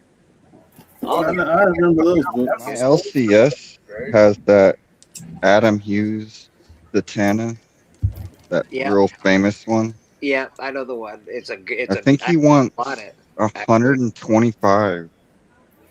it seems expensive. I don't 125. know what it's worth these days. It's raw. It seems expensive. I'd have to look it up to see what it's actually going for. 125 seems very expensive for that. I'm not sure I know what book you're talking about. Oh, that's the famous Morph. It's the Adam Hughes Zatanna cover. It's A came lot out of a few years black. back. It's a really nice cover. I love Yeah. that issue. Yeah, that's a good one. I think that's either Neil Adams or Barry Windsor. It might be both. It's kind of like a mixture. It's nice. Those two are so good, man. Barry Windsor and Neil Adams. I love I love both those artists. This is Yeah. one of my favorite covers. Unexpected cover. This is so good. Nice. This is a beauty. I liked it a lot when I was a kid for some reason. I like the one before a lot. Yeah. I love the color strike on this. That's pretty badass. Yeah. He's like, hey, who's the dummy? We know who's the dummy. About to be eviscerated by the doll. The Defenders are very big right now. They are. And if you can find it, if you have a Defenders 1, check it over and see. You might want to jump on one now, a Defenders 1. And it's interesting. Marvel Feature has the first with the cover and all that other, which isn't the same. It's the Defenders 1 floppy is the one that everybody's getting palpitating over. Oh, which doesn't make any sense. No, I know, but but the market, the market do speak. It is. They showed the whole Defenders lineup in the basically a backstage picture vignette for the Punisher. So Punisher season 3, I think, or not Daredevil. Punisher, Daredevil. season The 3, next Daredevil. Yeah. Yeah, all the Defenders in it. Luke Cage was at the end of the season. Luke Cage, Iron Man. Yeah, That's a Iron great Fist. cover. Is that the one everybody's clamoring over, or is it a different one? No, Iron this Fist. is It's like a this is red cover. the king size annual one. It's the issue number 1. Wow. It's issue number 1. The regular size is the one that is the big one right now. That's the Those big. It's Defenders. like the fourth appearance of the Defenders. It's a red one. It's our first appearance in there, but it's not their first appearance. And those Defenders are completely different than TV Defenders because the TV Defenders are based on like the street Defenders. They had like the street level Defenders. Oh, there you go. Number 14. Beautiful. Those Defenders were the ones that actually defended Earth. People get Not really street. worked up over that book, that annual. I won it. I won it from Troll. It was whoever bought from him one time, and there were about 2 or 3 people. He spun the wheel, and I came up, which was kind of nice. Oh, that's fun. Daniel, there's never a comic book based on the TV series, but there is a Friday the 13th series of comic books. But the first appearance of Jason in Friday the 13th is in Satan's 6, number 2 4, or 3. 5, something like that. Yeah, something like that. Satan 6 issue 4, I think. I like this. I like Vampirella in green for a change. Isn't it fun rather than always red? Yeah. Mm-hmm. But And sort of the perspective where she's in, like you have a camera and you're an old camera, and you focus. Which one are you focusing on? Are you focusing on the foreground? Or are you focusing on the background? And sometimes if you want the foreground, you get the background. I mean, it's just when you would shoot pictures, you had to have the thing try to figure out where you're actually trying to look. But I think that's just a real pretty one. There's also a samurai book, I think it's called, and that's technically the actual first appearance of Jason, Friday the 13th. Yep, Santa Samurai or something. Yeah, Santa Yep. Right. That's Jim Lee's first work. Am I crazy? Yeah, you're right. Also, No, that Samurai You Santa's- keep asking me if you're crazy, and every time I want to say yes, Biggie. Don't quit asking me that question. I'm pretty crazy. Samurai or Santa. Jim Lee just did the art. Yeah. Jim Lee did that was his first art, right? He did the inking on that, and then but Samurai the 13th is the Jason one. Yeah, and if they don't consider that the first appearance because it's unofficial, they weren't allowed to use it, but it is technically the first appearance. It's like anything else. If it's good, you gotta get 3 different things for it to Yeah. right. You're right. Yeah. You're right. I think there's 12 first appearances for Son of Satan. It's ridiculous. Yeah. That drives Mr. Atkinson crazy. He's going after all of those, you know. Yeah, me too, Steven. And it drives me insane. Yeah, but he absolutely does not want a Ghost Rider 1. He wants everything else. He's like, nah, Ghost Rider 1 ain't it, Biggie. It's all these others. I'm like, all right, man. Technically, it's Ghost Rider 2 that's the. I know. But Ghost Rider 1. People give Ghost Rider 1 a cameo for it. It's true. It is true. You're not wrong. I do need Ghost Rider 1 just because I want the Ghost Rider 1. But yeah. It would help fill in my Son of Satan finds. Like I think I have 3 of them now. So there's a few more. It gets ridiculous, you know. It is. Bleeker, Yeah. you made a very salient point. I believe it was last Sunday, and you were talking about PSA and some of the nefarious stuff that they had done. Yes. And because CBCS is gone, whether it was a good alternative or not, after what happened to Houdat, I can't say that their customer service was worth a damn. And of course, down they went. But PSA bought them and presumably tried to buy their part of the business. But the nefarious things that they have done has basically, I think, at least for me, I know, has turned me off. And the other thing that with PSA that Houdat bought, went to the trouble and had a 9/8 copy, very nice book, sent it in. It took too long. It costs more. The holder, it weighs a ton. You have 25 slabs in a short box, and you lift 25 slabs, the regular ones that we have. You lift that. I mean, it's not terrible, but it's noticeable. But if you had 25 of those babies in there, my God, if you had 3 or 4 of those, the boxes themselves would crush because they're so. At least two times heavier. At least 2 times. At least 2 times. And it was important for me to say that stuff, not to necessarily trash a company, but to make people in our industry in comic books, we can't if we start sending all our stuff to PSA already owns a huge percentage of the market, and they're a terrible company. What you did though, but what you did was very important. Yeah. But what it also because when a guy gets screwed over in our industry, as a hobby, I mean as a collector, we have the venue to let everybody know. Yeah. And people will say, hey, this happened. So understand, go in with your eyes open, because I went in and I got zapped. And rather than have it happen to you, understand what happened to me and profit from what happened to me. And this is something that's important. But what this has done, the upshot of it is that now everyone, for all the warts attached to CGC, this has basically aimed an awful lot of business at CGC. Yeah. And I know that Houdat was saying that he waited 5 months or whatever for some books to come back. Yeah. And things like that.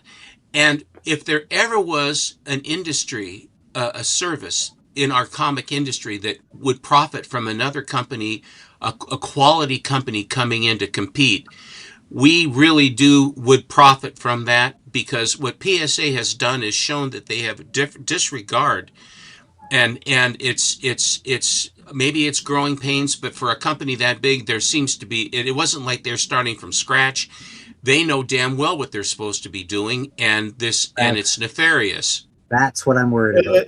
PSA does, and we got to correct it. PSA does not have the money. The company that bought PSA has the money. Yeah. Yeah, the parent company. The parent company that owns PSA. It owns Beckett.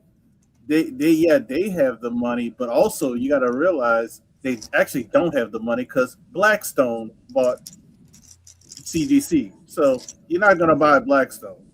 I don't care how big the parent company of PSA is. Blackstone's like one of the top 3 in the world of like acquiring companies.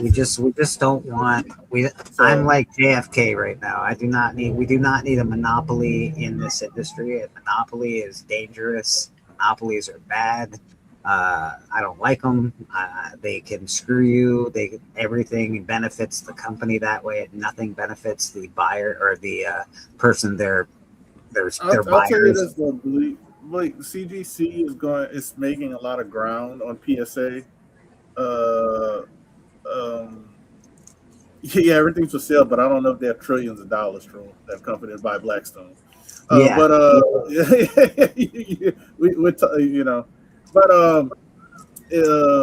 CGC is making a lot of ground on the card side because of definitely two things. They're cheaper than PSA on cards, the grade cards, and they're faster. And guess what? People are complaining about that on PSA. Is like, yeah, I could get more money, but I might have to wait a year to get my card, not a comic, a card to get graded. Yeah. But I can they'll steal my card.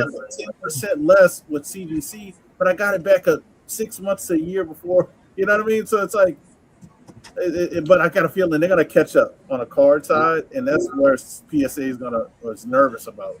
But it sucks the joy if you have to wait that long. And it costs you. It sucks the joy out of it. And on top of which, if you have a high value book, and they're half a grade off or whatever they are, it's an enormous amount of money that's involved with that. And the fact that the people that are establishing the value and also are charging you based upon the value that they assess, the 4%. It's the same cost to have the book slabbed every time, damn near. It's a racket. Give or take, and yet they are putting the screws to you for the privilege of having it in a holder. That really does rub me wrong.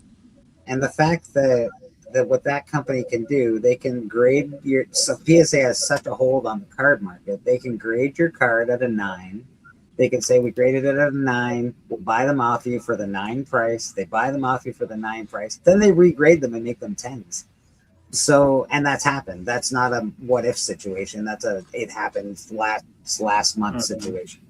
So PSA, I'm not saying CGC is angels. I'm not saying they're angels, but we can't have a monopoly from PSA. They can't be involved in comic books. I won't sleep.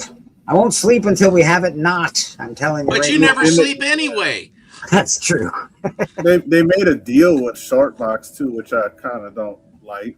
And I'm talking about PSA. Oh, they did? What did they do? So if you send your books to get graded by PSA, your comic books, you can have them get sent to Sharkbox, or I think put on auction at Sharkbox. So you never have to worry about them coming back to you and mailing them out. They'll take, basically once you send them in, that's it.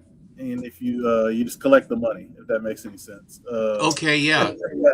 But I don't like that because I don't trust that one. The reason why I don't like that is because they're more incentivized to give you a good grade if you do it that way. So say if I don't want to do that, you're going to give me a lower grade and send the book back to me. But if I say, hey, yeah, sell it on Sharkbox after you grade them, oh, okay, that's great. Then we're going to give you a better grade. You know what I mean? Like, because they're incentivized to make more money for themselves and you. Yeah. So that doesn't smell very good. Yeah, they set the market. They win every way around. No matter if they grade your books low or high, they win all the way around. It's really bad. Like PSA is not great. Well, I tell you, the only way to combat it is for us to spend our money on other grading companies. Like, look at my comic shop; they grade really well. Why don't we? They sure do. They grade very well, very, very well. Actually, that's like they grade too well. Didn't they start like this sort of demi slab kind of thing? Were they doing? I think my comic shop was. I think down the road, I think that there may be some of that, but that's an expensive. I mean, it's an expensive service to do to service to have the people. but their graders grade low, a little bit low, to be sure that the value is to the customer. Yeah. They're the only business I've ever seen in comic books that has done that, and all they have is success because of it. And if you're a seller, you're saying we will be very conservative on our grading, understand what you're getting, but you will put it out and your book will go. And I think that is a very powerful thing on both sides.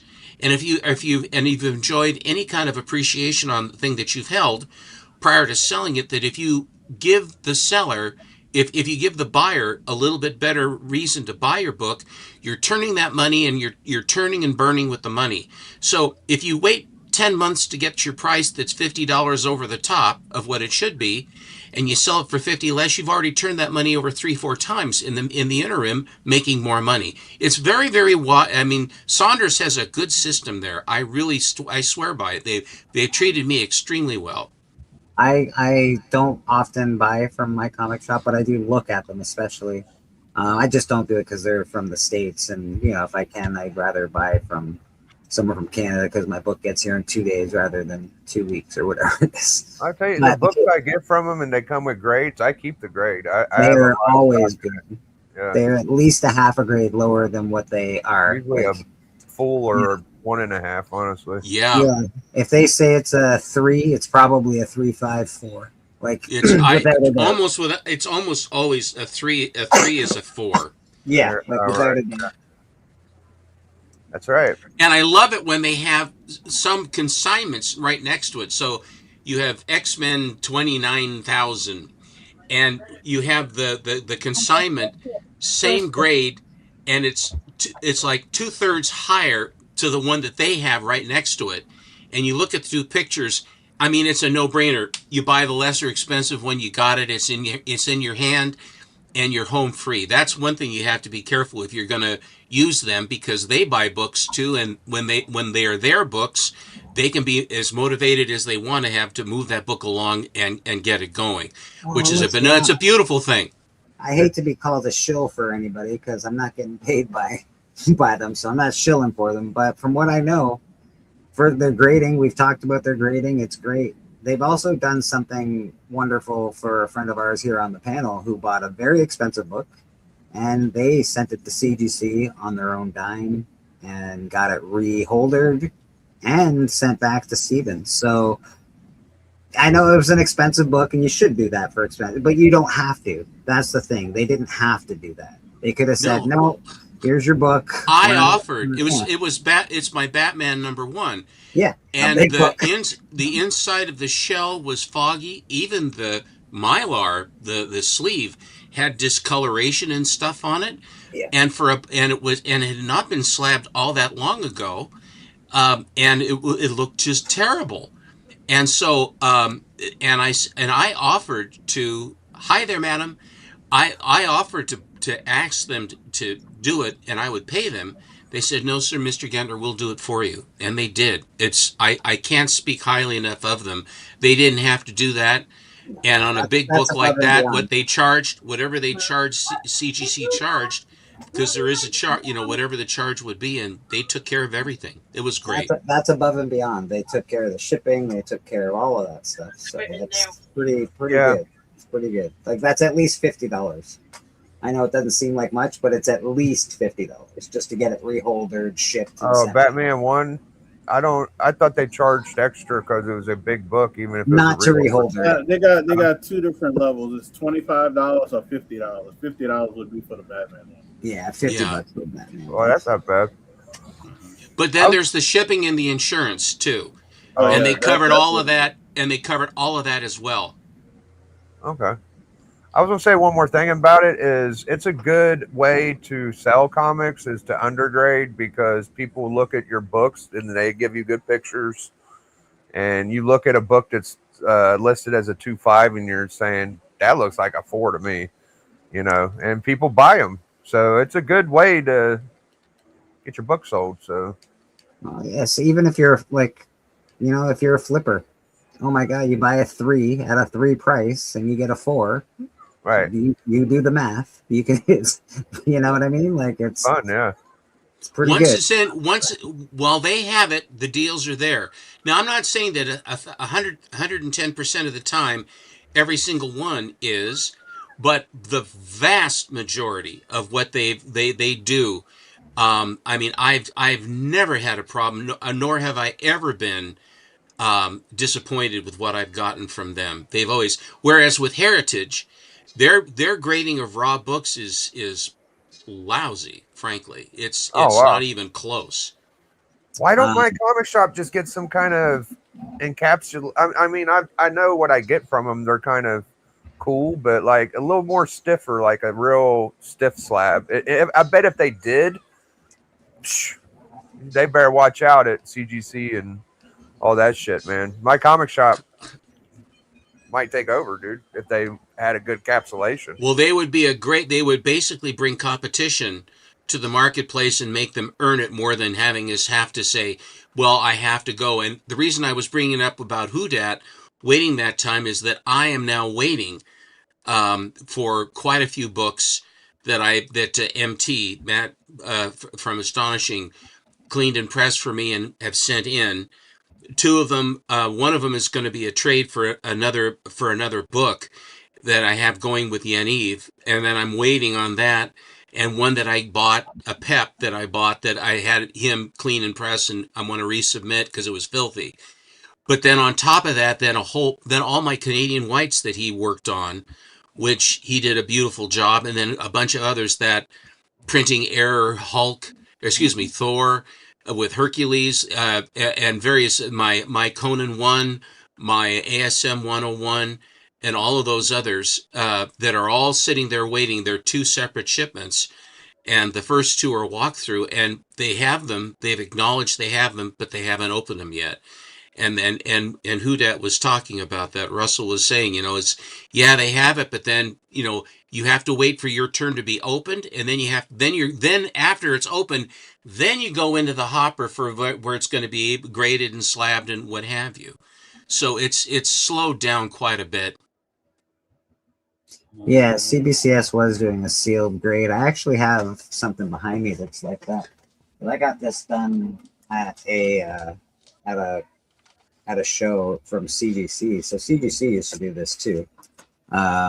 They would grade a book and they would give you just the inner well. That's what I have. I've got one right here. But CGC would do that at one point in time. You could get a graded book. This is a 9.8. This is just basically an inner well. They didn't put a big slab around it, but that was done at a show. So we'll see. Steven's got one. He says as well. That's all right. It's all right. You have the one. Mine was where they just took the raw book and then they encapsulated. They didn't put a grade, but as unissued. Yeah, that's about what like their grading label isn't as big as that, but it's about the same. Is what. But this would be nice to have something more like a comic capsule. I know people are. I don't like know. Yeah, exactly. A Gator Guard or anything like just something hard would be dope. Yeah, so it would be, but if my comic shop started doing that, it would be, and we are waiting for there. We would probably go for a service that was a new grading service if it was good, if it was above board, if there were good people involved, because I think, there's only a certain echelon of people that are involved in that. Who's the guy that used to do CGC and then went over to Steve Borak? Yeah, like Steve Borak. If he started a company, we might be. I think he's with Heritage now. Yeah, he started two companies. I don't know if he wants to do. Yeah, CGC and CBCS. Yeah, exactly. I don't know if he wants to deal with that again. This is your art, isn't it, Rad? This is a comic capsule. Yes, but is that your art in there? Yeah. Yeah, I thought so. That's beautiful. Yeah. But that is that would be nice. That's a very nice folder. They look good. They got a little hanger. They got a hanger. Like, I don't hate the comic capsule. Apparently, they fuck up your walls. Excuse my language. according to old Slippery, but yeah, man. If they could grade them and put them in those, that would be something. I'll tell you. but we've talked about it to end on this channel, that the problem with not grading books is now you and I, as a seller and a buyer, have to come to terms on what the grade is. That's the problem with ungraded books. Now, I put mine inside of a different bag, I think, but that's pretty much how the Mike Comic Shop comes. It's got the barcode and the grade and the number on it. Pretty nice. Business. Best way to list everything is by year and A to Z, 1950 to 2050. Yeah, fair enough. Man. Well, alphanumeric is the alphanumeric and then alphanumeric with chronological is the best way. The only problem is that if you have only a few of a title, and then you have another title that's bigger, and you've got your whole system set up as alphabetical, then you get more G's or you get more S's or whatever, and then you have to keep moving the whole goddamn thing. You have to move it around to keep it all in order. I gave up. If you have any number of books, then you have to basically go by character or by artist or by genre. Yeah. And that's what you, or golden, or age is what I do. That became a problem with me. I used to do alphabetically, A, B, C, D, but then, I got like 2 boxes of Batman. So, you're like, okay, just Batman's in its own thing. Spider-Man's in his own thing. Because I got a box of Spider-Man. The other ones are, little bits here, little bits there. But, the big ones that you collect, you're like, okay, I can't be putting these in here. These got to get their own boxes and whatnot. Jeff Jack, another thing that we always discuss here, the reason grading is important is for Golden Age books, especially Golden Age books, and people worked on them. There are purple labels and there are blue labels, and there's a big price difference in both of those labels. Which should not be the case. It shouldn't. The disparity should not be that big. And I think eventually the onus that they have, because if there is a purple label, if the connotation is that something nefarious was being done, and then that way it damns the book, because there are some guys that are smart collectors, advanced collectors, who say that, well, if it has a purple label, someone was trying to do something nefarious. Yeah. And that's not what it was. What it was, especially before grading happened in 1990, I've said this 1,000 times, is that you conserved your book and took care of your book to preserve the asset. That's why when you look at the census, you see there are all these restored copies of the biggest books. Almost all the timely mile highs were touched, as far as that goes, because those were so valuable. That's the first thing that they did.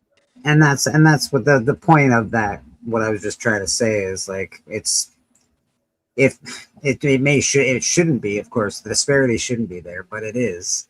And if you're buying a book right now and you go to buy a book and your dealer says, no, it's perfect, it's fine, it's totally good, and then you happen to send it into CGC and it comes back a purple label, now you've just spent far too much money on a book that shouldn't be worth that much money.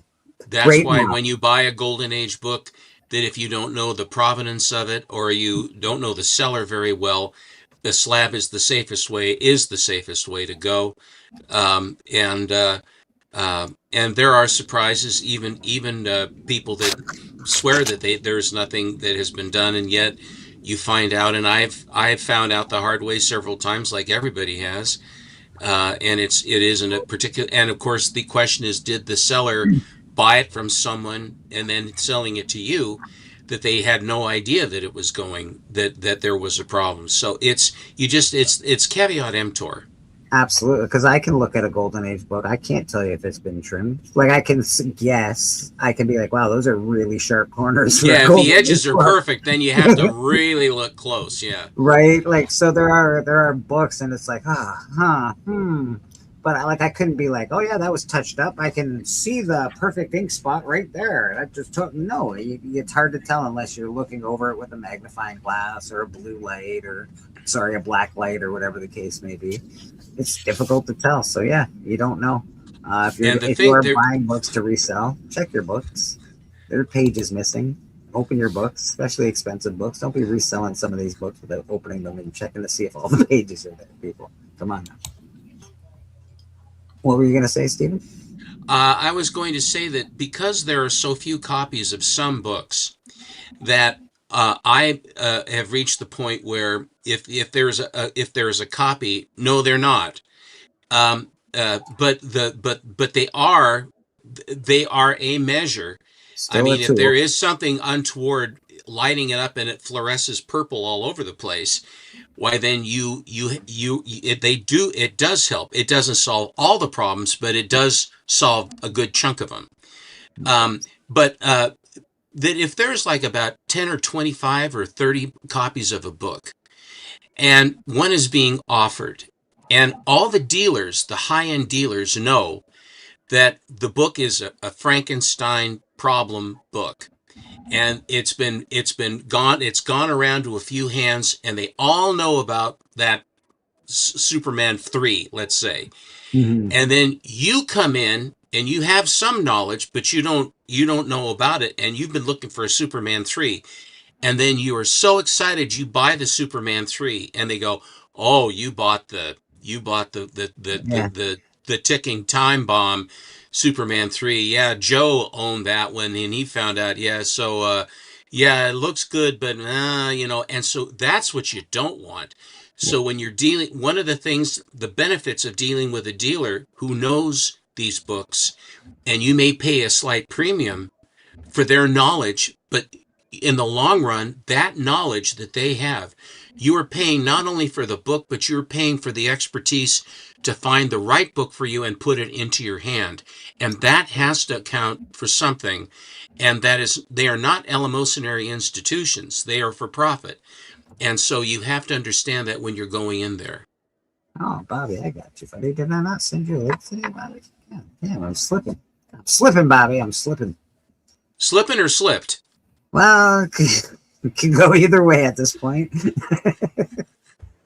All right.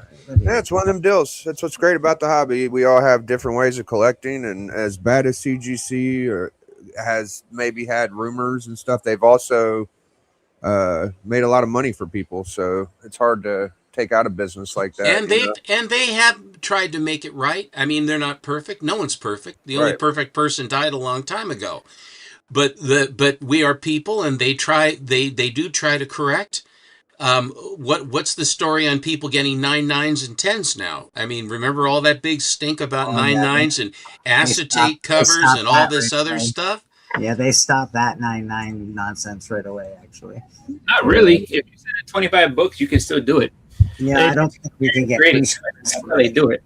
I remember that Captain America 100 that was a 9 9 or 10 or something, and it had all the ticks and collar breaks. I was like, where were they looking at? Like, I've seen better copies of that book. I know. I saw that. I went, oh.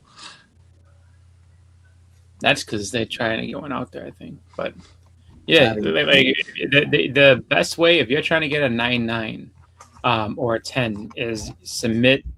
So every CGC order, the max you can have in an order is 25 books. You can send 100 books, whatever. It's still going to be in 25s. They'll break it out into that. And all they do really is that they're going to sit there because they showed it on their video. They basically look at it. Okay, these are 9 8s, and this one looks better than that, so that'll be in the 9 9 pile. And then they kind of go from there. So that's how you do it. You got to have at least 25 books, and then if they compare them all together and they know. Well, I think what Steppa was talking about, Chris, was more of the older books as opposed to the modern. I think they don't do it with the older books as much as they were doing at one point. Yeah, no, older books. It's too high of a gamble with that.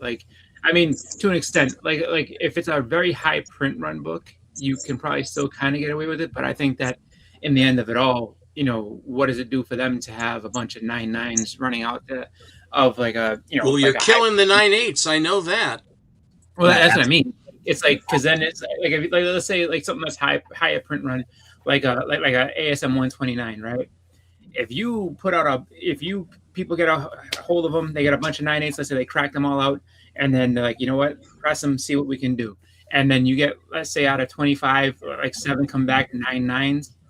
That's pretty bad because it's like you have 7 9 9s out there. Whatever comes out 9 8 from the rest of that, so the other 18 books are basically useless because it's like nobody's gonna want those. They're gonna want then those you 9 hold. Then the question is then you hold, because then you control the market. Now, you may see them on the census, but if the 99s don't ever show up, it's like a guy I knew that would collect Tarzan movie stuff. And he was buying all the Tarzan movie stuff, all the Weissmuller posters, all the lobby cards, all the window cards. This guy was the end. I mean, he was controlling the market because he bought every single thing that he could buy. There were some guys that did that with Disney as well, Mickey Mouse and those things. There were 3 or 4 guys that were spending literally hundreds and hundreds of thousands of dollars to buy and control those. Now, if those 3 guys suddenly decide that they don't really care that much about that stuff, then the confluence or the concentration of the market in those people, it can be detrimental if they all of a sudden they all decide to sell at the same time. That's why with the 99s, that if you all of a sudden decided to sell your 99s, you put the system to sleep. If there are too many copies of a book, that's one of the knocks on Hulk 181. If you have 25 Hulk 181s coming out, and you happen to be one of the sellers, it's a 9.6 or a high grade, you're just going to get killed at the auctions. They did that with AF-15. They had like 4 or 5 AF-15s. Well, that just the exclusivity that is involved in that, which is part of why you would buy it, is to have the exclusivity. You pay a little bit of premium because you have one of the elite copies. But if you concentrate, what Chris is saying is absolutely, you get 999s on that, and that's a time bomb about to drop on the market. Yeah. Agreed. Although I think they're giving CGC a lot of credit for cracking 25 books and getting 9 of those 9.8s to become 9.9s. Because no. CGC will be like, these are all 9.4s. What are you talking about? We must have been out of our heads. Biggie's point about that Cap 100 though, that was the most glaring I think I ever saw. Yeah. Looking around the edges of that book, you're going, what in the hell? And they have a group of people that are looking. There are 3 or 4 different people looking at it. There was no way that was a 9.9. There was impossible. That was an impossible 9.9. Yeah. Had to be some payola on that one. Old school radio payola. Yeah, but you don't get those. You see, like you crack them out yourself, or you get books that are ungraded, raw, whatever, and then you send them in together, and then that's kind of how you can get those. Because it's not just me that's saying it as a theory. I know if you ever watch, I think it's Automatic Comics. He talked about it. Like he said, like I got a bunch of these, and he did it for a while. He was like, I'm gonna keep sending these in. So he did it with Billy used to do it too. Economics and Comics. He loved those 9.9s when that started happening. I would like to get one just because I don't have one. I don't need I'm one. okay without it. It'd be cool to have one in my collection, just to have one. Guess. Oh, look! You know those, and you also know those vanity press ones too. Like if you have, it's almost like a Kickstarter, where they'll have a certain they have the rights to do a Draculina, let's say, and they have a limit of like 35 copies or 40 copies. And out of those 40 copies, then there are 3 9.9s and then a bunch of 9.8s. And then if you want to step up to the 9.9, then you can step up to the 9.9 because it is a vanity press and they really are 9.9s. They just come out perfect. But it's not like you have the run-of-the-mill one where they turn on the machine and they run off 110,000 copies of the books.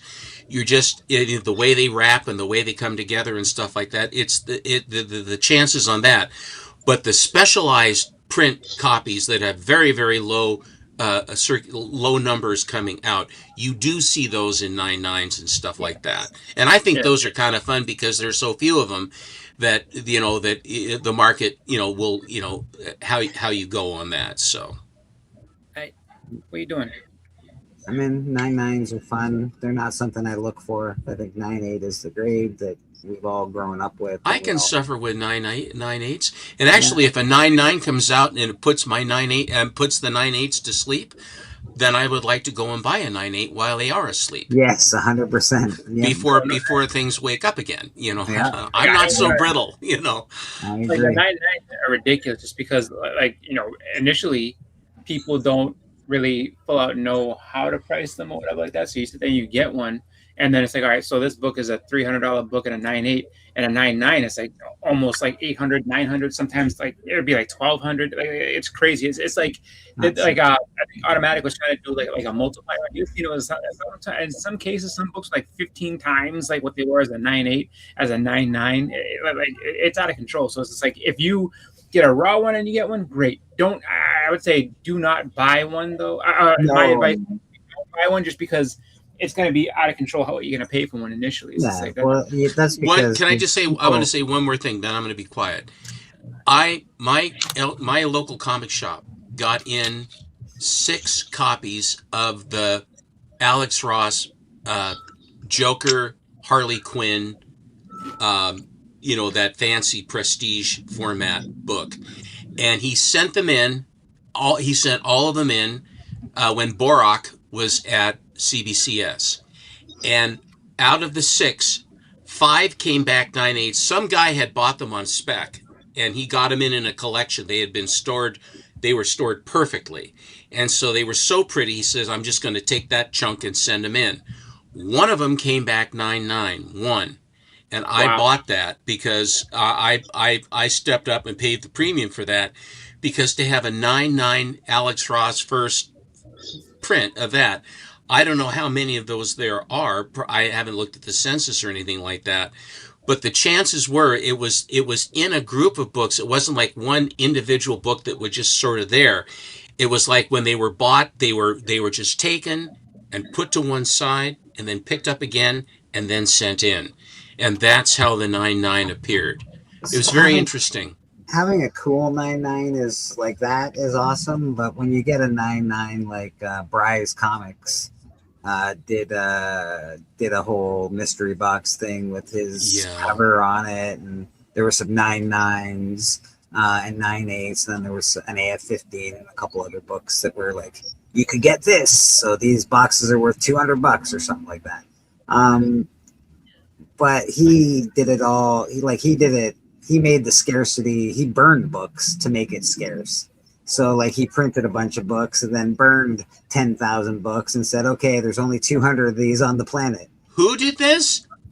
Bry's Comics. Is it Bry's Comics? I think it's Bry's Comics. Okay. Yeah, that's Bryce. You got it right. Yeah, and so he burned a bunch, or had them burned. That's what he said. We didn't see any. I'm not. Show me the ashes. Show me the film of the fire. I'm not trying to sound like shitty towards you, Bleeker. It's just annoying. I don't know. Stir those. I don't know. Yeah, man. That's what he said. He said they were burned. Yeah, he went in his backyard. He put some lighter fluid on them all, and he just lit them up. That's the way it went. Yeah. I don't know if they were burned in that manner, or they just like destroyed them off the press as they, he only got, here's 200 of them. We destroyed the rest of them. Caveat emptor. Yeah, or he lied, and there's actually 1,000 of those books. Or he kept them. Every 10 years to fucking make money. Folks, guess what I just found? Yeah, guess what? I found another. Can you believe what it? What are the chances? one every other year pops up. So you can create scarcity for a book too, which I like. So I'm not going to be buying any of these. There's only 200 of these fancy covers. I'm like, get out of here with your fancy cover. So funny, dude. So as far as the CDC census is concerned, there's only 6 9.9s of that Batman Holly book. Hey, out of how many? I don't even know how many there were. Lots. Out of how many? Hold on. What do you mean? There's only 6 9.9s. Yeah, but out of all the books that they put on the whole census. Oh shit! I don't know. It's a pretty popular book. I'm sure it's been seen. We might as well see how many were printed if we're going to do that. It's less than well, as far as what's been submitted and graded, it looks like there's less than 4,000. It's 3,936. 3,963. So that's not bad. Probably that's a pretty good percentage. Probably low. A couple 100,000 printed or something, I guess. I don't know. RoboCop vs. Terminator, yes, Daniel. No for the. I think no for Child's Play. I think yes for Texas Chainsaw for your questions. Just see. Bobby, what are you doing these days? How you doing, brother? Good to see you. I don't know if we can hear you, but it's good to see you anyway. Yeah, we can see you. Any plans on world domination? Yeah, how's the domination of the world? He's mum on it, Biggie. If he knows, he's not telling, right? Mum's the word. We need Is some your mic Bobby muted, bots. buddy? Is your mic muted? I think your mic might be I think it muted. is. I don't It think wouldn't it's be muted. showing his mic unless it was muted. Yeah, it's muted. No, I can't unmute my guest because the mic is not connected. All right, he's gonna come back. He's gonna take another run. Yeah, I think Connect so. that mic, buddy. Oh, you had it for a second. It went off. No, not at all, Daniel. You're more than welcome anytime. We appreciate you being here, brother. We all big shots on the channel. There it goes. Hey, there you go. I can almost hear a Bobby. Almost. Oh, almost. It was close. We almost had him. Bobby's got that cool voice, silky. Do you know the thing is, I've noticed that the technical difficulties that we all seem to have, give or take, and with the broadcasts, and then various people contributing, and then their power goes out, or the computer goes out, or the internet goes away, or it's seemingly rather problematic how that whole thing goes. You know? Yeah, it's not a perfect system. I'll give you that. A lot of bugs in this system, but we enjoy it. We work it out. Bobby's still here. Oh, there he goes. He says, enough of this. I'll just come back again. We'll redo the handshake. Yes. Yeah, man. I showed a bunch of Gru comics this morning, Stephen. I don't know if you saw that this morning, if you were awake, but I showed pretty much my whole Gru collection. Oh, I got fair enough. I got a few more. The number one I have in a box somewhere. I just don't know where it is, but it's fun stuff. I showed some other cool things I found. So Gru's kind of like a knockoff, funny version of Conan, kind of deal. I'm guessing. Yeah. It's like a funny version of like a warrior. I'll be honest. Like him, Beckler was fun, but not really my cup of tea. I'll just say it that way. I liked her. I like the way it was drawn. I like the art. I liked it. I read it in, like I said, I think I started reading it in the newspaper. So finding the comics was pretty cool. It's very cartoony, which I have an appreciation for and stuff like that. So it's okay. Yeah, definitely very cartoony. So, and like some of the covers on it, they're very even though it's cartoony, it's like, wow, that's a lot. There's a lot going on. Yeah, some of it's pretty good, actually. You're right. Yeah. Question for the panel: has anyone seen a UFO? No. I think I saw a UFO once. I have it filmed somewhere on my Facebook. I think I put it because I saw this weird light go up and down and sideways in weird motions, and it was very far away. But it shouldn't. It was a weird light, and I couldn't. It's not a very good photo picture of it. It was nighttime. It looked like something. Is it an alien or UFO? I have no idea. What about you, Biggie?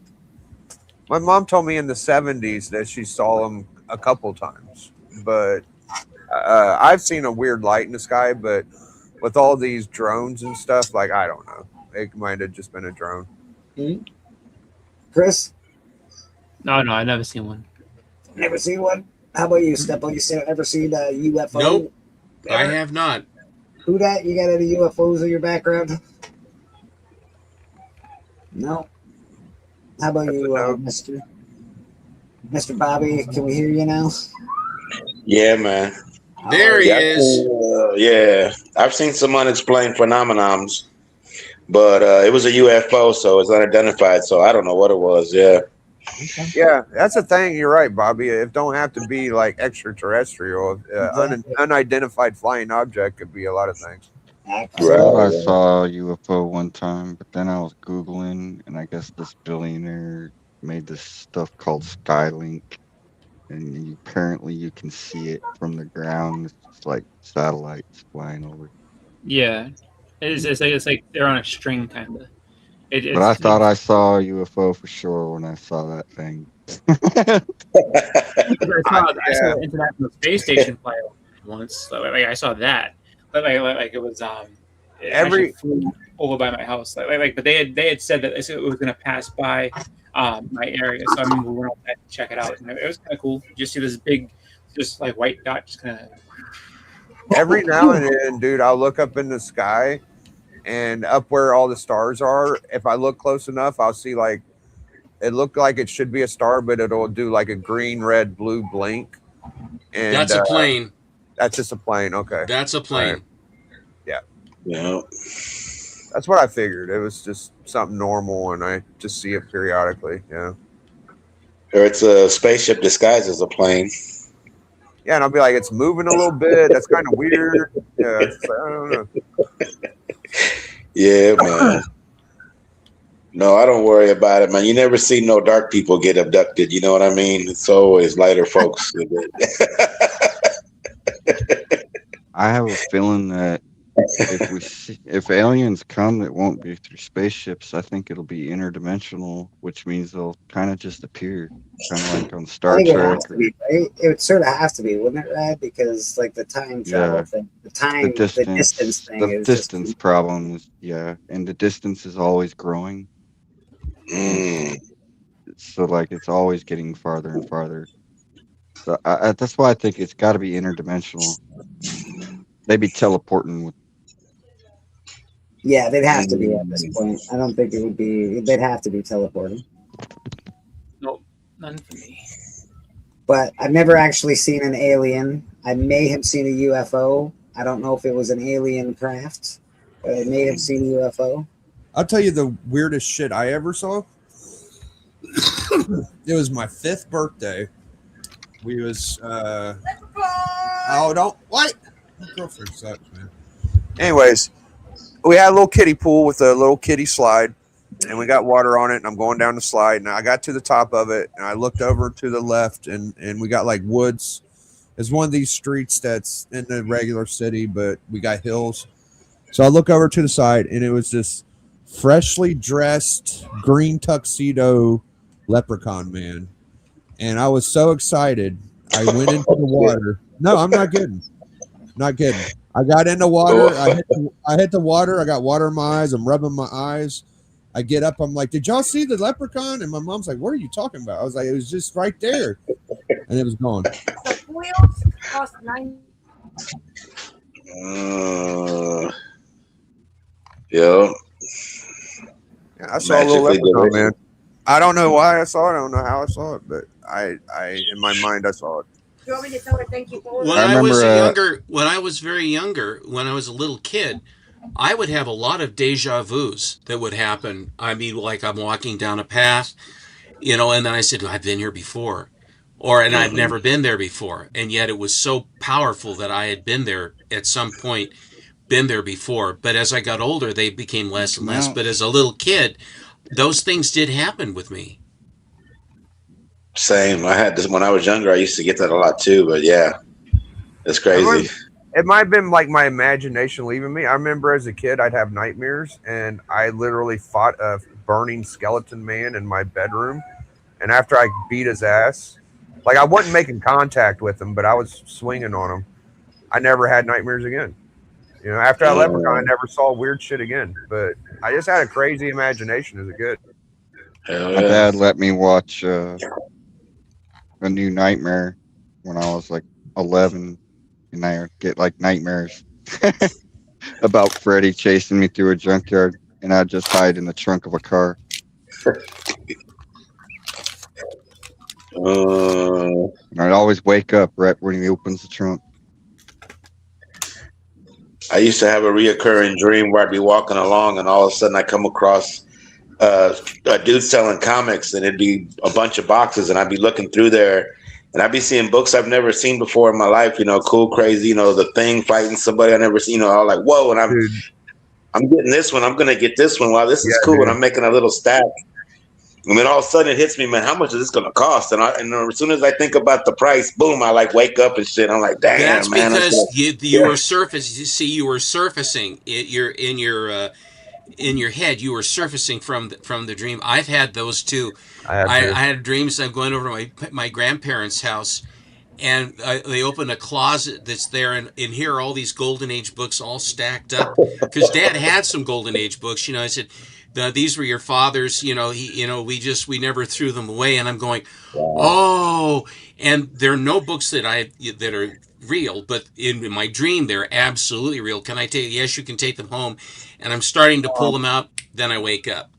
Yes, that used to be a Christmas dream. When I was little, I used to have that dream, like leading so up funny. into Christmas, and that was the most painful dream in the world. Everything you wanted, everything that you wanted, that you're like, oh, I'm gonna ask Santa Claus for this, and all of a sudden you're sitting there, you're opening everything, and it's all there, and then all of a sudden you wake up and like, oh shit.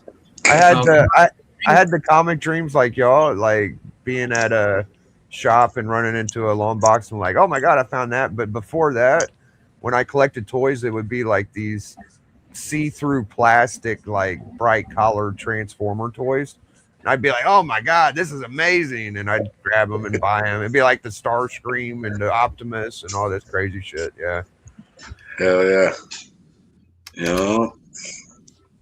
That's the word. Yeah, then you wake up and you're looking, where's those comics or where's that money I had and shit? You're looking all over the way. I was a damn dream and shit. I did that with GoBot toys when I was a kid. I dreamt I had GoBots. I put them under my pillow. I woke up and I checked under my pillow for them. It was like such a vivid dream. It was so weird. Yeah, life's beautiful. You got to thank God, man. Just to even be able to have a dream, is like, who would have thought, dude? Crazy. I know it, man. That's what I'm saying. Happy Memorial Day. Yeah, shout out, to all our Memorial Day. All our fallen friends and family, man. And yeah, man, everybody, we're here living for them right now, thinking in our thoughts, you know what I'm saying? Yeah. We're going to go through a generation that don't have those kind of people, like I had my grandfather and Steppo had his grandfather and dad, and Bobby, you had your dad. And just having those cool guys around that experience world travel and battles and all that stuff, man, they're not going to have that. My kid ain't going to have that, I don't think, so. Yes, when you get a visit from your parents when they've gone, that's really something when they come to visit in your dreams. Sometimes it's vivid, and you're so happy to see them and all that other stuff. It's the mind is an incredible thing. It really is. The subconscious and how things are, as far as and a Memorial Day, it does help you focus. Like I said, my brother did all the flowers and things for mom and dad, and also for my grandparents this time, and he was very, very good about that. He's better than me, actually, but I certainly appreciate that and the thought of it, as far as that. And when you get older, when your siblings pass and things like that, and if you lose, family members and stuff, it's sometimes it's very, very powerful, extremely. But Memorial Day is great because it does allow you to focus.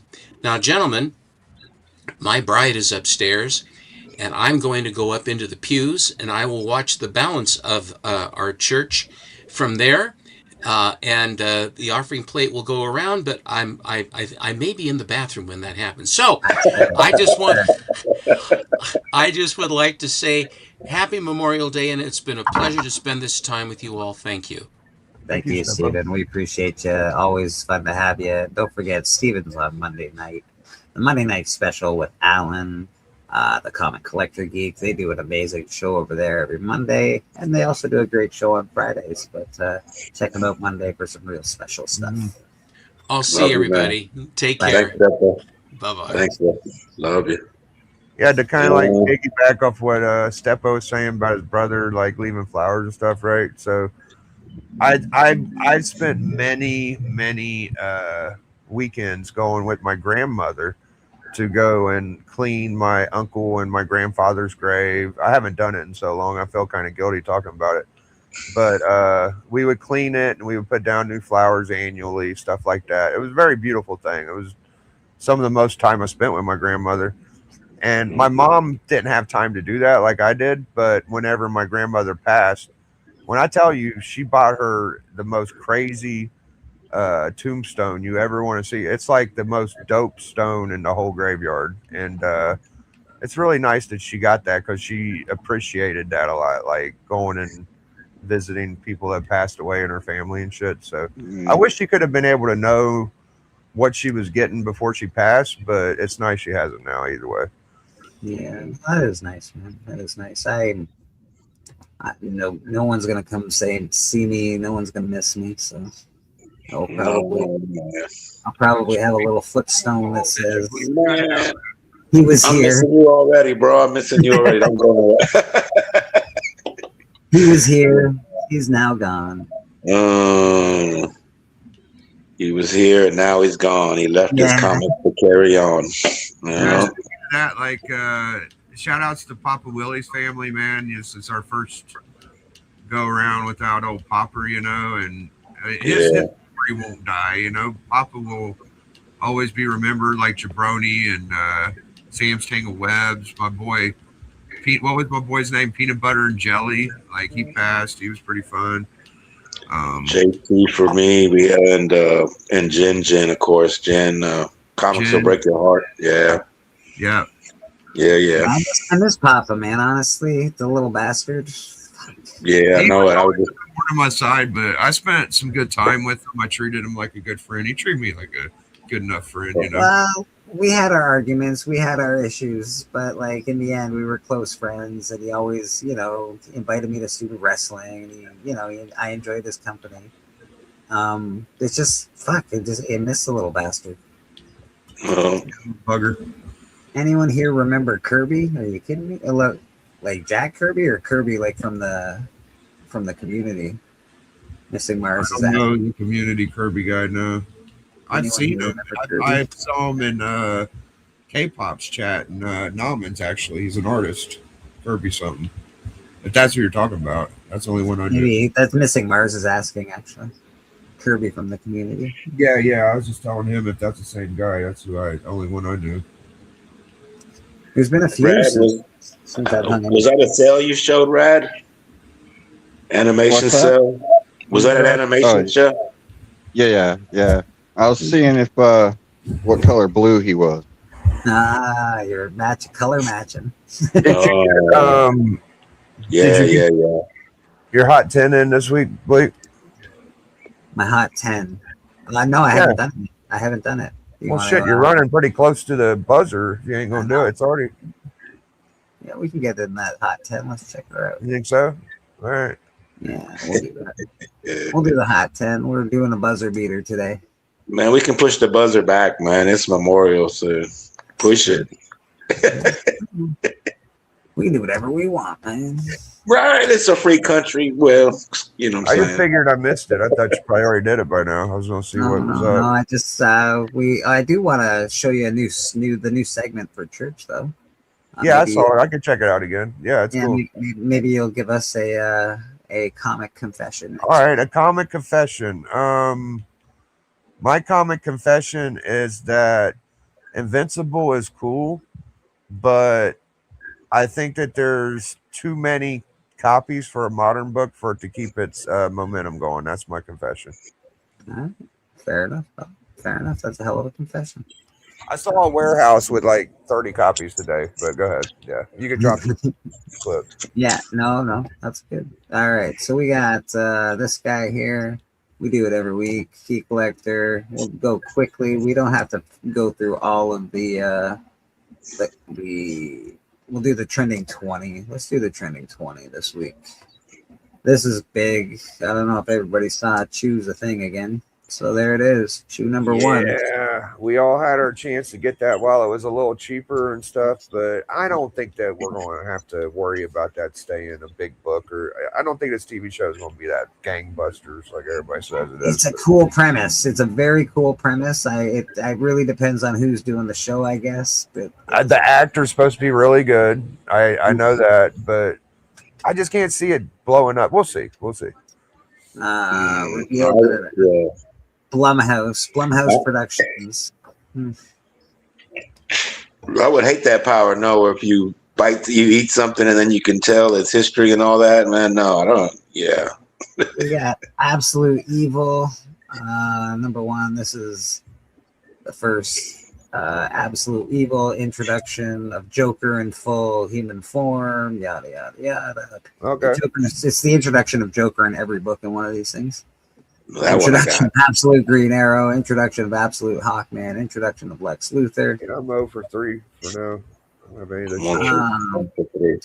Cyclops number 1, first appearance of Tearjerker, and Sockeye, a new Reavers. Okay. Oh, that's interesting. That was what year was that? That was 2026. Okay, so that's hot. Shit, that's brand new. That's brand spanking. Missed that The one. Boys number 4. Hey, I have this book. No. First full team appearance of the 7, Starlight, Black Noir, blah blah blah. All right, Walking Dead number 61. I don't have this book. That's the Chew preview. Oh, right, preview of Chew. First appearance of Father Gabriel Stokes. Oh, it's a double key. There you go. Green Arrow number 1 from 2001, premiere issue written by Kevin Fuckett. The series writer. Yeah, Kevin Smith. Oh. Kevin Smith wrote this garbage. Yeah, I got that one.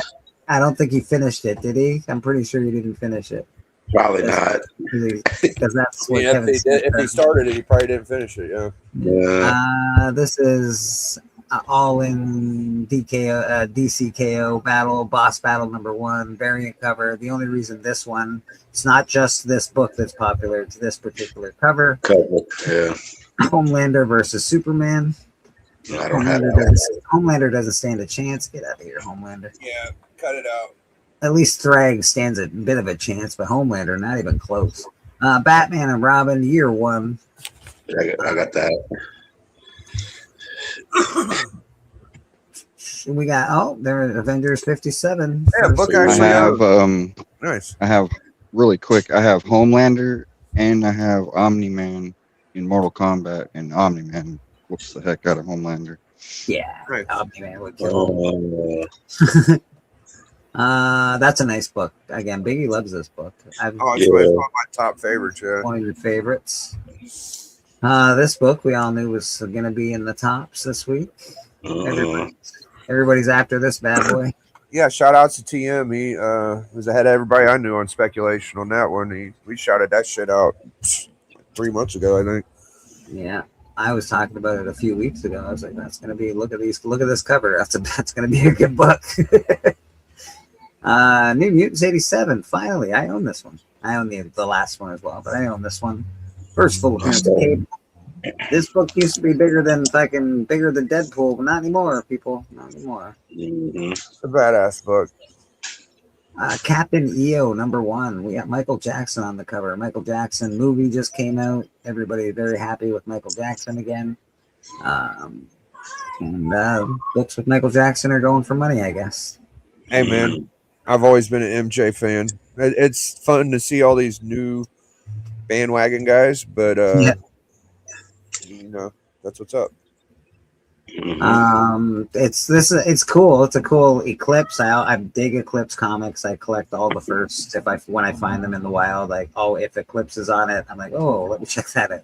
So I always buy these books. Is that the first appearance, or is it just it don't say first? No, it doesn't say first appearance at all. It says oversized 11x17 souvenir edition sold exclusively at Disney theme parks. Oh, so that's why. Okay. Yeah, this was only sold at Disney. Yeah, that's pretty dope, actually. That's pretty cool. I'm going to be looking for the first appearance of Michael Jackson for the Hot 5, by the way. So I'll figure it out. Yeah. Absolute Martian Manhunter. Finding a little love, but people don't like this story, and I particularly am not a fan of the art that's on the covers. But I have that in A5. I think it is that Michael Jackson. You got the Michael Jackson one? Cool. Really introduction. Cool. Yeah, this is. I'm not sure if this is good, but it's hot this week. Apparently, all the Absolute stuff's getting hot again.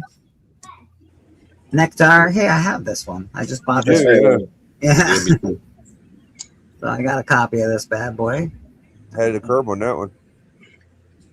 We got Amazing Spider-Man number 546. First appearance of the second jackpot. First cameo appearance of Freak prior to receiving powers. And first appearance of Mr. Negative, it looks like. Yep. Yeah, first full appearance of Mr. Negative. This one I sold to Steven. I had a 9/8 copy of this. I sold it to Steven. This is the basis of the new Supergirl movie. I got the cover has nothing to do with the actual story, by the way. But no, I know. It's like, okay, we'll see how it goes. But this is this is what they're doing. This is the basis of the story. Odin. This just came out last week, I think. Yeah, a little self-manufactured hype on this. I'm not understanding this one at all. I gotta be honest. What did I tell people last week? I said, look at this. I bet you this sounds like it's written for TV, and it sounds like it might Thought be it had a chance. Yeah. I was like, it sounds like they're trying to they're pushing it, and then immediately it's $40. I don't know. I almost bought the blank sketch. They have the blank sketch in the shop. I actually stressed that to you when we were talking about it. It's like, oh, rad, Odin, blank sketch. It might be cool. Damn. Ahead of the curve, baby. Just one of the new. Absolute Green Arrow number 1. I ain't getting this one either. People are big on it, but I don't understand it. Introduction to Black Canary in the Absolute Universe. Yeah. Spider-Man, Spider Noir number 1. This is 2026 as well, so this is new. Waste of time. Promotional comic given away at New York premiere of Spider-Man Noir on May 13th, 2026. Yeah, so it's gonna be tough to find. So this was given away at the premiere. So this is going to be hard to find. Everybody, look at this. Go. If you happen to run across one. Yeah, at the movie theater. Yeah, they gave this out at the theater, I think. There's only 500. So that is going to be very hard to find. That character might get hot, dude. Yeah, it's going to get really hot, actually. That movie, I think. Oops. That movie is going to be really good. I think it's going to be a hit. It's already just seeing the previews. It looks really good. Yeah, it does. Yeah, I don't want to overhype it or anything, but it looks pretty good. Yeah. Odin, Green Arrow, Spider Noir, Darth Maul. Darth Maul TV show has come on, and it's been pretty good. People have liked it, so Darth Maul stuff is hot. Yeah. This is a 1 in 25, so this is going to be a little harder to find than just the Darth Maul number 1 or Shadow. Sorry. Again, this is a newish book, so this is a new book. It shouldn't be $50. I wouldn't pay $50 for that if I was no. Could have got it for cover not that long ago. Yeah, I can't stand it. Yeah. Don't be paying $50 for that, unless you want to. If you really want to. It could be one of those absolute deals where it's $300 next week. Who knows? Yeah. Don't let me stop you, but I can assure you, I would listen to what I'm saying if I were you. I wonder how Dork is doing. Is Dork holding water, or is it sifting a little bit? Let's check out on cover price. Is it? Yeah, I think so. I would imagine. I don't know how once the freshness of it being new is gone, what else is left, right? Mm-hmm. I mean, it looks cool. It's a fun story, I'm sure, but yeah, it's just the hype. The hype when it come out. Yeah, a dungeon crawler Carl is definitely not going anywhere for a while. That's the one that overtook it. Yeah, not in value, but in people's minds, right? Yeah, I think attention kind of shifted, and it'll shift again. Next week it'll be something new. It'll be something different. Yeah. Cybopath is not power. It's not the power you want. Let's check out cover price for a quick second. I mean, at the height, what was it? $100 book raw? It was, I think, a little more than that. Actually, a couple was $100 it? bucks. I think, yeah. It was more than 100. Okay. I think so. Yeah, pretty sure. We'll look I right wonder how now. much you get raws for now. I bet raws are still around 100. I would guess. I would think they're probably still about $100. I don't really know. I didn't. It's not a book that I was after, so I Yeah, I don't have a copy, so I haven't followed it closely. I'm just wondering. Yeah. Let me see what's happening. Oh, that's not where we want to go. That's where we want to go. Yeah, if I was to get any of those, I'd want the ash can. I think for that. So we're looking on cover price, not on eBay. We're gonna look at like the actual fair market value of this stuff. All right. Okay. Let's see what we got here. I said enter, please. No, we don't want to go. All right, fine.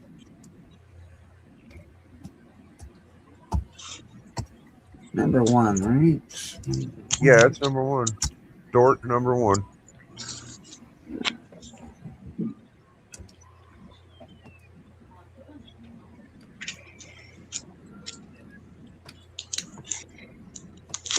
You think it'd be right at the top? DORC. Oh, it's DORC. That makes way more sense. Almost like I know how to spell, except not in comic books, apparently. There we go. That makes sense. There's dork number one. Cover A. We'll just look at cover A. We won't look at it. Yeah. We have value overview CGC 9.8 last recorded sale May 23rd was $174. Okay. That sounds a little low to me, but okay. Still pretty good for a brand new comic, though. Yeah. I mean, if Raws are going for 100 and a 9.8's only 174, it seems a little off on the math to me. But you know. Most common 9.0s to 9.4s are going for about $82. Most common slabbed about $166. Yeah, so I would say that I think it's kind of fell down a little bit in my opinion, but okay. Highest known value for March 16th of 2026 was a 9.9 sold for $807. 9.9 of Dork One. For $807, bro. Oh my god. So yeah, raw near mints are going for about $85. So they're down a touch. They're down a bit. Yeah, just a little smidge. Smidge, they're down. We'll check in a month or two, see if it's at the same. Yeah. Yeah, man. Anything else you want to know? Because I have it open.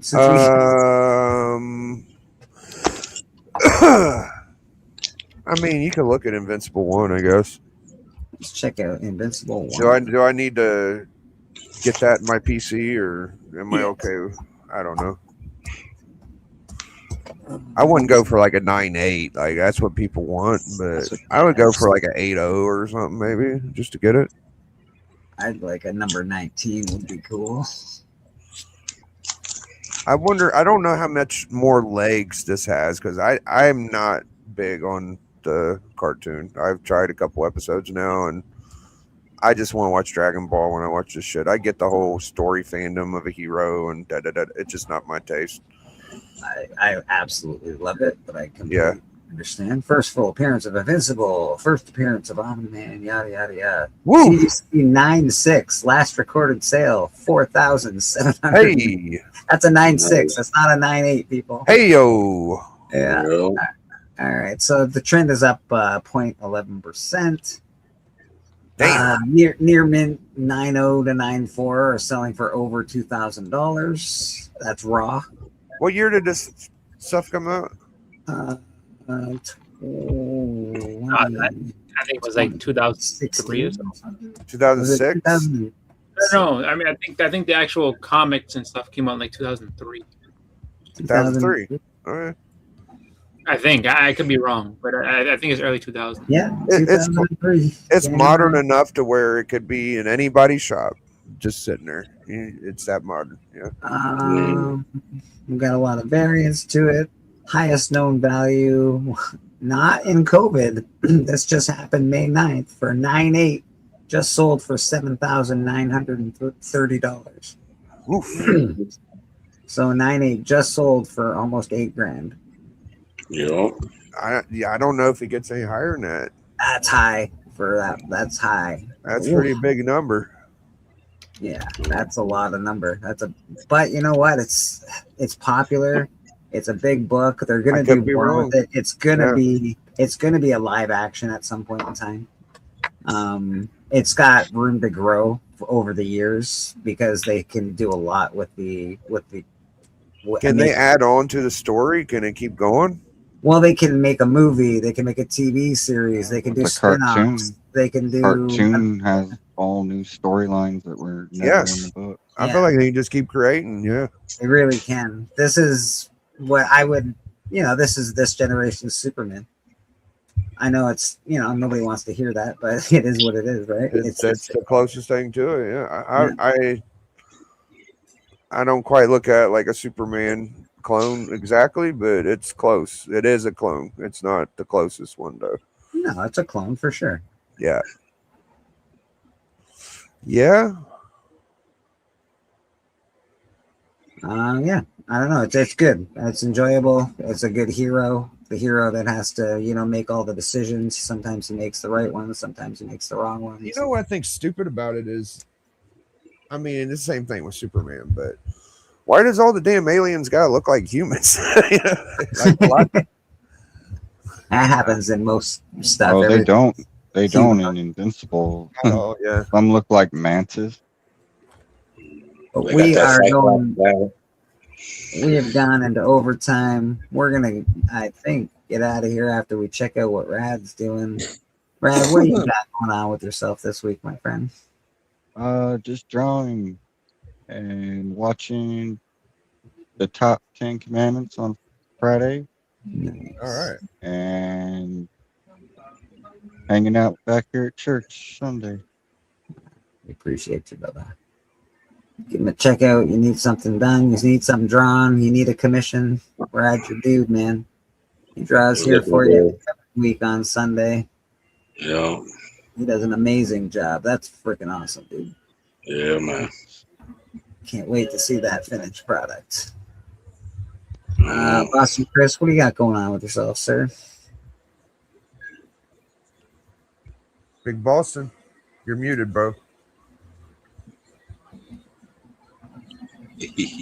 Not much. I did a video, I don't know, I think like a couple of days ago, and then I just haven't had a chance to do anything else just because this actually was a busy weekend for me. I would have a little bit more time than I have had, but I do have some more things that I need to definitely make videos for, so I'll be trying to do that when I have a chance. But pretty much just chilling. Cool. We always appreciate you here, Boston. Thanks very much, man, and appreciate you participating in the new comic book church segment, the comic book confessions. Yeah, I'll talk more about that when it's my turn. Mr. Bobby, what's going on, my friend? Hey, everybody. Yeah, I was out there. I stopped at Half Price Books, and I ran into Brother Beckerman this morning. Yeah, picked up a few books. This was in the 50 Cent band, man. I never seen that Azriel and Ash crossover, right? What's that? I don't know. 50 cents. I'm gonna check it out. Yeah, 50 cents. And then year one Azriel, that was 50 center. Yeah, I got that. And these ones were like $2. Yeah, John Byrne, Wonder Woman. Damn. Dark Side. Yeah. Spotlight 4 featuring Captain Marvel. Oh, that's a winner all day. Good, nice clean one. It's got a sticker on it, man, but I think I'll be able to get it off. But yeah, it's a nice copy besides that. But yeah. Those were fun. And then this was I was happy to find this one. Yeah, that's good stuff. Yeah. That's a throwback. Yeah. I like homage. Yeah, man. So this was cool, yeah. But I got to see Brother Beckerman, and that was good, man. And I got a little memorial song, man, if y'all will indulge me, with the good people out there, yeah. You're the leader of the church choir, buddy. You get indulged. Sing away. Appreciate you, man. I appreciate you. This one's going out to all our fallen friends and family. Yeah. And what's going on here? Yeah, okay. And yeah, just like I said, it's blood, sweat, and tears. Yeah, when I die. And this is how it goes, a little something like this. Yeah. It goes, I'm not scared of dying, and I don't really care. If it's peace you find in dying, well then let my time be near.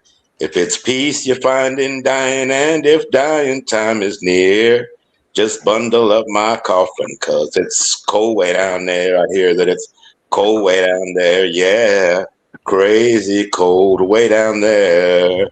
And when I die and when I'm gone, there'll be one child born in a world to carry on, to carry on. Now troubles are many, they're as deep as a well. I can swear there ain't no heaven, but I pray there ain't no hell. Well, I swear there ain't no heaven, and I pray there ain't no hell.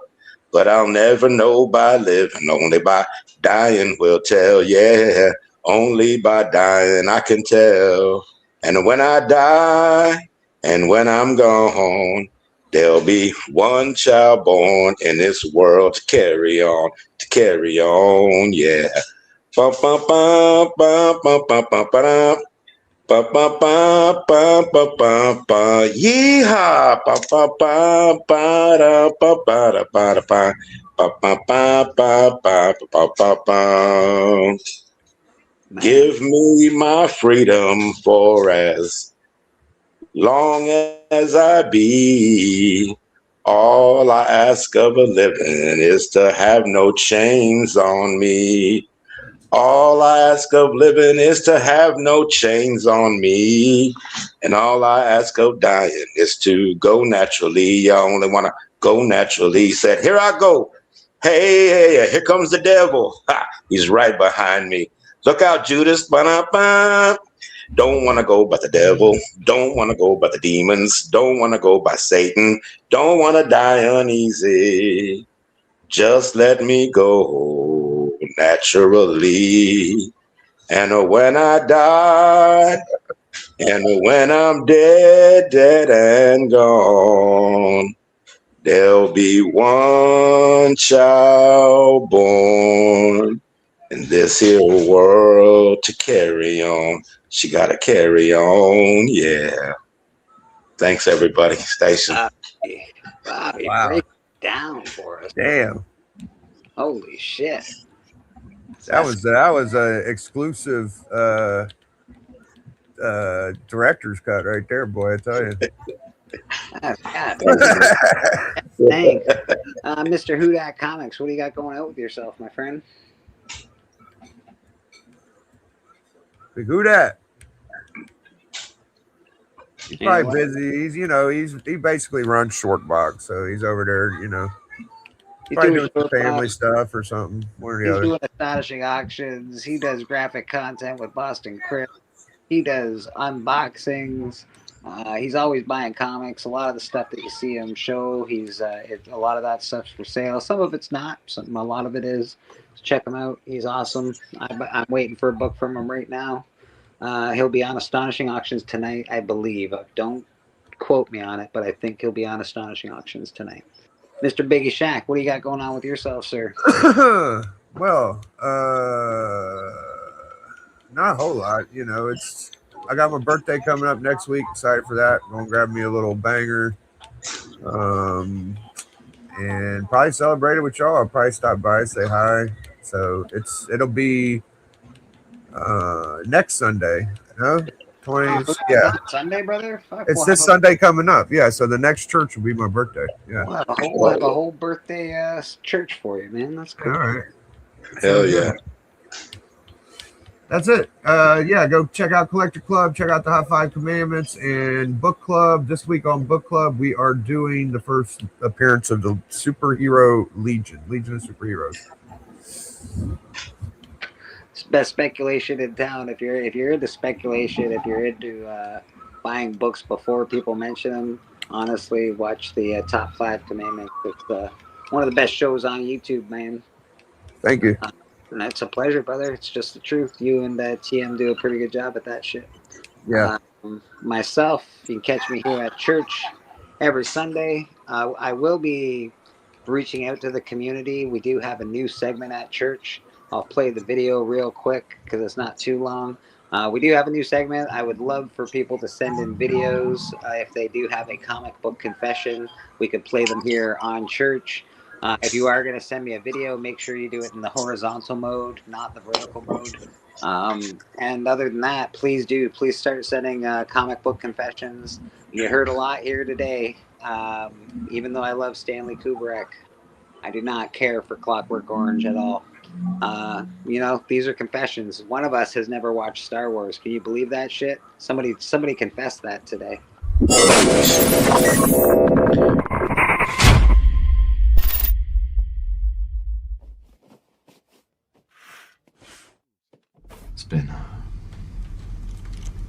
It's been too long since my last confession. And what have been your sins, my son? Well, Padre, I don't want to keep you up all night, so I'll just fill you in on the latest batch. You can't handle the truth! Please send in your comic book confessions. Looking forward to hearing them. If you want on the panel to do a live comic book confession, we'll have you on the panel as well. If you do want a link to the panel, just let me know. I can send it to you on Instagram. I used to put it in the chat. We don't do that anymore for various reasons. But yeah, man, if you want a link, let me know. Would love to have you. Biggie, that is my birthday too. Happy birthday! If I don't see Mick Edwards, Mick Edwards says that's his birthday too, Biggie. All right. Happy birthday, man. Biggie and I are also trying to put together we talked a bit about it earlier, fantasy comic book draft. If you are familiar with fantasy football, the concept is very easy. There's a bunch of books to choose from. There's a bunch of players. There's a bunch of people that pick those players, and it's a spec. It's a spec game. It's whose books go up in value more by the end of a certain period, probably 3 months. I feel like a thing that we haven't been saying about it that will be a part of it. I'm pretty sure is once we get our players picked, we will be able to offer trades. Yes. There will be trading. There will be anything that's involved in fantasy football. Basically, same premise. It should be fun.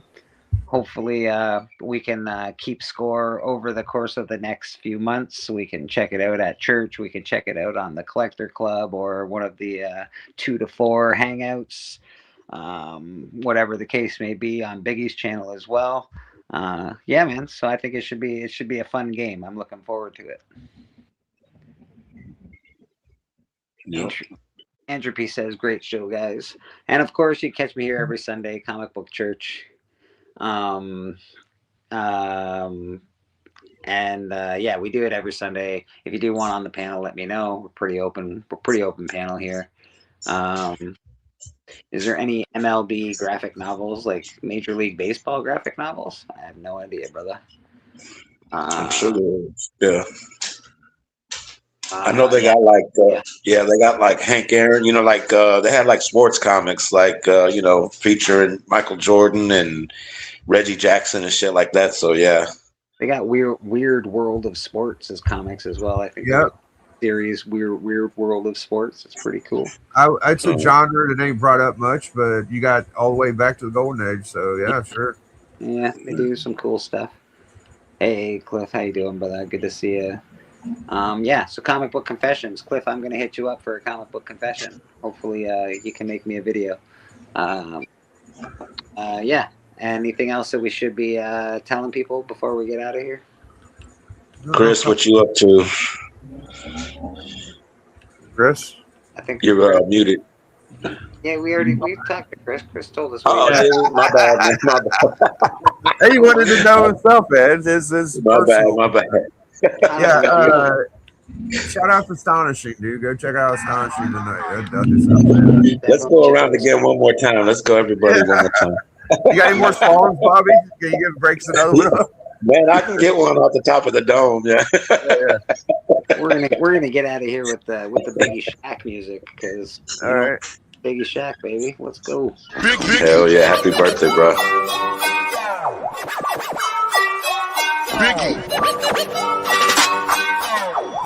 Biggie.